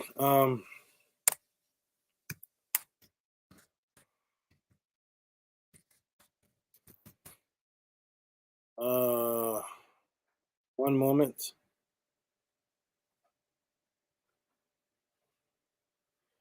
Okay, next question in from the Tehuti Podclass. Is Kemet in the room? Is Kemet in the room? Let me one moment, everybody. Let me do something really quickly. 2 a.m. Kemet, are you in the room? Are you still with us? That was your question, wasn't it? That's right. Your question. Okay, man. Tehuti says, did I hear Nektam Nebo? Yes, you did. Somebody sending a question on that. That's why I never listen, everybody. The Tehuti Podclass is controlled by you. I come with no prepared pre-composed lesson. My lessons are literally you all sending in the question and me putting together my information that I have or that I've taught, and I put it together in a sequence form for you. Some questions I can just answer talking, but a lot of them are put together in a sequence form that takes hours. It takes a long time to do because I have information because I've taught for so many years, and it's scattered here, there on my hard drive. I have this papyrus, I have this encyclopedia, I have this video, I have my students going to Sekmet taking pictures, I have all this information, and somebody says, who is this? What is this? And so I'm putting it together in sequence with punchlines, build-ups. All of this is put together. So you all control this. I'm the Saba, I'm the teacher, but I have nothing ready for you. You all control what goes on here, and you put me to the test. Okay? It's a very difficult thing. I don't have any prepared lecture. So yes, Tehuti, somebody sent in a question on Nektambu. I see another question here about Baphomet. I mean, my brain has to constantly go whoop, whoop, Nektambu, Baphomet, nuclear wavelength particles, golfing, water system. So sometimes I have to recalibrate because it's not one theme, and the questions are on so many different topics that my mind is just like, I see Raphael Gary, there's a question about dreams. I got to bring my mind to that. Nektambu, Baphomet, some satellite dish. So yeah, it could drive somebody crazy, but I'm doing my best, everybody. Let me step away for just a quick second. I'm gonna throw some water on, recalibrate my brain for just a quick second here, and come back with this Kemet with his awesome Kemet with the biggest donation I think of the. It was actually sent last week, right when I was gonna close. I saw it. Is the rabbi in the room? Is Tehutimos in the room? Is Tehutimos in the room? And Tehutimos says, last native Nasut. Sorry, Sadat.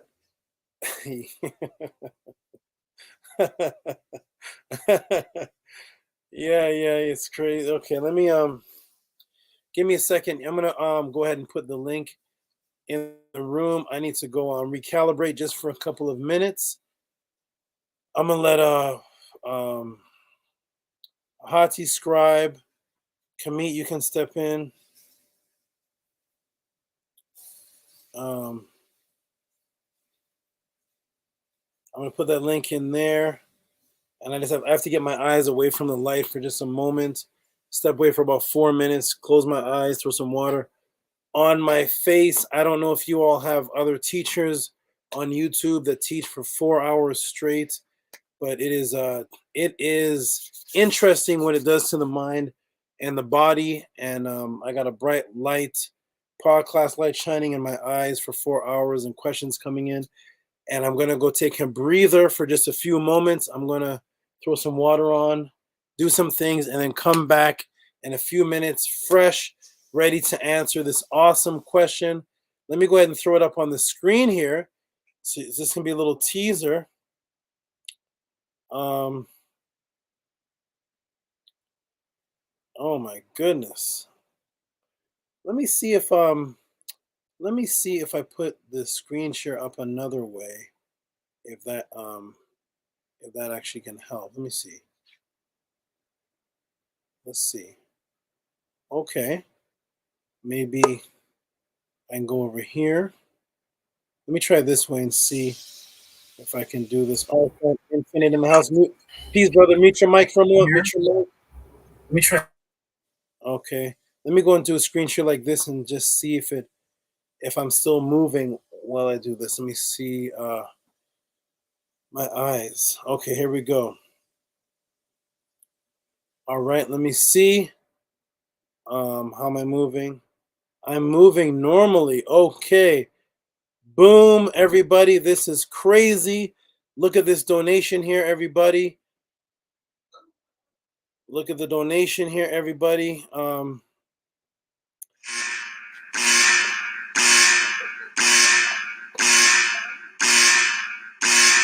alarms are going off.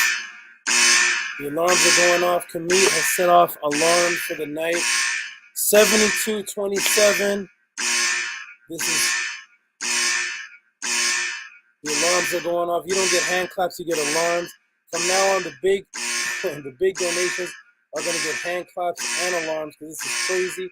I'm gonna step away for just a moment, everybody.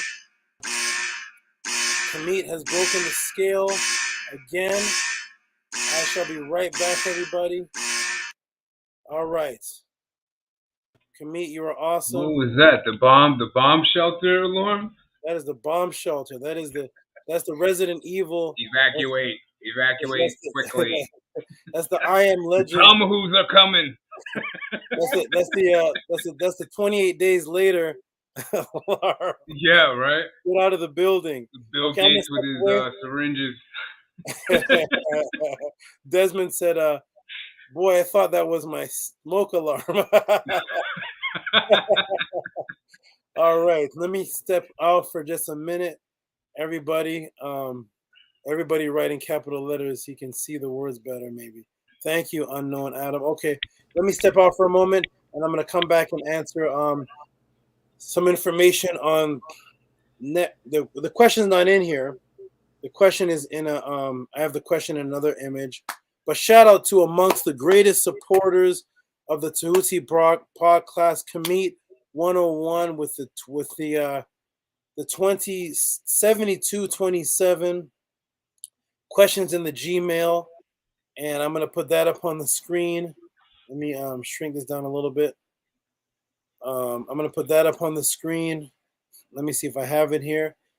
And it was about Nektembu. I don't have it on this.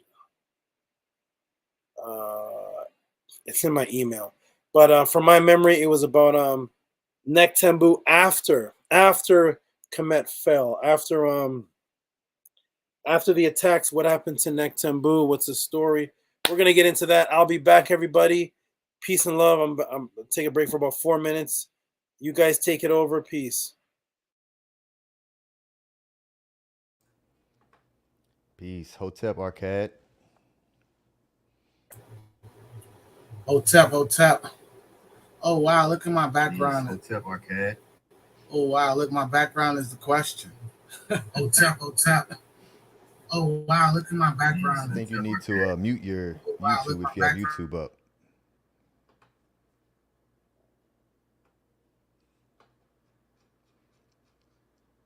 Yo, this chat room, y'all are hilarious.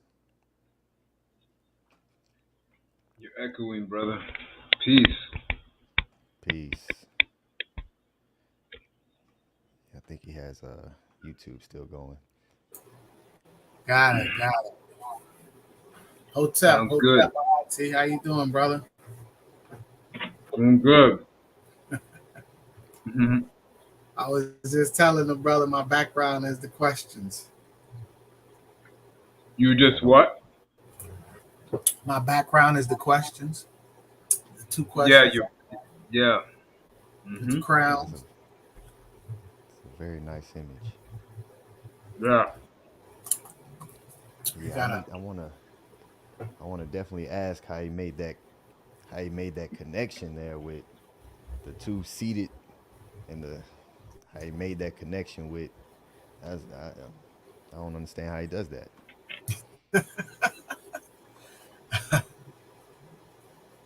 Amazing. Yeah, it really is. Amazing, right? And it's amazing how people compare the knowledge. It's no comparison. It's just none. No. It's absolutely no comparison when you hear the breakdown. It's just. Listen, let me tell you something. It took me a long time for me to convince him because of that breakdown, and many others that are coming, because he's too valuable, you know. I agree. He's not just somebody you just throw up on Saw Netter and everybody's this guy. He needs his own spotlight, you know. That makes sense. It's not about the clout. No clout chasing. Right. Exactly. Lights. It's about protection. It's about your watcher behind you. That comes first. Yeah. So how you doing, brother? I can't complain, brother. I'm a little tired. I had work today, but other than that, gotta stay up for this knowledge, man. I need it. It's necessary. So you gotta make certain sacrifices, you know. And I've been in the dark for so long, you know. When I get this knowledge, I'm trying to soak up every second of it, every morsel. So if I gotta stay up and be tired, my eyes be burning. I know his eyes be burning. My eyes be burning, but it's necessary. I'm so appreciative of it, man. So I make them sacrifices to stay up. What time is it right now? It's actually 2:17 where I'm at. I know you guys, it's a little earlier where y'all at. I just worked a 12-hour shift on my feet, walked 30,000 steps, and I'm still up for this knowledge. You brothers hearing this brother behind the scenes, he might not tell you, and he's helping out Saba a lot, and the scribe. I forgot to mention the scribe. These brothers on the panel are doing even more than giving money. Like they said, it's not. These brothers are the appreciation we give to Saba, we need to give to these brothers as well. Because we need each other. Everybody needs everybody. Sisters too. Sisters, we need you too. You don't have to be afraid to come up here and, you know, just share what you know. That's the point, that we fellowship. But yeah, Arcad, I know a little bit about Arcad, and I know how hard he works. And I also know how hard he works at trying to obtain this knowledge. And he's doing it. And the scribe. Scribe's doing it too. Scribes is very consistent, disciplined. He's doing it too. So it's about baby steps, though. You know, it's about baby steps. Yeah. It's about I think basically for me, it's about unlearning and relearning.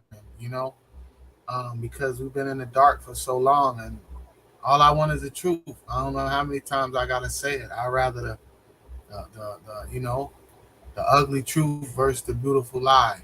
You know, so I make the sacrifices to stay up. And yeah, brother.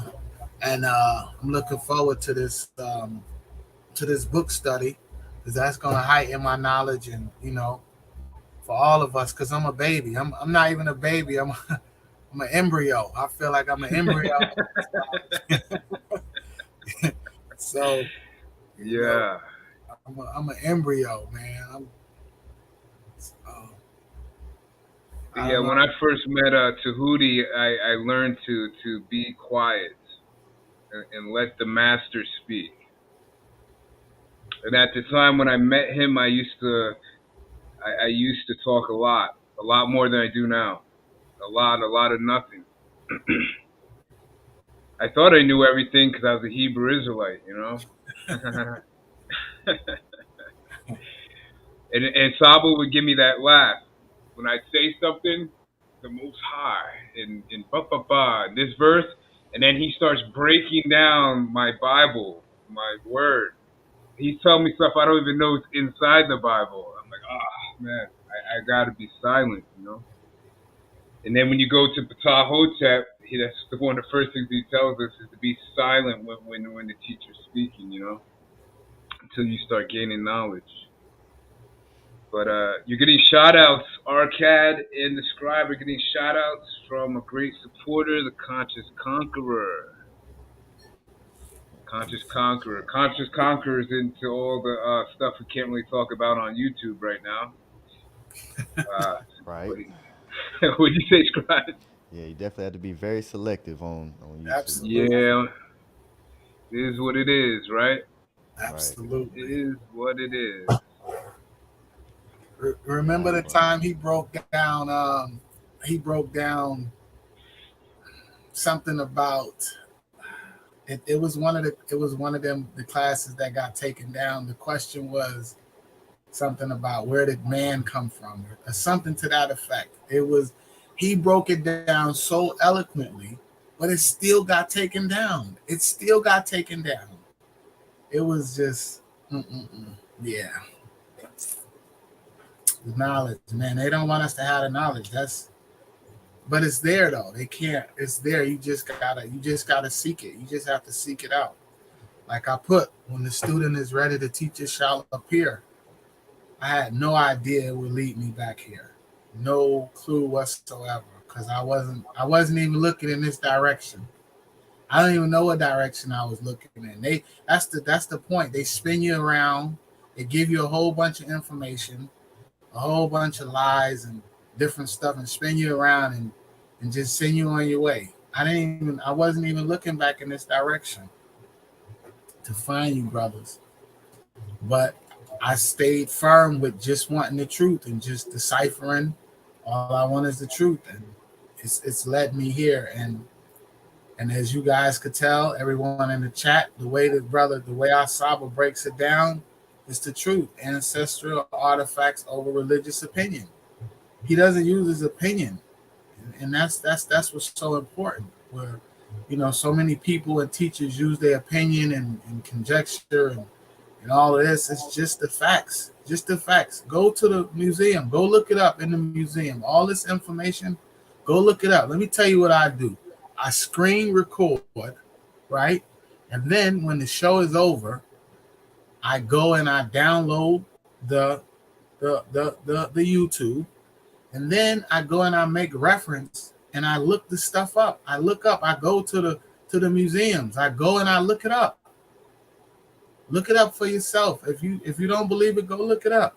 And I tell you guys. What'd you find? The same thing. The truth. The truth is there. The evidence is there. You just gotta, like you say, you gotta be silent, be patient, let the master teach.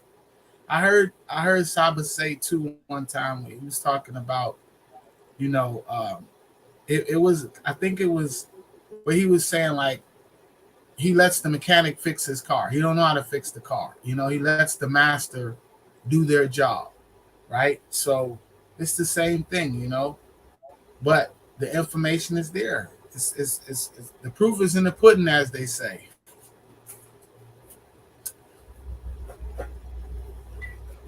Peace, Saba. Oh, hey, peace. Okay, hey, I am back. Peace, everyone. Thank you, man. Thank you, everyone. I heard some great, kind words, appreciative words while I was moving back and forth. I am revived. I appreciate all of you for your appreciation and your questions that you send in, and keeping the podcast going. I like these backgrounds I'm seeing. You guys didn't start off with these kind of backgrounds. You guys' backgrounds are looking great. They're like putting us to shame, man. Yeah, these backgrounds looking great. So you guys in the temple. Brother, we're supposed to learn from you guys, right? So we learning, right? This is what we learn from you guys. So I appreciate you guys. I appreciate you. Hey Saba, the infamous Galaxer says, only a fool would debate Tehuti. He knows his stuff. It's a fact. And I have to say I agree. I agree 100%. Okay, that's a good, and it's interesting because I thought infamous Galaxar was actually banned in this room. I don't know if it was accidental or what happened, but I thought Infamous Galaxar was, maybe he made it 180. I'm not sure what happened, but he was on I think he made it 180. I think he changed. Yeah, he wasn't saying great things in the beginning, and he was on the ban list, and I took him off the ban list because I didn't remember anything he said. I thought he would put there accidentally, but anyways, he's saying some great things now. So shout out to you, and let's go. Let's continue. We got more questions to answer. I'm gonna give a shout out to Scribe, Ahati Ma'at, Arcad Infinite. Shout out to all of you. Saba, he says, I was acting a fool, I've learned. Oh, hey, you're one of the best now. So we appreciate you. We appreciate you, Infamous Galaxy. That takes a lot to say that. Yeah. That's great. A lot of conversion going on in this podcast. Shout out to Infamous Galaxar. A lot of people transforming. Power of Tehuti. Yes. That's what it's all about. Why debate if you're not changing anybody? Right? Debate. Somebody has to change from that debate, right? So shout out to Infamous Galaxar. Shout out to everybody. We're gonna get back. It's 11:26. I'm gonna try to push one more hour, and I gotta get to the stuff that was sent today. Wow, it's a lot. Sinetium Moon is still awake. Shout out to Sinetium Moon. Still up, hanging in there strong. All right, everybody. Gentlemen, I'm gonna put you back in the chat now because it's gonna lock me up if I try to screen share with all of you on. But peace and love to everybody, and thank you for your kind, appreciative words. Thank you all. Peace and love. Peace. Okay, we are back, everybody. Here we go. And that question that was sent in, the question is in the Gmail, and it was look at all, oh my gosh, you guys, look at all the I have like 20 Cash Apps and stuff in here. Oh, you guys are incredible. Where is the I got a huge one from the rabbi. Oh man, you sent, wait, no, that's I got a big one. Where's the rabbi? Where's Tehuti Mos? He sent a big one. Okay. You paid. Okay, let me take this off. Sorry guys, just getting things organized. Let me see. I'm gonna have to go off of memory, but anyways, the question was about Nectem Nebo after the fall. What happened? What happened to Nectem Nebo after the fall? Not Nectem Nebo's history during, but after. I'm going to get into the end. I'm going to get into what's left. Very, very interesting story. You all take it for what you may. Shout out to Octavius and Nathaniel sending me Cash Apps in the week. Shout out to you all. I don't see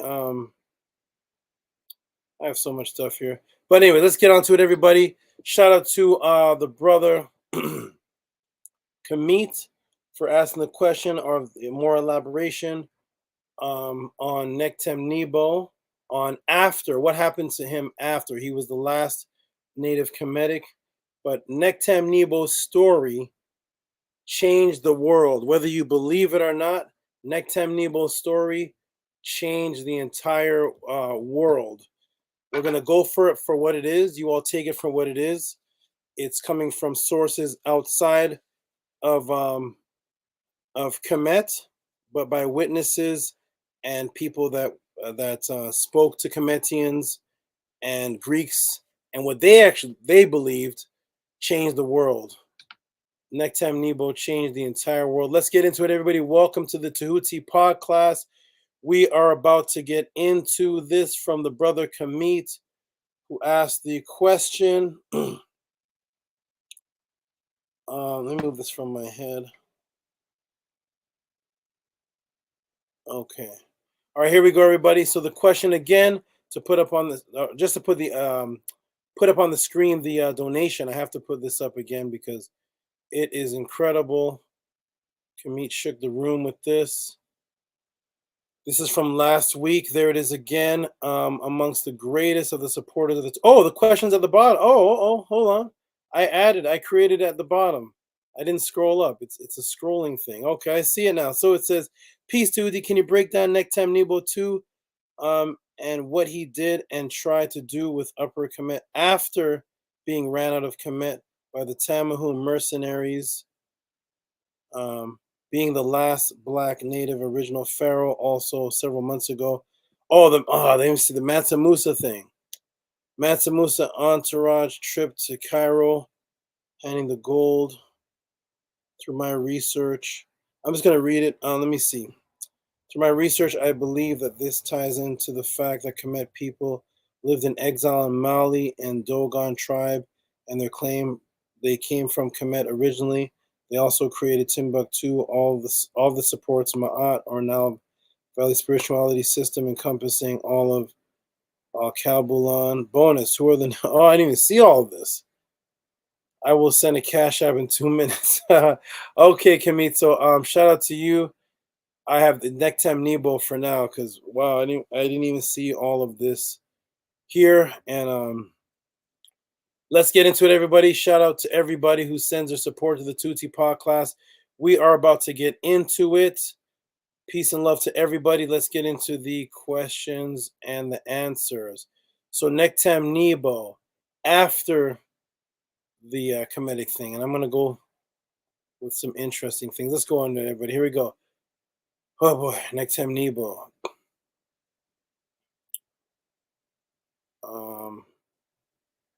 It's not opening. Wait a minute. Hold on, everybody. It was already on the screen. Here we go, everybody. Welcome to Tehuti Podclass. Let's get it at least into this first part of here, and I'm going to go ahead and do a screen share, and we're going to get into who's here even heard of Nektem Nebo. I know the other Tehuti, the other Tehuti. I don't remember the other parts of his name, but he heard of him. Press 1 if you all can hear me. I see the screen freezing up or something happening. Press 1 if you can hear me, please. We're going to get into this. Press 1 if you can hear me. My screen looks like it's locked up. Can you all hear me? Press 1 if you can hear me. Press A1. Okay, good. My screen is... Okay, Cannabis Spa can hear me. Heka Kepara can hear me. Senetia Moon. RPM, 1, you're good. Infamous Galaxar says 1, you're good. Okay, good. Let's get into it, everybody. Boom. We're going to get into Leon Brophy. Shout out to you. I haven't heard you before, but shout out to you if you're new. Shout out to you. Here we go. Let's get into it, everybody. Nektem Nebo. Let's talk about at least what's left of Nektem Nebo. So here we go. All right. So we have here. Let me move this off the screen. So not much is publicly known about Nektem Nebo, the second we're talking about. Let me blow this up a little bit for everybody. Nektem Nebo, after he left Kemet, the reason is that it would reveal a magical story that would explain the extremely peculiar, respectful attitude of the conqueror, mass murderer, Alexander the Great in quotes, and his extreme humble nature towards the people. Move this out of the way, please. The people of Kemet. Seeming acceptance of him. So I'll read that again. Not much is publicly known about Nektem Nebo second. After he left Kemet, the reason is that it would reveal a magical story that would explain the extremely peculiar, respectful attitude of the conqueror, mass murderer Alexander the Great and his extreme humble nature towards the people of Kemet, seeming acceptance of him. Okay, so something very interesting happened. Alexander the Great is a killer. He went around he is the first real European conqueror of the world. He went around killing everyone in sight, taking over areas. He was a true conqueror, killer. But when he came to Kemet, he didn't behave that way. Let's get into it, everybody. Welcome to Tehuti Podclass. Here we have what is left. One of the things left of Nectam Nebo. This is 359, 358, 341 BCE. This is in this Leiden Rican Museum. Vor Uheden. Okay, hard to pronounce. So there is an image of Nectam Nebo, and yes, he was the last native ruler of Kemet. But let's get into how his story affected the world. Okay, so here is Nectam Nebo relief depicting gods carrying trays of various offerings, including cartouches bearing the name Nectam Nebo II from 350 BCE in the Walters Art Museum, Baltimore, Maryland. Nectam Nebo is actually from the Greek rendition of another Greek rendition, Nectam Nebo. So his name was never Nectam Nebos. His Kemetic name was Nehet Hor Habet. Nehet Hor Habet. So the reason why we say Nectam Nebo today is from a Greek rendition, because remember, the Greeks had speech impediments. They had a problem with saying Kemetic phonetic words, not even the pronunciation, just there was a problem with them vocalizing certain frequencies. So everybody in this room can say Nahit her habet. Everybody can say that, right? Nahit her habet. Nahit her habet. What inside of your mentality would transform Nahit her habet to Nectam Nebos? Right, Nectan. Where did the N even come from? Right, so this is not the Greek. People think, well, this is the Greek pronunciation of Kemetic words. No. The Greeks are changing. They can't even. It's hard for them to even say certain Kemetic words. They're literally adding letters that aren't even there. There's a letter N, H, T, R, H, B, T in Greece, so they could say Nahit her habet, but they have to say Nek. Tan, ni, bos, and the letter N's not even in this word. But anyways, so Nectam Nebos is where we get the word Nectam Nebo. It's actually Nahit her habet. A little bit of education there. Okay, so I will give you all his real Kemetic names. So here are his actual names. Very important, because these are the names of him according to the people of Kemet themselves. He had a Heru name, a Neptune name, a throne name, and a golden Heru name, and of course his birth name. He was Meri Tawi, so his name was Meri Tawi. He was that was a beloved of the two lands. He was Semen Hepu, creator of laws. He was Seheru Ib Netiru, right? One who has pleased the hearts of the gods of the Netiru, and he was Senedijeb Ib Ra, right? Septepen Amun, pleasing in the heart of Re, chosen of Amun. Those were his names. We're going to look at this name here at the top, his Heru name, Mary. And we're going to look at this Septep and Amun. And we're going to see that these parts of his name was actually passed down to his spiritual son, who we're going to reveal according to what the Greeks believed. And of course, his birth name, Nekhet Hor Habit, right? And Nekhet Hor Habit, strong one of Heru of Habit. What's interesting, again, I want to go back. I like emphasizing how the Greeks were just semi-retarded, because look at this. Remember, everybody, no matter how they try to justify why the Greeks, that these are Greek renditions of trying to say the Kemetic words, it's actually complete mutations, because remember, the Greeks know who Heru is. The Greeks churn the name Heru into Horus, right? So the way they say Heru in Greece is Horus. So if his name is Nahit Heru Hebet, then that means in the Greek rendition, we should see the word Horus somewhere in there, right? Remember the Greek, the Greeks say that Heru, they say Horus. Heru, Horus. So his name is Nahit, the protector, Heru, and Habit. But the Greeks say Nektemnibos. Where is Horus in that? There's not even the letter H. They took the word H out, R is out. What happened to Horus? Horus is not in the name Nektemnibo. Just to show you the frequency that the Greeks, something is off with their frequency. They can't even, it's illogical. The way that they say Kemetic words are illogical. Horus is here, but in Nektemnibo, Heru's not even in the word anymore. Let's just pretend Heru's not even a part of his name. It's Nektemnibo. There's not even an H. Let's take the H out, add an N. Anyways, the Greeks are crazy. But anyways, let's go on. So here is his name, Neket Hor Hebet. Strong one of Heru of Hebet. Okay, let's continue on. Okay, now we're going to get into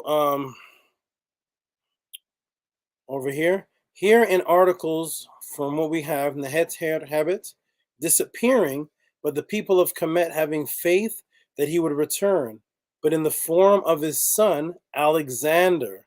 And Alexander was not the son of Philip. This is very interesting. So according to the stories of the people in Kemet and the Greeks, when the Greeks got to Kemet, there was a story circulating that Nektemnibo, as they call him in Greece, right? Nechet Her Hebet, had left, disappeared, which he did for around 9 years. He disappeared, and he was supposed to be coming back. They had faith that he was coming back. Okay. So here we go. Now we're going to go into the articles. This is in articles of ancient history. We're going to take these articles of the circulating stories and make sense of them based on what we see today and what the Greeks believed. So the aftermath, this was the end of the last period of Egyptian independence, right? It had lasted 62 years, according to Greek sources, which delight in comparisons of Cambyses and Artaxerxes, right? The second conqueror desecrated several temples and killed the Apis bull, the Apu bull, just like the first one had done. There is no reason to believe this. It would have been foolish to antagonize the new subjects. On the other hand, it seems that the Persians did indeed devastate the tomb of Nefertites. One at Mendes. The Egyptians hated their new masters, and the Persian garrison stood at the native population would side immediately with everyone present himself as a liberator. The Egyptians believed that Nektemnibo, as they call him, who had expanded Egypt to Syria at Cyprus, was not dead yet, would one day return and throw out the Persians. 9.5 years later, this idea proved more or less true. When the Macedonian conqueror, Alexander the Great, arrived, the Persians, knowing that their position was hopeless, surrendered immediately, and the Egyptians told stories to each other that Alexander was in fact not the son of Philip of Macedonia, but Nektemnibo. These stories were later inserted in the Alexander romance via Romance of the Conqueror. So there's something going on here where stories of Nektemnibo or Nechet Her Hebet was supposed to come back when Alexander the Great came back. According to the Greeks, the Kemetians were saying that this was the return of his father in the form of his son, that he was not the son of Philip. Where is this coming from? When Alexander the Great came, there was little to no resistance. They were happy. Alexander was supposed to be a mass murderer. He was, wherever he went, he was conquering, killing, destroying, pillaging. But when he came to Kemet, that attitude was not there. And the attitude that the Kemetians had towards him was not the same as the attitude that they had towards the Persians. Let's continue on to see where this is coming from. So that's one article, Articles in Ancient History, livius.org. And let's go here in World Encyclopedia. We have Alexander boasting that he was a son of Nektembu. Very interesting. World History Encyclopedia, sarcophagus of Nektembu.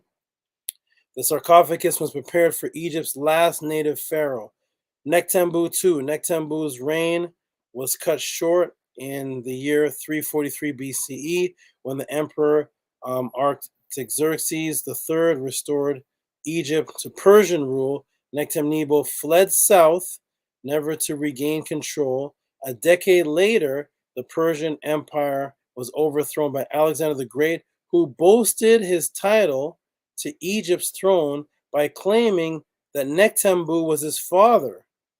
In medieval times, the sarcophagus was reused, and it goes on. But we have something going on here where the people of Kemet, according to the Greeks, were saying that Alexander was not the son of Philip, but he was the son of Nectanebo. We have Alexander boasting that he's the son of Nectanebo. He's not the son of his father. And when he gets to Kemet, he doesn't start to rape and pillage and kill like he went everywhere else. What is going on? Where can this be found today? Because we have to understand there is over 40,000 papyruses of Kemet that we don't have. Over 40,000 papyruses. Everything that I've ever taught you all out of is maybe out of 40 papyruses. All this knowledge is out of about 40 to 50 papyruses, maybe 40. 40,000 are missing. 40,000 are accidentally burnt. 40,000. So we are missing so much Kemetic history. The Greeks took some of the Kemetic history, wrote it down in their version. They lived there in Kemet for hundreds of years, long period of time, from 332 all the way to the 1st century, over 400 years. And they wrote down their information, and then the Kemetines' information was burnt. So what we have left is a lot of Greek stories that were copied from Kemetic stories, and it's up to us to decipher which ones we accept, which ones are real. But what's interesting is that the Greeks believed them, and that was enough to change the world. So let's see what the story is that caused Alexander to change the world. Alexander was so serious about the story of Nectanebo, of Nechet Har Hebet, where he went after he was conquered, that he was this brother's son. He believed he was a brother's son, Nectanebo's son, that he worshipped the Neter, put his name in the Shen, and took the name of his father. Alexander did this nowhere else that he went, but he was boasting that he was the son of Nectanebo and the son of Amun. And here we go. So here is Alexander right here. We have him worshiping Apu, the Apis bull. Here he is right here. And here is his name in the Shen. Here's the letter A. Here's the line that they turn into an L. Here's the K. Here's the knot, which is the S. Here's the A. Here's the N, A, and the D, the D, and the and the S. That says Alexandros. He literally put his name in the Shen. This man was serious about his so-called Kemetic heritage. He really believed, I guess this would be your first, for lack of a better word, but this is the first European man who believed he was black, or believed he was the son of a black man. Let's get into it, everybody. Welcome to the Tehuti Podclass. Here we go. Wall relief of Alexander the Great and Min, Luxor Temple, Kemet, worshiping Min. Here he is again. This man was serious. This man, if I would bring Alexander the Great back today to see if there's any Kemetic brother of all the brothers that go on all those channels. Let me see if there's anyone as Kemetic as this European man right here.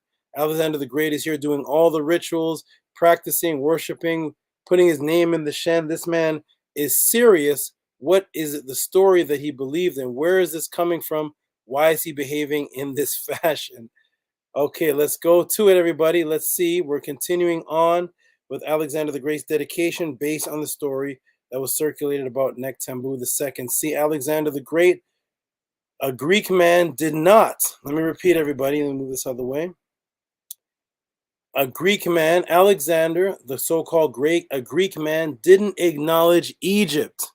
Believing his father was the last native pharaoh of Kemet, he made sure he let the true name of Egypt be known and protected. Who knows what Alexander the Great's, blow this up a little bit. Let me see in the room here. Who knows what Alexander the Great's real name was? Alexander the Great did not call himself Alexander the Great. Everybody knows that? Alexander the Great did not call himself Alexander the Great. That's a name that came afterwards through racism. Let me go in the room and see who's still up, who's fallen. Let me go in the room and see something here. Alexander the Great name came through racism because the Europeans did not want to acknowledge what he called himself. What did Alexander the Great call himself? You would never believe this. What did Alexander the Great call himself? What did he call himself? Because remember, they say that Kemet's name was turned into Egypt by the Greeks, right? Which Greeks? Because Alexander the Great and his men, they were the first Greeks to so-called conquer or take over. So when the Greeks mentioned Egypt, was Alexander the Great saying Egypt? What was Alexander the Great saying? Let's see. What did he say? We got people in here speaking Metanet. This is awesome. Hika Kepara, Nini Ook, you're welcome. Ah, nice. The third, okay, here we go. We got the third, very interesting, infamous Galaxar. So remember, the third, right? Let me take it off this for a moment. The third would, am I moving? Okay, right. The third would signify that he's acknowledging his father, Philip. Remember, when you're the third, you acknowledge your father's father. So first you have to acknowledge your father, and then the father after that, for you to be the third of something. Does that make sense to everybody? So he would have to acknowledge that he is the son of Philip in order for himself to call himself the third of anything. But he didn't. He was saying he was the son of Nektambu, of Nekhethar. He was boasting that he was the son of Nektambu Amun. So he was not acknowledging, boasting that he was the third of any Greek man. He was the son of a black man, the last native Kemetian. What was his name as the son of the last native Kemetian? Let's check him out. Let's see what it is. Let's use reasoning. Let's check it out. Okay, so scribe put Ra, Mary, Amun, Septepen, Ra, Alexandros. Okay, there's a part of it. But let me show you his name. Let me show you his name and how it defies the Greeks. His name defies the Greeks. Okay, so here we go. Let's see what he said his own name was according to his own Shen, because he was the ruler and put his name in the Shen. One of the names was Alexandros, but the other name, let's check it out. Let me shrink this down and let's check out what his name was. So the Greeks were calling Egypt Kemet, but Alexander called himself Kemet. Here is his name, ladies and gentlemen. Here is what people are calling Alexander the Great, Alexander the Third. He called himself Kemet, the guardian of Kemet. People put Egypt here. He didn't care about any place called Egypt. He put Kemet. He called himself Kemet. This is a conqueror, a killer, a purger of the. He was going around destroying places, taking over the world.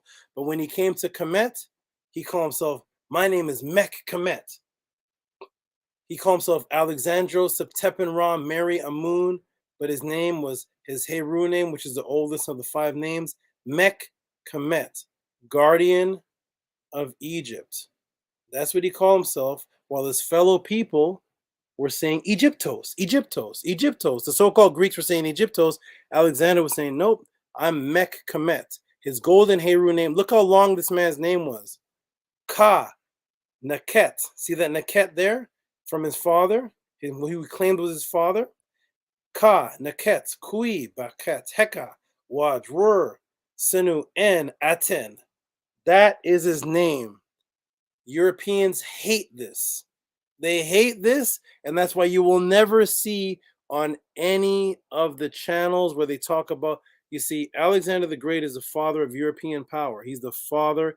He is the father. He is the reason why Europeans have power today. But they will not say the name that he called himself. They will not say this name here, Sekmet. They keep saying Alexander the Great. No, what about this name? What about Ka, Naket, Kui, Baket, Heka, Wajer, Wer, Senu, and Aten?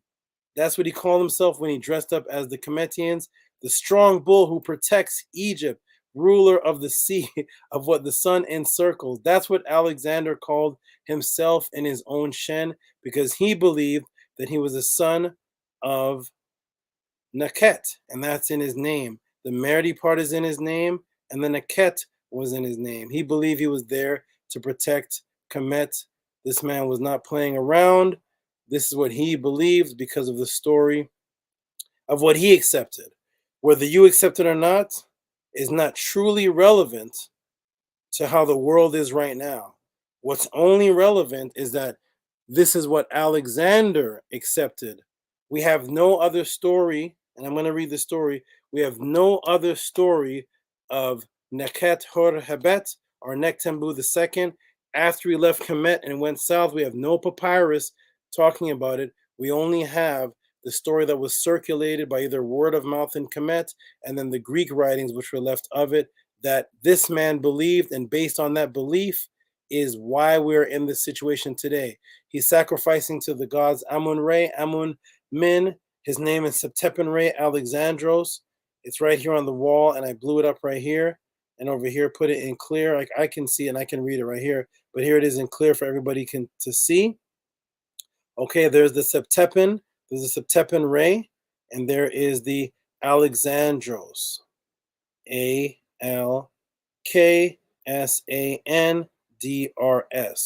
Septepen-Ra Alexandros, Mak Kemet, the protector of Kemet. He did not consider himself Alexander III of anybody. Okay, so here we go. Now, so what is the only surviving story of Neket Hor Hebet, or what they call Nektembu, on where he went, that the people of Kemet were supposed to be familiar with, that affected Alexander the Great to the point of complete dedication to the Neter and a culture that was not his? Why did he behave this way? And this, ladies and gentlemen, is the only surviving story. This is all that is left. Book 1, chapters 1, chapters 1 to 12 in the Calathenes. And I'm going to go ahead and read it. Take it for as you wish. It makes perfect sense to me. It matches why Alexander did what he did. And let's go on and check it. So, famous as a magician, this is Nektembu, as they're calling him in the Greek story. Book 1, chapter 1 to 12. Famous as a magician and a sage, he was deeply learnt in all wisdom of the Egyptians. He knew what was the depth of the Nile, of the heavens. He was skilled in reading the stars, interpreting omens, and casting natives, and telling fortunes, and predicting the future of the unborn child, and working magic of every kind. As we shall see, he was said to be the Lord of the earth, rule the kings by means of magical powers. Whenever he was threatened with an invasion by sea or by land, he succeeded in destroying the power of his enemies and driving them from the coasts or frontiers. And this he did by the following means. If any enemy came against him by sea, instead of sending out his sailors to fight them, he retired into a certain chamber, and having brought forth a bowl which he kept for the purpose, he filled it with water. Then, having made wax figures of the ships and men of the enemy, and also of his own men and ships, he set them upon the water in the bowl, his men on one side and those of the enemy on the other. He then came out, having put on the cloak of the Egyptian prophet and taken an ebony rod in his hand. He returned into the chamber, uttering the words of power, the Samakaru. He invoked the Neter, who helped men in working magic, and the winds and the subterranean demons, which straightway came to his aid by their means of figures of wax. And men sprang into life and began to fight, and the ships of wax began to move about likewise. but the figures which represented his own men vanquished those which represented the enemy. Of the figures of the ships and men of those of the hostile fleet sank through the water to the bottom of the bowl. Even so did the real ships and men sink through the waters of the bottom of the sea. And this way he succeeded in maintaining his power and continued to occupy his kingdom in peace for a considerable period. But it fell out on one day that certain scouts came and informed Nekhtembus that a multitude of nations of the east had made a league together against Egypt, and that their allied forces were at the moment marching against him. When the king heard the news, he laughed, and having said some scornful words about his enemy, he went into his private chamber, pouring the water into the bowl, began working magic in the usual way. But when he had spoken the words of power, he looked at the wax figures and saw, to his dismay, that the gods of Egypt were steering the enemy's ships and leading their soldiers to war against himself. Now, as soon as Nekhtembus saw this, he understood that the end of the kingdom of Egypt was at hand. For thereto the gods had been wont to hold converse with him readily, and to lend him their help whenever he had need of it. He then quitted the chamber hastily, having shaved off his hair and his beard, and disguised himself, putting on common apparel. He took ship and fled to Pella of Macedonia, where he established himself as a physician and as Egyptian soothsayer. Okay. He sent a dream to the queen by means of a wax figure. Is told his object was to persuade the queen, that was Olympias, persuade the queen that the Egyptian god Amun would come to her at night. To do this, he left her presence and going out into the desert, collected a number of herbs, which he knew how to employ in causing the people to dream dreams. Him having brought them back with him and be squeezed juice out of them, he then made a figure of a woman in wax, and he wrote upon the name of Olympias. Thus the priest of Thebes made a figure of a pep in wax and cut his name upon it. Nekhtembus then lit his lamp, and having poured the juice and herbs over the wax figure of the queen, he adjured the demons to such purpose that Olympias dreamed a dream in which the god Amun came to her and embraced her and told her that she should give birth to a man-child who should avenge her on her husband Philip. But the means described above were not only ones known to Nekhtembus for procuring dreams, for he wanted to make Philip of Macedon to see certain things in a dream and take certain view about what he had saw. He sent a hawk, which he had previously bewitched by magical words, Philip, as he lay asleep. And the single night the hawk flew from Macedonia to the place where Philip was, and coming to him, told him what the things that he should see in the dream. And he saw them, and the moral Philip had a dream explained by the expounder of dreams. He was satisfied that the child to whom his wife Olympus was about to give birth to was the son of a god, Amun of Libya, who was regarded as the father of all the kings ascended to the throne of Egypt, who did not belong to the royal stock of that country. Let me see if there's more over here. Okay. Of that country. So, there's much more. I actually condensed. This is condensed, but Nekhtembus in a dream came, according to the full story, because there's different versions of the story, but I went back to the oldest Greek one, and he went and performed some form of dream sex magic with Olympias, and she became pregnant. She said to him, "What are we going to tell Philip, my husband, when he comes back from war? And I'm with child. The child is not his." And so he worked dream magic on Philip. And basically, according to the story that the Greeks have, which is the only story we have left of Nekhtembus, that this magic was done. And because of that, Alexander was born the son of Nekhtembus and Amun. and he claimed that claim, whether you believe it or not, but this is the only story left. But because of that belief, ladies and gentlemen, this led to the Greeks going into Kemet. When they went into Kemet, according to the story and according to the Kemetians, there wasn't much of any kind of rebellion. The Kemetians hated the fact that Darius and the Persians were ruling over them. They saw Alexander as a redeemer. He was accepted in. He was called the son of Nektembu, the son of Amun. They accepted the story. Alexander accepted the story. We weren't there, but as a result of these stories circulating, and Alexander and his dedication to believing that his father was Nektembu. The other stories are a little more graphic, more sexual, of Nektembu himself actually coming in the dream and having sex with Olympias, and Philip coming and watching. I guess he was the first cuckold, but the story gets a little bit more explicit. And because of this story, let me take it off of screen share. Off of screen share here. Ooh, so much going on, so much history going on.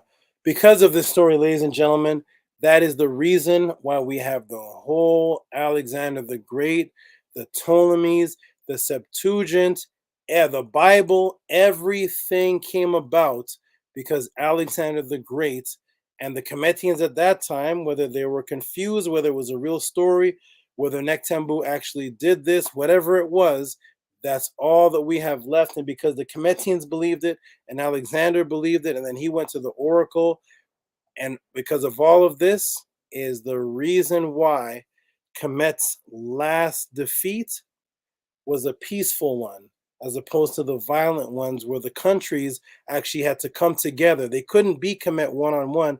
They actually had to merge together and beat Kemet. But the last conquering of Kemet from a native, from the Greeks, was the last actual conquering where they took over Darius. By the time the Romans came in, it was a completely different story. The Romans, most of them actually hated Kemet. But that was a whole different story. When Alexander came in, there wasn't much resistance because he was taught that he was the son of Nektembu, because Nektembu did all of this magic, fled to Macedonia, took off his pharaoh garments, masked as a physician, which is a magician. In Kemet, it's called the Rek. The physician and magician were the same. He was a fortune teller. He did all these things, and he was respected in Greece. And it seems like the Kemetic stories disappeared of him, and then the Greek stories began of him at around the same time. The Kemetians were waiting for it to come back. There was no papyrus, and then the Greek stories began of him. But that, ladies and gentlemen, that is the only story we have left of Nektembu after the defeat. The magical stories of what he was doing to foresee whether his men would win or not, and then he saw the loss. And like we teach and like exists in nature, everything happens in cycles. There had to be a time where Kemet was finally defeated. Nektembu saw that it was defeated. He said he realized the time was over. Kemet was the longest lasting civilization in Earth's history, and the last native pharaoh, according to this story, saw that it was over. The Natira were not helping him anymore. Nothing was happening, and he fled. And that is what we have of Nektembu, or his real name, Neket Hur Habet. Thank you for asking the question, my brother. Appreciate that, Kamit. Thank you for that. I'm blurring out, but that is my answer for that question. Go and do as much research as you can. If anybody finds any more papyrus on Nektembu, bring it to the Podclass. That is a story that we have left. Thank you for that question. I hope Kamit is still up and heard the question. Ooh, okay. Boom. All right, everybody. Let me check the chat room to see if people heard. We have Tehuti Heka Kepara putting up fire flames. We have Scribe saying leading their soldiers into war against him. That's deep on so many levels.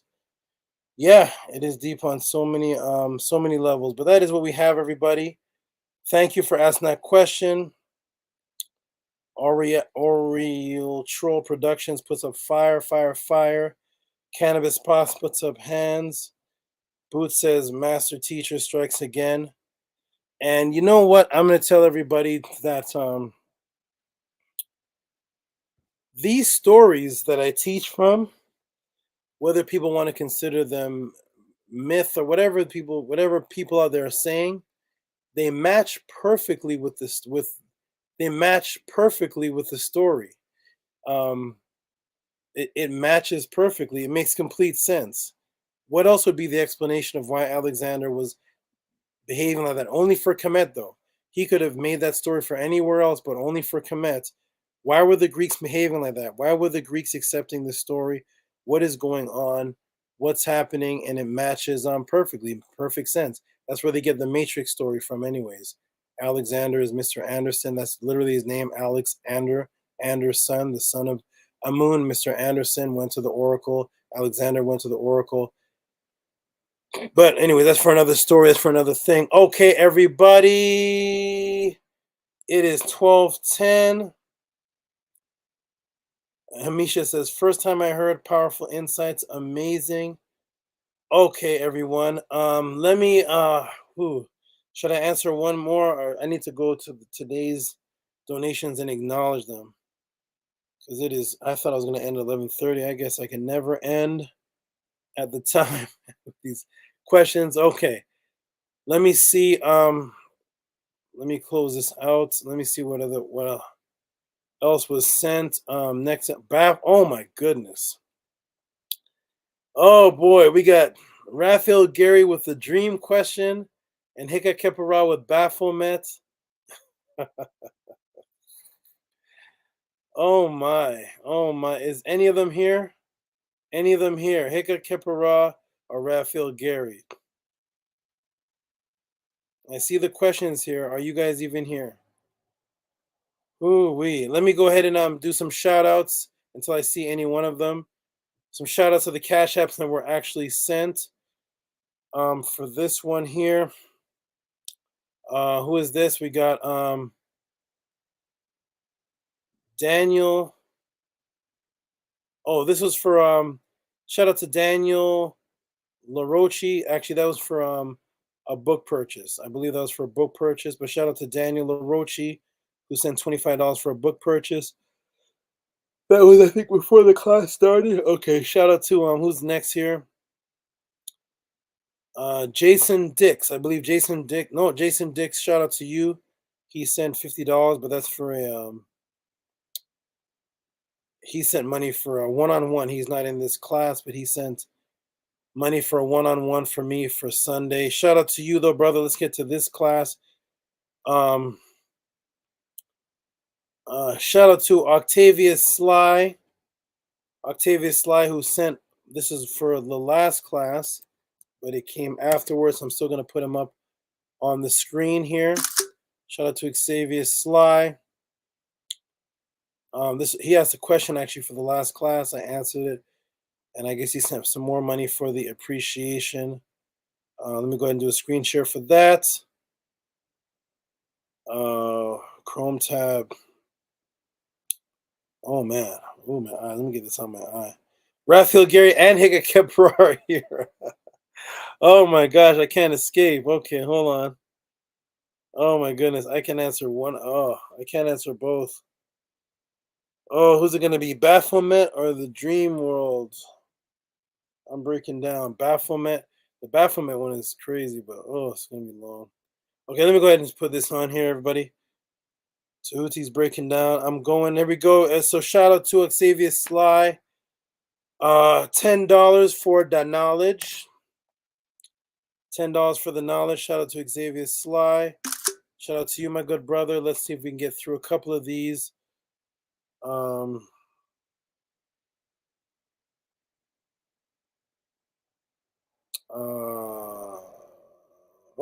it go? Let me get some water. Hold on. I got it. Okay. I guess I can go to. Am I going to go to one? Okay, stop screen share. Shout out to you. Who is next? Next here is shout out to Nathaniel. Nathaniel, who says for the information, peace. Shout out to Nathaniel, who says for the information, peace. And we're going to go ahead and put that on the screen here. Where'd it go? Where did it go? Where did it go? You're right here. I gotta do it again. I'm the one-man engineer. Let's go. Here we go. Boom. We're gonna go like this, and you're gonna go here. Shout out to Nathaniel. We're going to put that on the screen. I'll do a couple more, and then I guess I'm gonna answer one of these. Baphomet or the Dream World? Okay, let's go. Here we go. Shout out to Nathaniel. Shout out to you, my brother. Appreciate that. $5 for the information. Shout out to you, my brother. Okay. Who else next? Who is next here? Who's next? Oh my gosh. Oh wow. Oh wow, everybody. Oh my goodness. Hold on. Oh man. Hold on.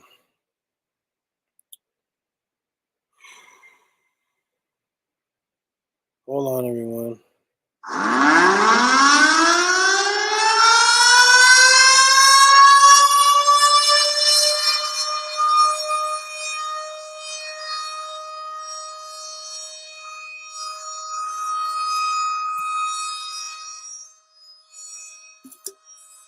Wow.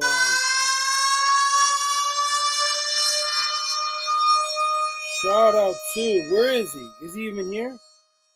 Shout out to the rabbi, ex-rabbi, aka, oh my goodness, aka Tehuti most. Are you even here, my brother? Oh boy, let me put this in the room. What is going on here, my brother?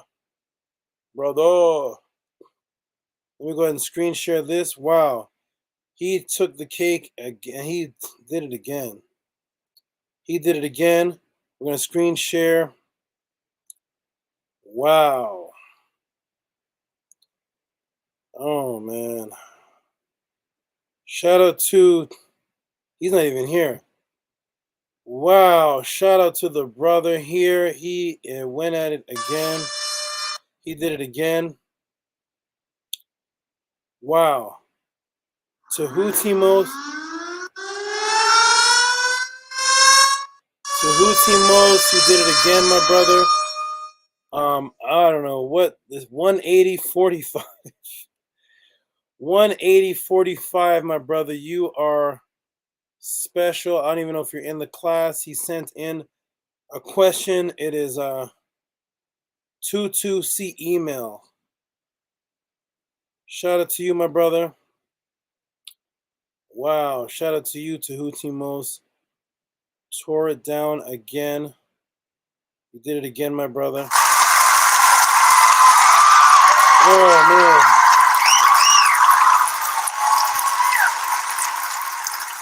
Shout out to you.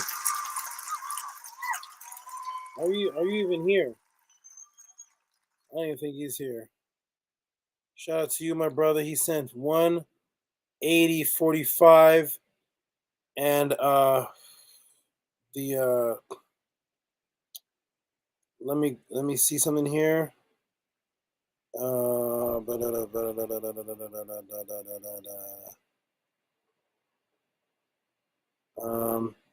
He sent in a question, so he sent in the Cash App at 180, and he sent in okay, here it is. He sent in this. He sent in, I'll go ahead and read this. I guess we'll have to get to this next week. He's not here. He sent in this. Let me go ahead and put this on the screen share for everybody to see what the brother asked. He sent in a 180 donation, and he sent in the question is, the question is, let me see if I can read this on the screen. I'm very happy and grateful for going forth by day, Monday's classes. So this is a question donation with a grateful appreciation donation. This past Monday was my first one. I was amazed at the information on the language of our ancestors. A one-on-one line of text. Wonderful. As a baby in Ma'at, I look forward to more nourishment. My question, the going forth by day complete papyrus of Ani has a picture on a cover of a very white face, almost painted face woman. Who is she? You gave the name Tutu. Ma'at, baby, gotta eat.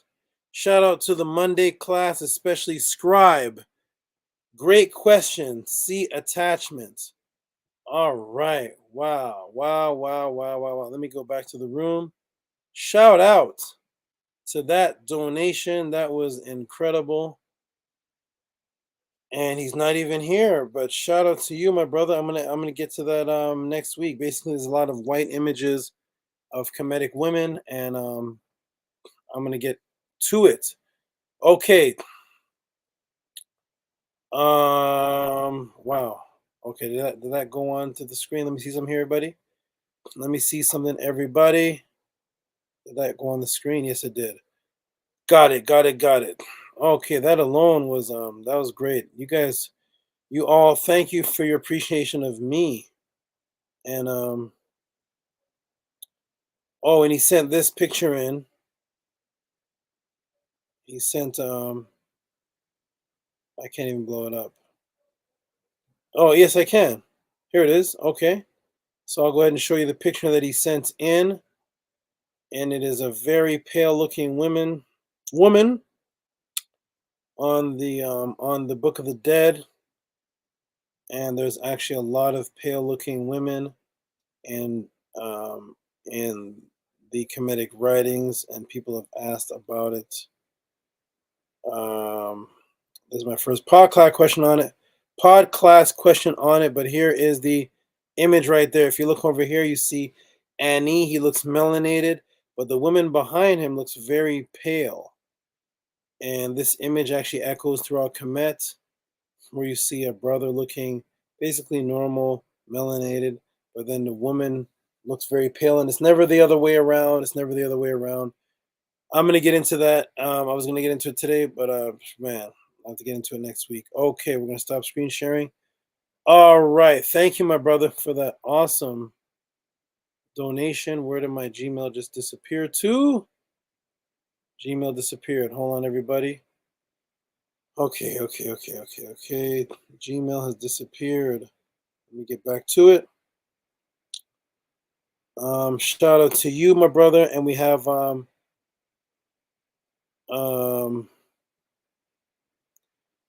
Kamusi, are you in the room? Kamusi. Oh, who's this? Kamusi. Kamusi is also Waterway and LLC and all the he has about 5 names. Shout out to Kamusi.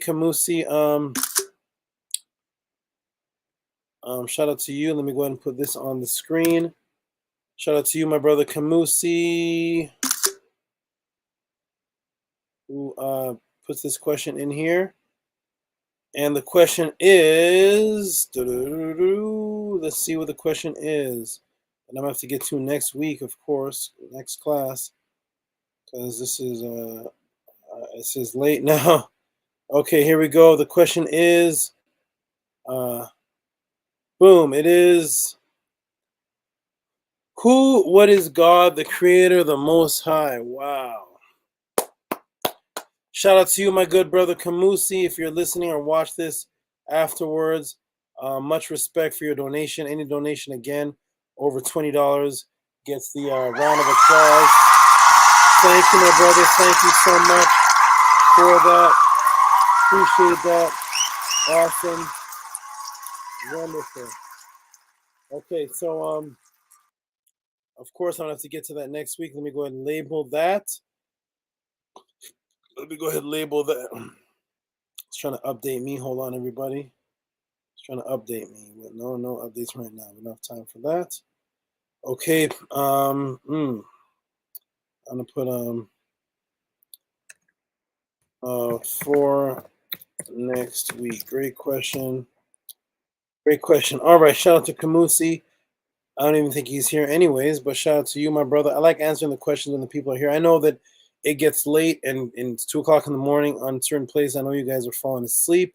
So I don't blame you if you're not here for the question. I don't blame you at all because it is late. I get it. I got it. Okay, shout out to I never seen this name before, but shout out to Mystic Mama. Shout out to Mystic Mama. Appreciate you. Shout out to Leo Fire. Leo Fire. Okay, shout out to you all. All right, everybody. Woof. Oh my, let me close this. Close this. Close this. Close this. I gotta close some screens. Close some screens. Close some screens. Let's get back to the Gmail. Couple more donations. Nito Campbell. Nito Campbell. Oh, haha. Nito Campbell's hilarious. Let me put his donation in here. Nito Campbell is hilarious with his donations. Always, not always, but a lot of times have these comical statements, little insider statements. Let me go ahead and put Nito Campbell on the screen. Shout out to Nito Campbell, who put $18. Shout out to you, my brother. Shout out to you very much for that. He put call Reggie. Little inside joke that everybody I debated on Sonnetter except for JJ. The first 2 people I debated, they're saying call Reggie, and Reggie was called into the Jabari debate to help him out, and he was also called into the Zion Lex debate. And Reggie, as a man, openly apologized to me for helping the people, mainly Jabari. He said he did come in to help Jabari debate me, and he apologized to me 4 times for that. Shout out to Reggie, who apologized to me live on Sonnetter about 4 times for coming in, doing a 2-on-2, helping Jabari debate me. Shout out to you and shout out to Nito Campbell. Appreciate you, my brother, and of course you get the hand clap because you donate every single week, either 18 or $27.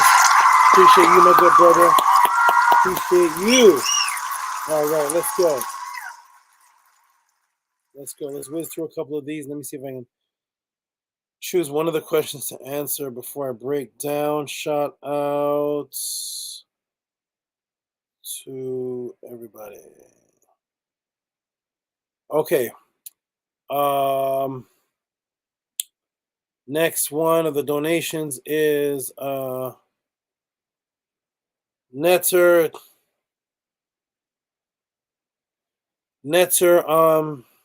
Unkotep, Christianity versus Sekmet Lake of Fire. Now Netzer Unkotep, he said he likes my comparative breakdowns when I talk about where things were plagiarized from. So I've actually broken this down. I don't know if he's sending me a donation for the appreciation of me breaking this down, or if he's actually asking about it. I'm not sure. I don't know if he's in the room to clarify. I'm going to go ahead and put this in the room. I'm going to go ahead and put this up. Netzer Unk. I don't see a question mark, so I don't know if this is a question or a donation for when I already did break it down. But let me go ahead and put this in the room. Shout out to the brother. I'm sure he'll contact me and let me know. But shout out to Netzer the Greatest for the 1072 for Christianity Hell versus Kemetic Lake of Fire. I believe I broke part of that down in the Vocab Malone debate. I've broken down the Lake of Fire here. So maybe he's just sending a shout out. Thanks. He will clear it up for me. Thank you, my brother. Appreciate that. Let me take it off of screen share. Okay. Here we go. Okay. We got Jermaine for support. Thank you, Jermaine. That's Arcad. Arcad with his Metanetter English. Yes. Thank you, my brother. Appreciate that. You are awesome with your support. Consistent. And for everybody, he was the one that was actually in the room. He was in the room there, the one who was bald in the room with a beautiful eye in the back. That is the brother who just sent the donation. And let me go ahead and put it on the screen. He always sends, he always sends it with Metanetter writing, and I think it's usually this amount, 777. Shout out. All right, let me share it and share. Chrome tab 777. Shout out to Arcad for SUPRT. That is the Metanetter letter S. The Seneb. That is the U, the word for 100, and the Fibonacci sequence. That is the letter P, the letter P there. So that's the Seneb, that's S, that's the U for the 100. That is the letter P right there, which is the stool. That is the Ra, the mouth, and that is the T, the loaf of bread, and it is support. I like how he does that. He writes English words in Metanetter script. Shout out to you, my brother. You are awesome. Appreciate you as always, because you appreciate me. And I believe he found me by accident. I don't even think he was on the path searching for Kemet. He found this by accident, which was a good purposeful accident. Now there's a purpose to it. And he says, what does he say? He says, I just love when the brother brings his whole crew. It's just a bigger piece of cake for me to chew a hole through. What is, you guys are rapping? Okay. And we have Unknown Adam says, Ngozi was helping Unc West when we were about to debate him on the Killer Priest Podclass. He was agreeing with Unc West.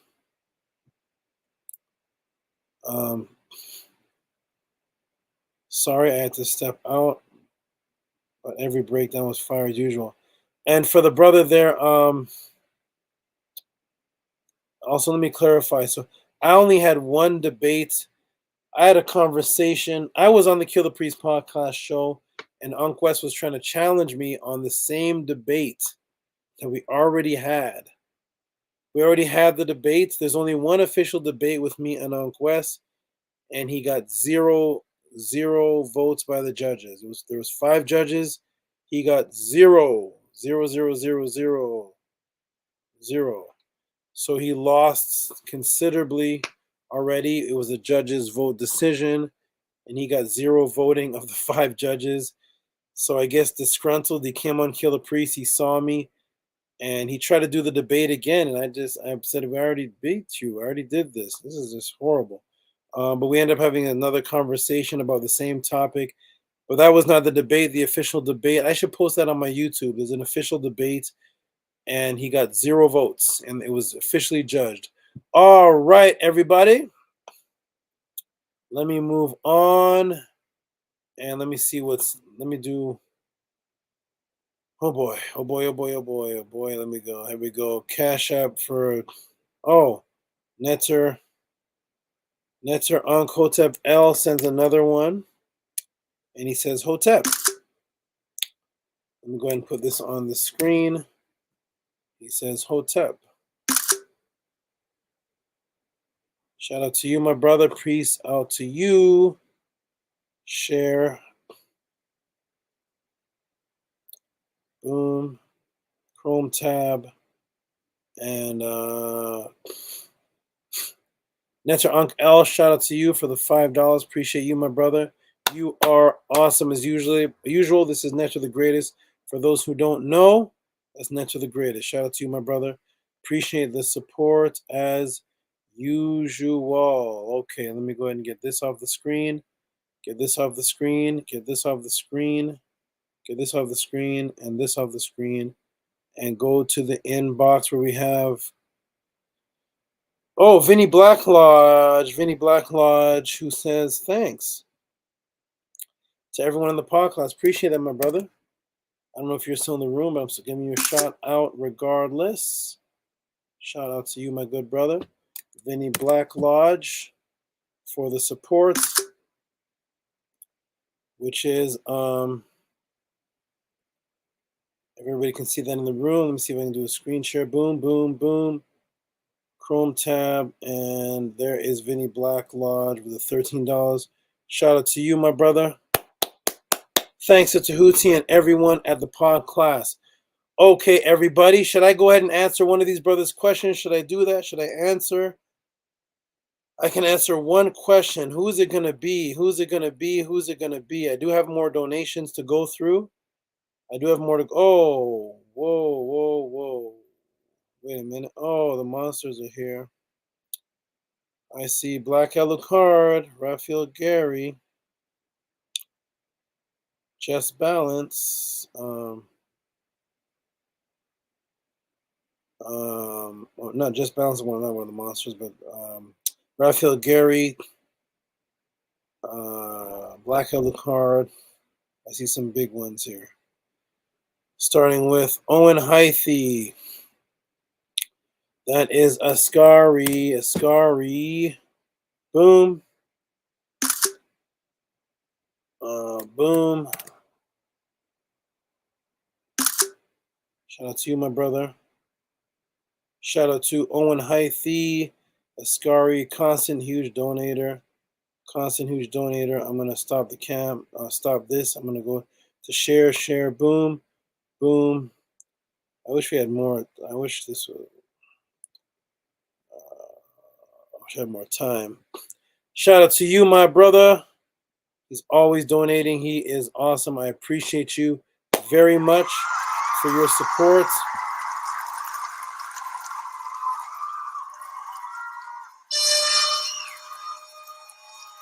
Shout out to you.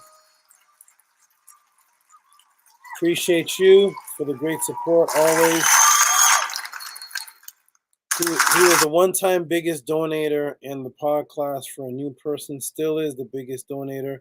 Well, actually, the rabbi came. The rabbi, as far as new, it's him, the rabbi, Lamar. You guys are all the biggest donators. You guys are huge. Kabik 101. Oh my gosh, you guys are all like $100 plus donators. Thank you all.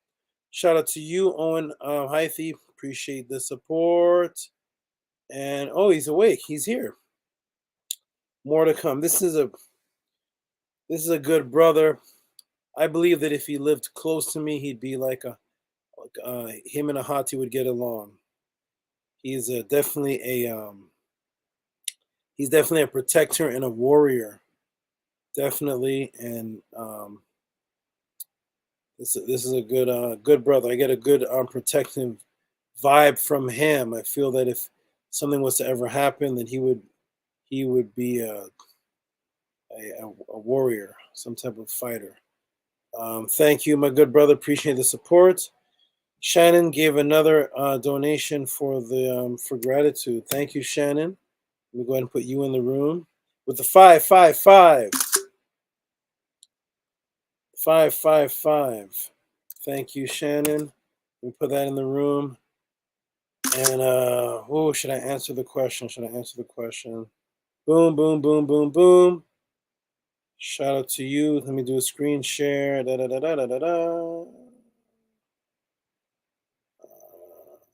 Shannon. Shout out to you, Shannon. You are great. Great for being a consistent sister. That is rare. That is rare. Have a consistent sister, constantly donating, supporting, coming to every class, asking questions with enthusiasm. That is very rare, Shannon. I don't know if you found me on Killer Priest. Not sure where you found me, but you've been consistent ever since. Boom. Okay.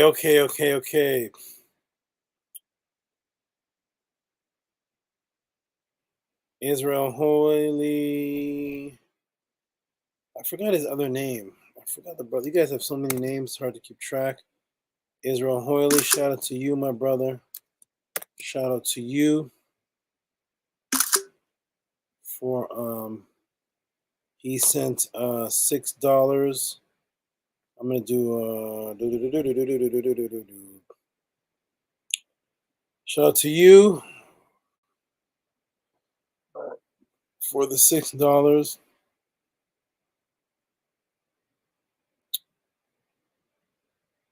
Is that on the screen? Let me see. Yep, there it is. Shout out to Israel Holy. Thank you for the $6. Appreciate it, my good brother. You're great. Again, okay. Oh, Black Alucard. Here's another of the biggest donators. This man has his biggest donators. These brothers here, these are just donations. There's no question. It's just thanks for the knowledge. You know, it's awesome. Thank you. Let me go ahead and put this on the screen. Everybody, thank you.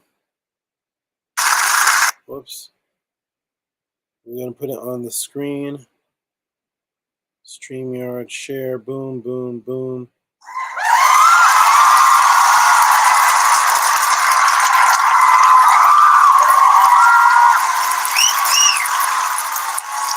Black Alucard with the $40.72. Black Alucard stomping through with these huge donations and support. Appreciate you, my brother. Appreciate you, my brother. And I hope you feel 100% better and well. He was a little bit under the weather. He said he got better. Thank you, my brother.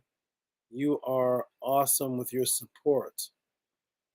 Oh, boy. Who is this now? Oh, of course, Misha, Beged Leisure. Beged Leisure is so awesome, man. This brother here. Oh, there's actually a question. Okay, we got an actual question. From Beged Leisure. Oh, hold on, my eyes. Oh, I'm gonna have to close down soon, everybody. I got some good answers though for this. The dream one and the Baphomet. Baphomet one is crazy. Oh, I didn't put it on the screen. Hold on. Okay, I'm breaking out. Beged Leisure. Beged Leisure. Boom. I'll put you on the screen. Oh. Where'd it go? Here it is. Okay.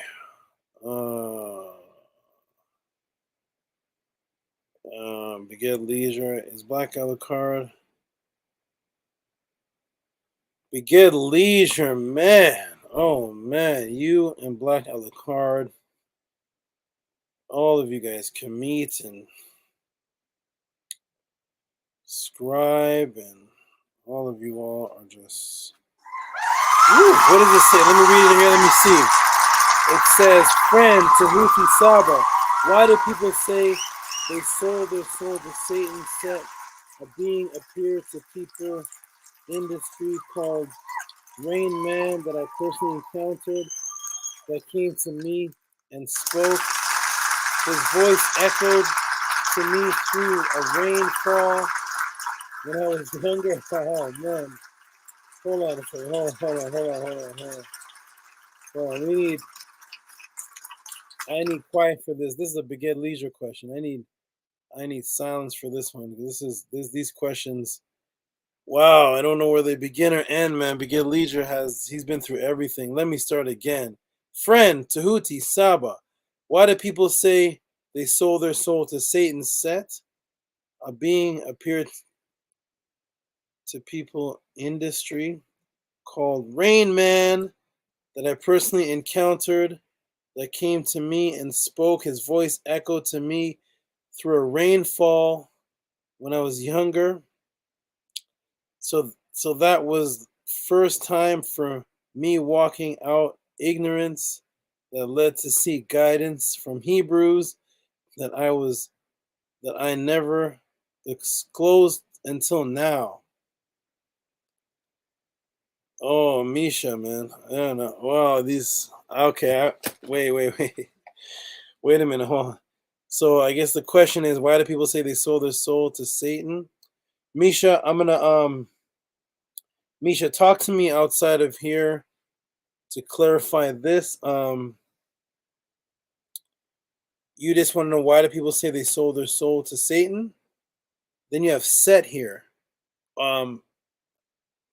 Then this I guess this Rain Man part is not a part of the question. It's just you telling us a little more about yourself. So I'm going to take the first part as the question. Why do people say they sold their soul to Satan? Okay, let me put a note for this. Where are you, Begin Leisure? Okay. Next week 2. What, next week 3? Next week 2. Okay. Thank you, Begin Leisure, for that. And we're gonna talk off of here. Maybe you can clarify. And that's the question is just that simple. Why do people say they sold their soul to Satan? I could get deep though. I could get really deep. Okay, everybody. Is Big Get Leisure even here? Is he here? I don't know. Okay, shout out to Big Get Leisure. I got a couple more to go through. I am breaking down everybody. Getting tired. I lost my Gmail just now. Let's see where it went. Big Get Leisure. Black Hell the Card. Is Black Hell the Card in the room? Black Alucard, thank you, my brother. I don't even know if you're in here. Let me see. Let me scroll up and see. Oh, Peace Saba, here he is. Said, Peace Saba, I'm almost at 100%. Okay, yeah, wonderful. Glad, my brother. Glad. Glad you are almost 100%. Wonderful to hear. Okay, everybody. Oh, there he is. Misha says, I will hit you up. Okay, good, Misha. Yes. Because, yes. That question could get into MK Ultra and oh boy, all type of stuff. Here we go. Next question. Next, Raphael Gary in the house again. Raphael Gary says, "Oh my, oh man." Hold on, Raphael. Oh boy.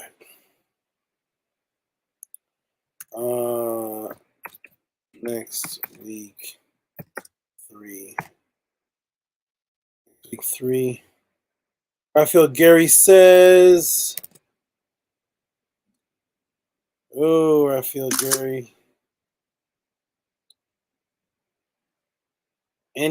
Oh, nice. These questions are awesome.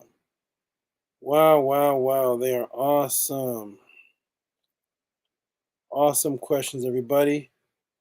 I'm breaking down though. Man, Hector Kepron, Raphael Gary. Should I have to do. I have your answers, but I'm just tired, man. Raphael Gary says, any hints, clues, or facts as to where the Netchers are from? Man, Raphael. Oh, first of all, shout out to Raphael Gary. Appreciate you, my brother, for always supporting. Shout out to you, my brother. Appreciate you. Boom. You're awesome. Hey, you know what I can do also, everybody? You know what I can do? I don't know if you all know, but remember that Podclass that was taken off of YouTube that I did? It was on Tehuti, the Tree of Life, the Sun Being Black. I actually took a portion of that and put that on Sonnetter. I can actually, what I can do is I can split some of these up. So let's say you all ask a question, like let's say the brother here asked a question about Baphomet. Okay. He asked a question about Baphomet, or Raphael Gary asked a question about dreams, or whatever the question is. And I get to the end of the podcast and I don't have time. If I'm on Sonnetter, anytime before my next podcast, I can actually put the answer as a Sonnetter show for you. I can do that. I can, because there's so much questions coming in. Sonnetter contacts me a lot. Every time I've been on Sonnetter, it's because I've been asked to come. So I can call Sonnetter and say, hey, let me do another show. Yep. Okay. I'm going to do it on dreams. Boom, boom, boom, boom, boom. And it's your question, Raphael Gary, but I answered it over there. And so you can have an answer over there. If I can spread them out. I can spread out the answers. If I'm doing multiple classes, can I do like 7 classes a week? This is only one of them you all see, and I have the Metaphorical class, so I can actually do that. Answer some questions over there. Okay, he says thank you for your dedication. Okay, shout out to Angelo D. I'm new. Thank you for coming, Angelo D. You'll get used to what's going on over here, and you'll merge right in. Okay, yeah, so and also because Raphael Gary, you're a regular over there. That's right.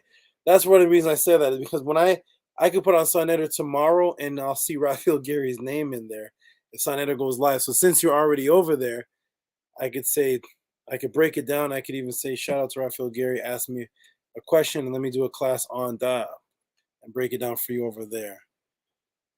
Okay, he said that would be nice. Nice. Sega Cabral says, whatever is best for you, Saba. Rest easy. Okay, thank you guys for being understanding. So I'll go through these and save yours for next week, or Sonnetter. I'll hit, oh no, what happened? I'll hit Sonnetter up. He may hit me up, or I'll hit him up maybe in the week, and see if I'll go on there and do another one. He wants more comedic answers to be broken down on the show. So here we go. Let me close out with a couple more of these donations. And we got Matthew McDowell, who says, oh, nice. Support. Oh, Truth Seeker. Yes. Boom. And Matthew McDowell, who says, put him in the room here. Matthew McDowell, shout out to you for his support, my good brother. He says, where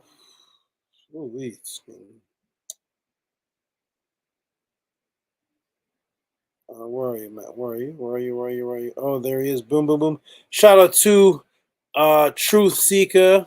Matthew McDowell sends $9 for support for the Podclass from Truth Seeker. Shout out to you, my brother. Appreciate the support. You are wonderful as always. You've been supporting ever since you've been here. Shout out to you. All right, next one is we're down to the last couple to end it. It's almost 1 a.m. here. Oh, Bev is here. Bev is here for the support. I was wondering where Bev has been. She has to time it in a certain way to come to these classes. So sometimes I don't even notice her because she's at the end, or her time in she's in the UK. So sometimes she's actually sleeping when I'm doing the pod classes. So as we're getting to the end, that's when she's waking up. So I used to sometimes see her in the beginning, but sometimes because of the time zone, I'm like, hey, where's Bev? But she is probably asleep at the beginning of these shows. So much shout out to Bev. She is here. She's supporting. And let me go ahead and put her donation in here. Thank you, Bev, for your continuous support. Bev is also the sister who sent me 3 questions and then told me to keep them all just as donations. Shout out to you. Bev is like 2 or 3. She just said, keep them, and she's only going to send questions about Sekmet to me. Shout out to you for the understanding and support.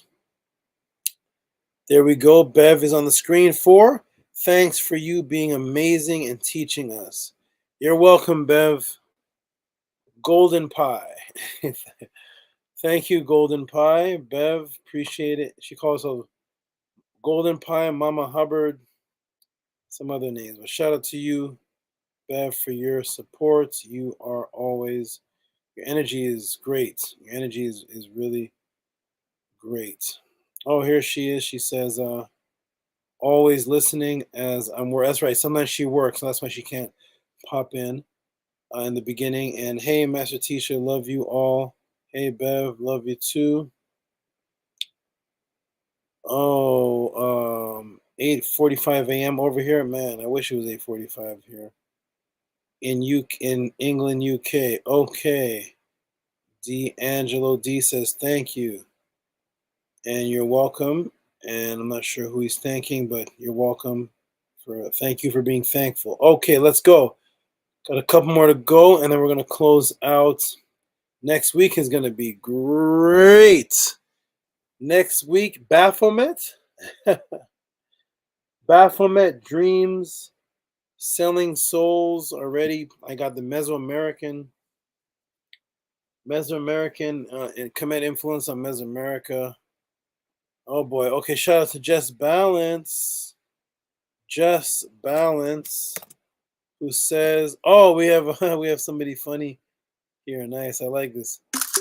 A little inside joke. Or if you're on Sunnet, you know who Just Balance is talking about." Let me go ahead and put Just Balance on the screen right here. I'm not sure who Just Balance is in the room, but shout out to you for saying Chrome tab, Just Balance. Shout out to Just Balance for, is this in the room yet? Just Balance says, oh, I can't read that. It's too small. Hold on, everybody. I gotta go to the screen. Oh, so Just Balance. Oh, Mushman. Mushman is Just Balance. I know Mushman. Mushman's in the room here. Mushman says, salute for chasing Tazariak off YouTube, snake style. For those who don't know what the brother is talking about, Sonnetter asked Tazariak if he would like to debate me. Tazariak said something very unique that he's never said before, ever. And that is that he needs to get permission from his elders to debate me, that he's going to go to his council or his the elders I'm not sure how it works over there, but he's going to go to his group of men that are over him, and he's going to ask them if it's okay to debate me, if that's a good move. Sonnetter never heard of that before. I never heard of it before. Nobody's ever heard of Tazariak doing that. Tazariak is usually gung-ho. You want to debate, if you're respectful, he'll debate you, pick a topic. But he went and asked his elders, and anyways, 2 weeks passed by. He said he's going to get back to us on Friday. 2 Fridays passed by. Tazariak said nothing at all. And so I came online, and Sonnetter said, I reminded Sonnetter about it, and Sonnetter said, hey, Tazariak, what's going on with Tehuti? And Tazariak did an accent, a pitch, a tone, pitch of voice that I never heard from him before. I never heard this. So Tazariak is usually mellow, monotone, calm. That's what I like about him. But when Sonnetter said, "Hey, is it a go? Is it a green light? Can you debate Tehuti?" He said, "It's going to be a red light on that one." He started talking like Fred. I don't know what that accent. I don't know where that came from. There's going to be a red light on that. Like, it was very. I don't know what that was, but whatever happened. Basically, he said that from now on, the Hebrew Israelites have put an end to, at least his group has put an end to debating anyone on Kemet. So not only did I ask him, not only did he say it's a red light to debate me, but he said there's no focus on debating Kemet anymore, and there will be no more. If the red light ever turns into a green light, he said I will be the first that he debates. But from now on, the ISPUCK, at least in Harlem, is not debating at all on Kemet. So I guess that put an end to that. No debate between me and Tazariak. Shout out to Tazariak and red light on that. Okay. All right. I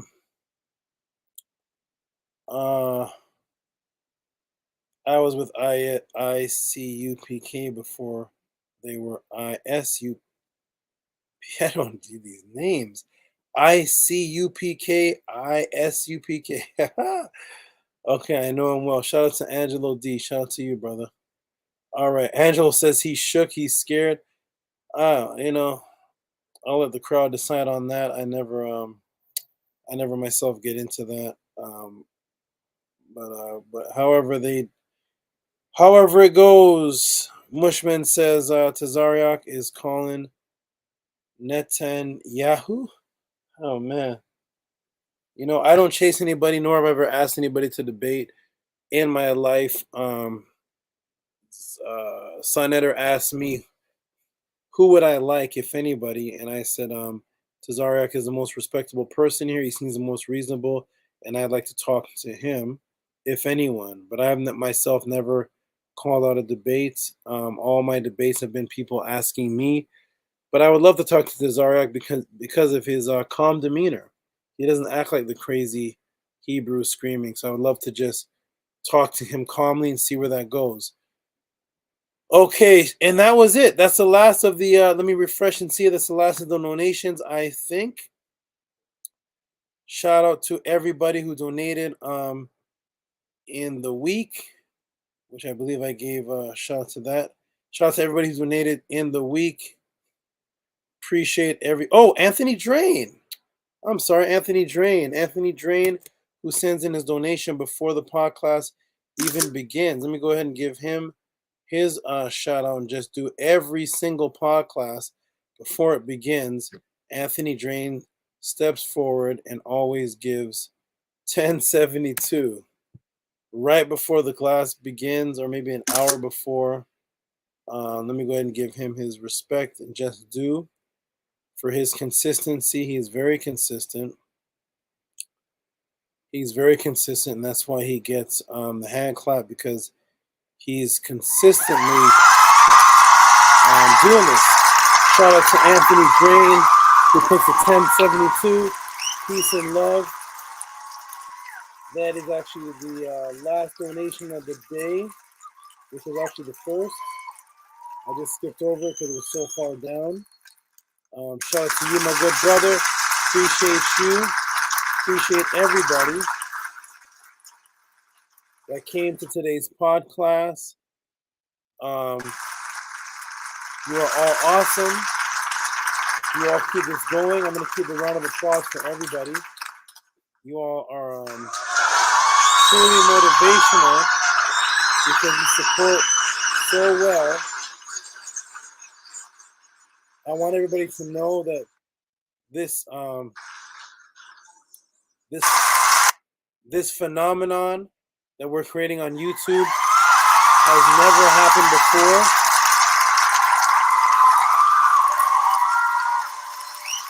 This has never happened before, ever.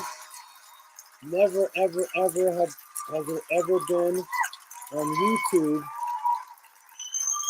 a room set up where the people show such appreciation for answers, where in actuality people are sending in donations to ask questions. That has never been before on YouTube, at least in any kind of magnitude, where a whole show is set up on that. And I appreciate your love and respect for what I do, because this is what I do for a living.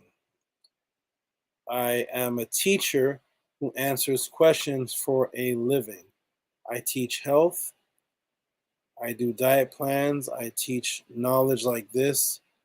I do spiritual practices for people, out of body practice, one-on-one consultations. My whole life is based, I do Meditator Mondays. My life is based on knowledge and magic that helps feed my family. And that is why you see such elaborate, well, not really why. I was actually doing elaborate breakdowns before I got $1, but what motivates even more elaborate breakdowns because I appreciate the time that you all spend for your hard-earned dollar. You're sending $25, $50. That's some people's half day of their whole pay. So you're at work working for whatever it took for you to make 25, 50, $100, $80, whatever it is, and that day of work you're literally sending it into the pod class, so that that whole day of work, or however you are financially, half day, whole day, was literally you working for the pod class, and in return you're showing your appreciation, and I'm answering the questions, and you all value the knowledge more than you value wasting your time on a Friday night out there, which you could have been catching who knows what, doing who knows who, and that is a beautiful vibration that is set up. And this will just get bigger and bigger and bigger. All right, everybody, let me move this light away from me. We're about to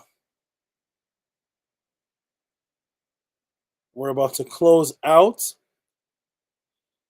Thank you, everybody. Angelo D, the new person, says thank you. Tehuti, thank you, Angelo D. Appreciate that. If you're into this, Adama and the Anunnaki, you're gonna love the podcast. You're gonna love it. Shout out to everybody who's in the room. Shout out to Misha. Shout out to Freddie Callie.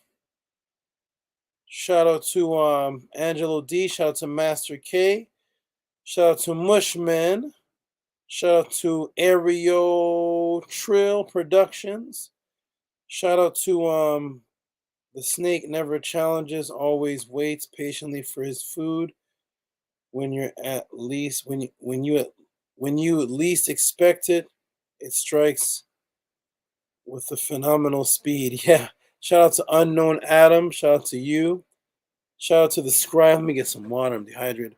Shout out to the Cygnus Rift from last Monday or Monday popped up. Okay. Shout out to the scribe who says peace and love to the chat. The amazing moderators. And of course, Saba Tehuti, Hotep Ma'at. Shout out to Arcad Infinite, who says rest well. Shout out to you. Shout out to RPM. Shout out to everybody in this room. Jody's here somewhere, I'm sure. Oh, shout out to Jody, who says, yep, heard him say that he needed permission first. Yep, I heard him say that he needed permission first. We have Jody on the Sonetter, going to Sonetter TV.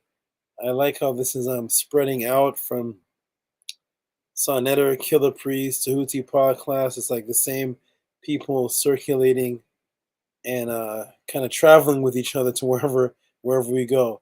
Shout out to Ahati Ma'at, who's laughing. Shout out to everybody. Shout out to everybody.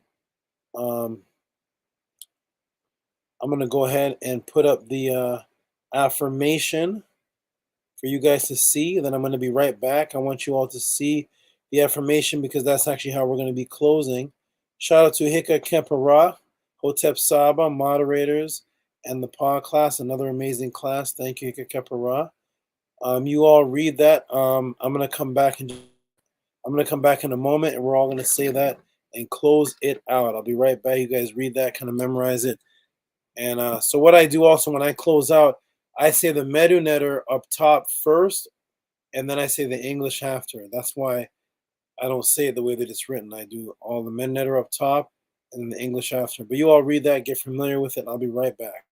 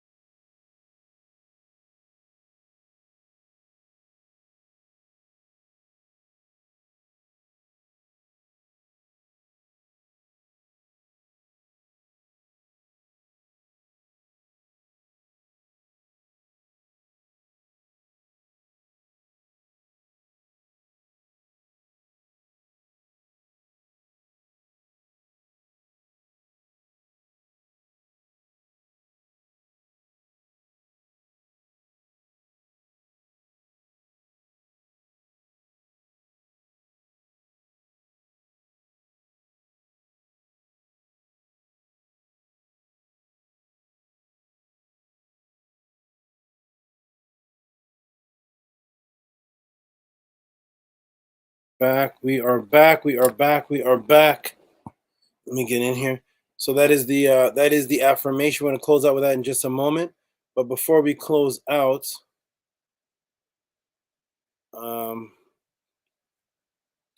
wait a minute. Can you all see me? Let me fix something here real quick. Boom, boom, brand. Okay, good. Okay, good. Here I am back, everyone. All right, we're gonna close out. But before we close out, let me give a couple shout outs to everybody.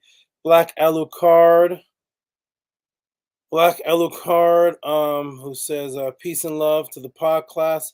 Sinetia Moon is awake. Sinetia Moon, thank you everyone for joining and supporting the Tehuti Podclass. Jody says thank you. Arcad says shout out to Ahati and Scribe. I like how you guys are all building a relationship too. This is really good.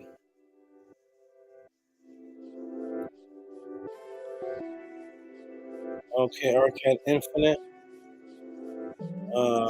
Freddie wrote something. It's too long for me to read, but I'm gonna let you all read that. Oh, there it is. My eyes can't read that right now, but we got my Hebrew name was I can't read that either. Oh, the Hebrews with the Japanese name. Everything has like multiple A's. Shout out to you, Angela D. I need a commit name. Okay. Stick around, you'll get one. Shout out to everybody who picked up the raw. Picked up the raw says, what's up, Saba moderators of the podcast. Another amazing class. Okay, everybody, for those who are watching this, if you want to support all the information that you just saw and support what I do, the time I take to do what I do, you can cash out PT Amun. PayPal is Rocky SV. At Rocky SV. Cash app is TTM Moon. Please support with donations. If you want to support by also getting PDF literature, that is easy to do. The moderators can put that in the chat. The email, I'm also going to put it in there too, just in case people watching are looking at the chat. So that is Melanin Dark Consciousness, and this is Stepping Out of the Matrix. Two pieces of literature I put together back in 2006, and I may put some new ones together if I'm motivated. My AI moderators to support with Cash App TT Amun. Listen to her. Cash App TT Amun. And speaking of moderators, we have the lovely Unki M. Ma'at. We have the beautiful Nani Aset Mer. We have the wonderful Saneti Amun. And we have the strong, powerful Ahati Ma'at. Unki M. Ma'at. Nani Aset Mer, Saneti Amun, and Ahati Ma'at. Those are the moderators that help keep things running smooth. Named so by a man named Stranger. Not moderators, but ma'operators. Not moderators, but ma'operators. Shout out to you all for the help keeping things smooth inside the chat. Staying up through the class, making sure things are smooth. We go by ancestral artifacts over religious opinion. We have no time to waste because time is definitely running out. Time is definitely running out. We have no time to waste. I remember just a blink of an eye ago, I was 12 years old playing ball in the street. I remember when I was 7 years old catching turtles in the pond. I remember when I was in high school. I remember blink of an eye. We're going to blink our eyes again. And when we blink our eyes again, we're going to be 60 years old, 70, 80. Time is running out, people. Take advantage of the time that we have to get as much information to make the life changes we need to make. Shout out to the snake style that you see in the upper corner here. Snake style. Shout out to the Snake Style. Shout out to everybody in the Tehuti Podclass that is making things run ever so smoothly. You are awesome, fabulous, and wonderful. Without you, without the student, there'd be no teacher. Shout out to everybody in the Tehuti Podclass. I will see you next week. I will see some people here for Metanetter Mondays. You can inquire about Metanetter Mondays, how to come to the Monday class, the donation it takes to get into the class, to get the link, the tools that you need, and you can come to Metanetter Mondays every Monday, Pacific time, 11:30. Contact me through Facebook or through email. I'll tell you how to get into the class, and it's about an hour and a half long. It's usually been about 2+ hours, but I'm trying to keep it at an hour and a half. It's just another class with more breakdowns that we're walking through the Per M. Haru and other Metanetter writings. Come check it out. Come to it. If you want to find out more about that, you can, of course, contact me at the link below, which is the email actually below, mystical@gmail.com. Everybody who's watching the show, please support at Rocky SV, that's PayPal, or Cash App TT Moon. One moment, I gotta fix the camera. Hold on, everybody.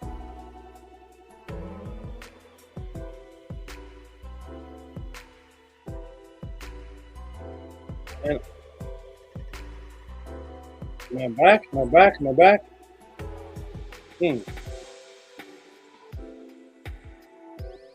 Now it's choppy again. Okay, hold on, everybody. Let me.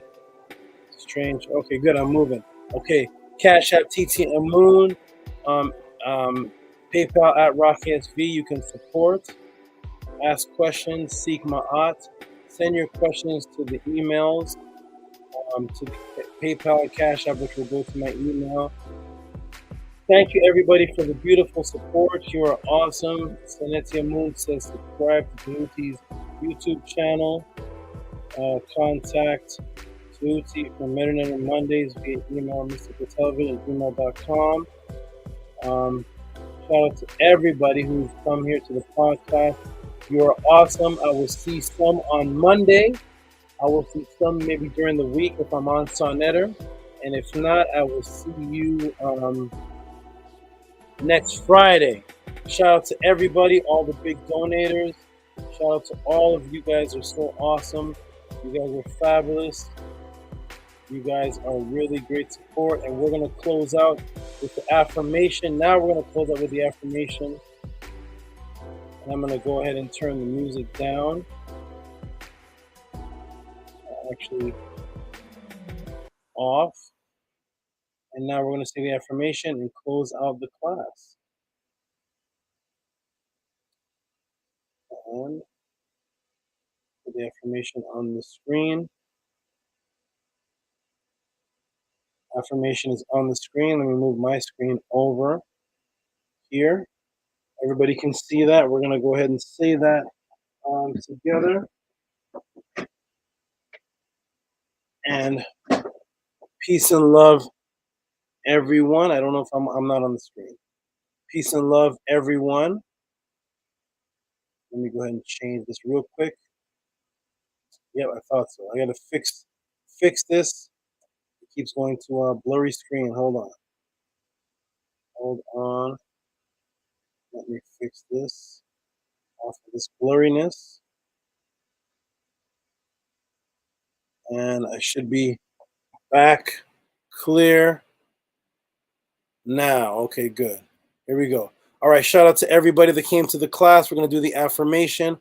And of course, this is Neith on the hat, who represents photonic entanglement, the weaving of energy that creates the universe. She's all the way from the southern parts of what people call Africa today. And of course, shout out to Heru, the wonderful, awesome Heru, who's had 13 babies with his mate. And actually, one of the babies is going to the brother Ahati Ma'at. Let me fix this screen again. It keeps going to the blurry. Hold on, everybody. Don't know why it's doing that, but I'm going to do this, and come back on the screen. Let's see if it works. Okay, I'm clear again. Yes, the family's being spread out to a Hati Ma'at. He's actually going to have one of the babies and raise up one of this guy's babies. And he just made it again, so he may have another 12 more coming up.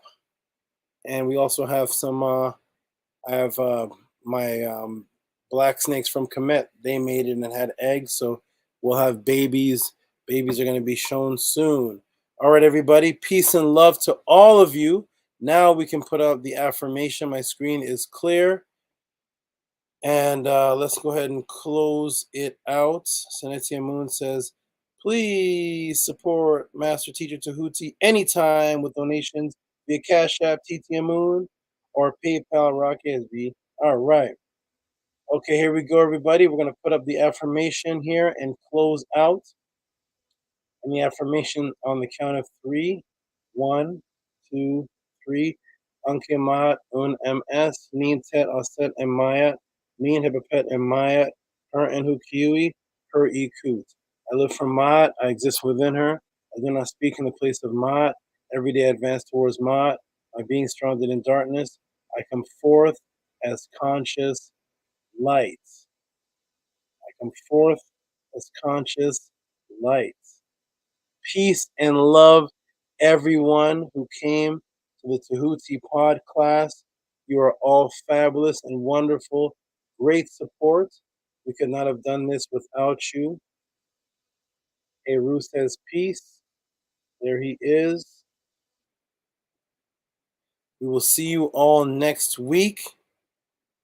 Come to each Podclass. Spread the Podclass. Let's blurry again. That's good again. Spread the Podclass. Make sure people know about it. Make sure people understand how we work it, how it goes. Let me see if I can put. Yeah, make sure people understand how we work it, how the Podclass goes. That it is open to anyone. It is all based also on support, reciprocity, peace and love, everyone. From me, Tehuti, Amenhotep Ra, Neith on the hat, the moderators, Heru in my hand. We love all of you. Continue to come and support. Without you, we couldn't be. And on that note, there is Hati says Anki and Ma'at. On that note, we say peace and love. Hetapu, Ma'at, and spread the term Anki and Ma'at, which is spreading on YouTube channels as we speak. Peace.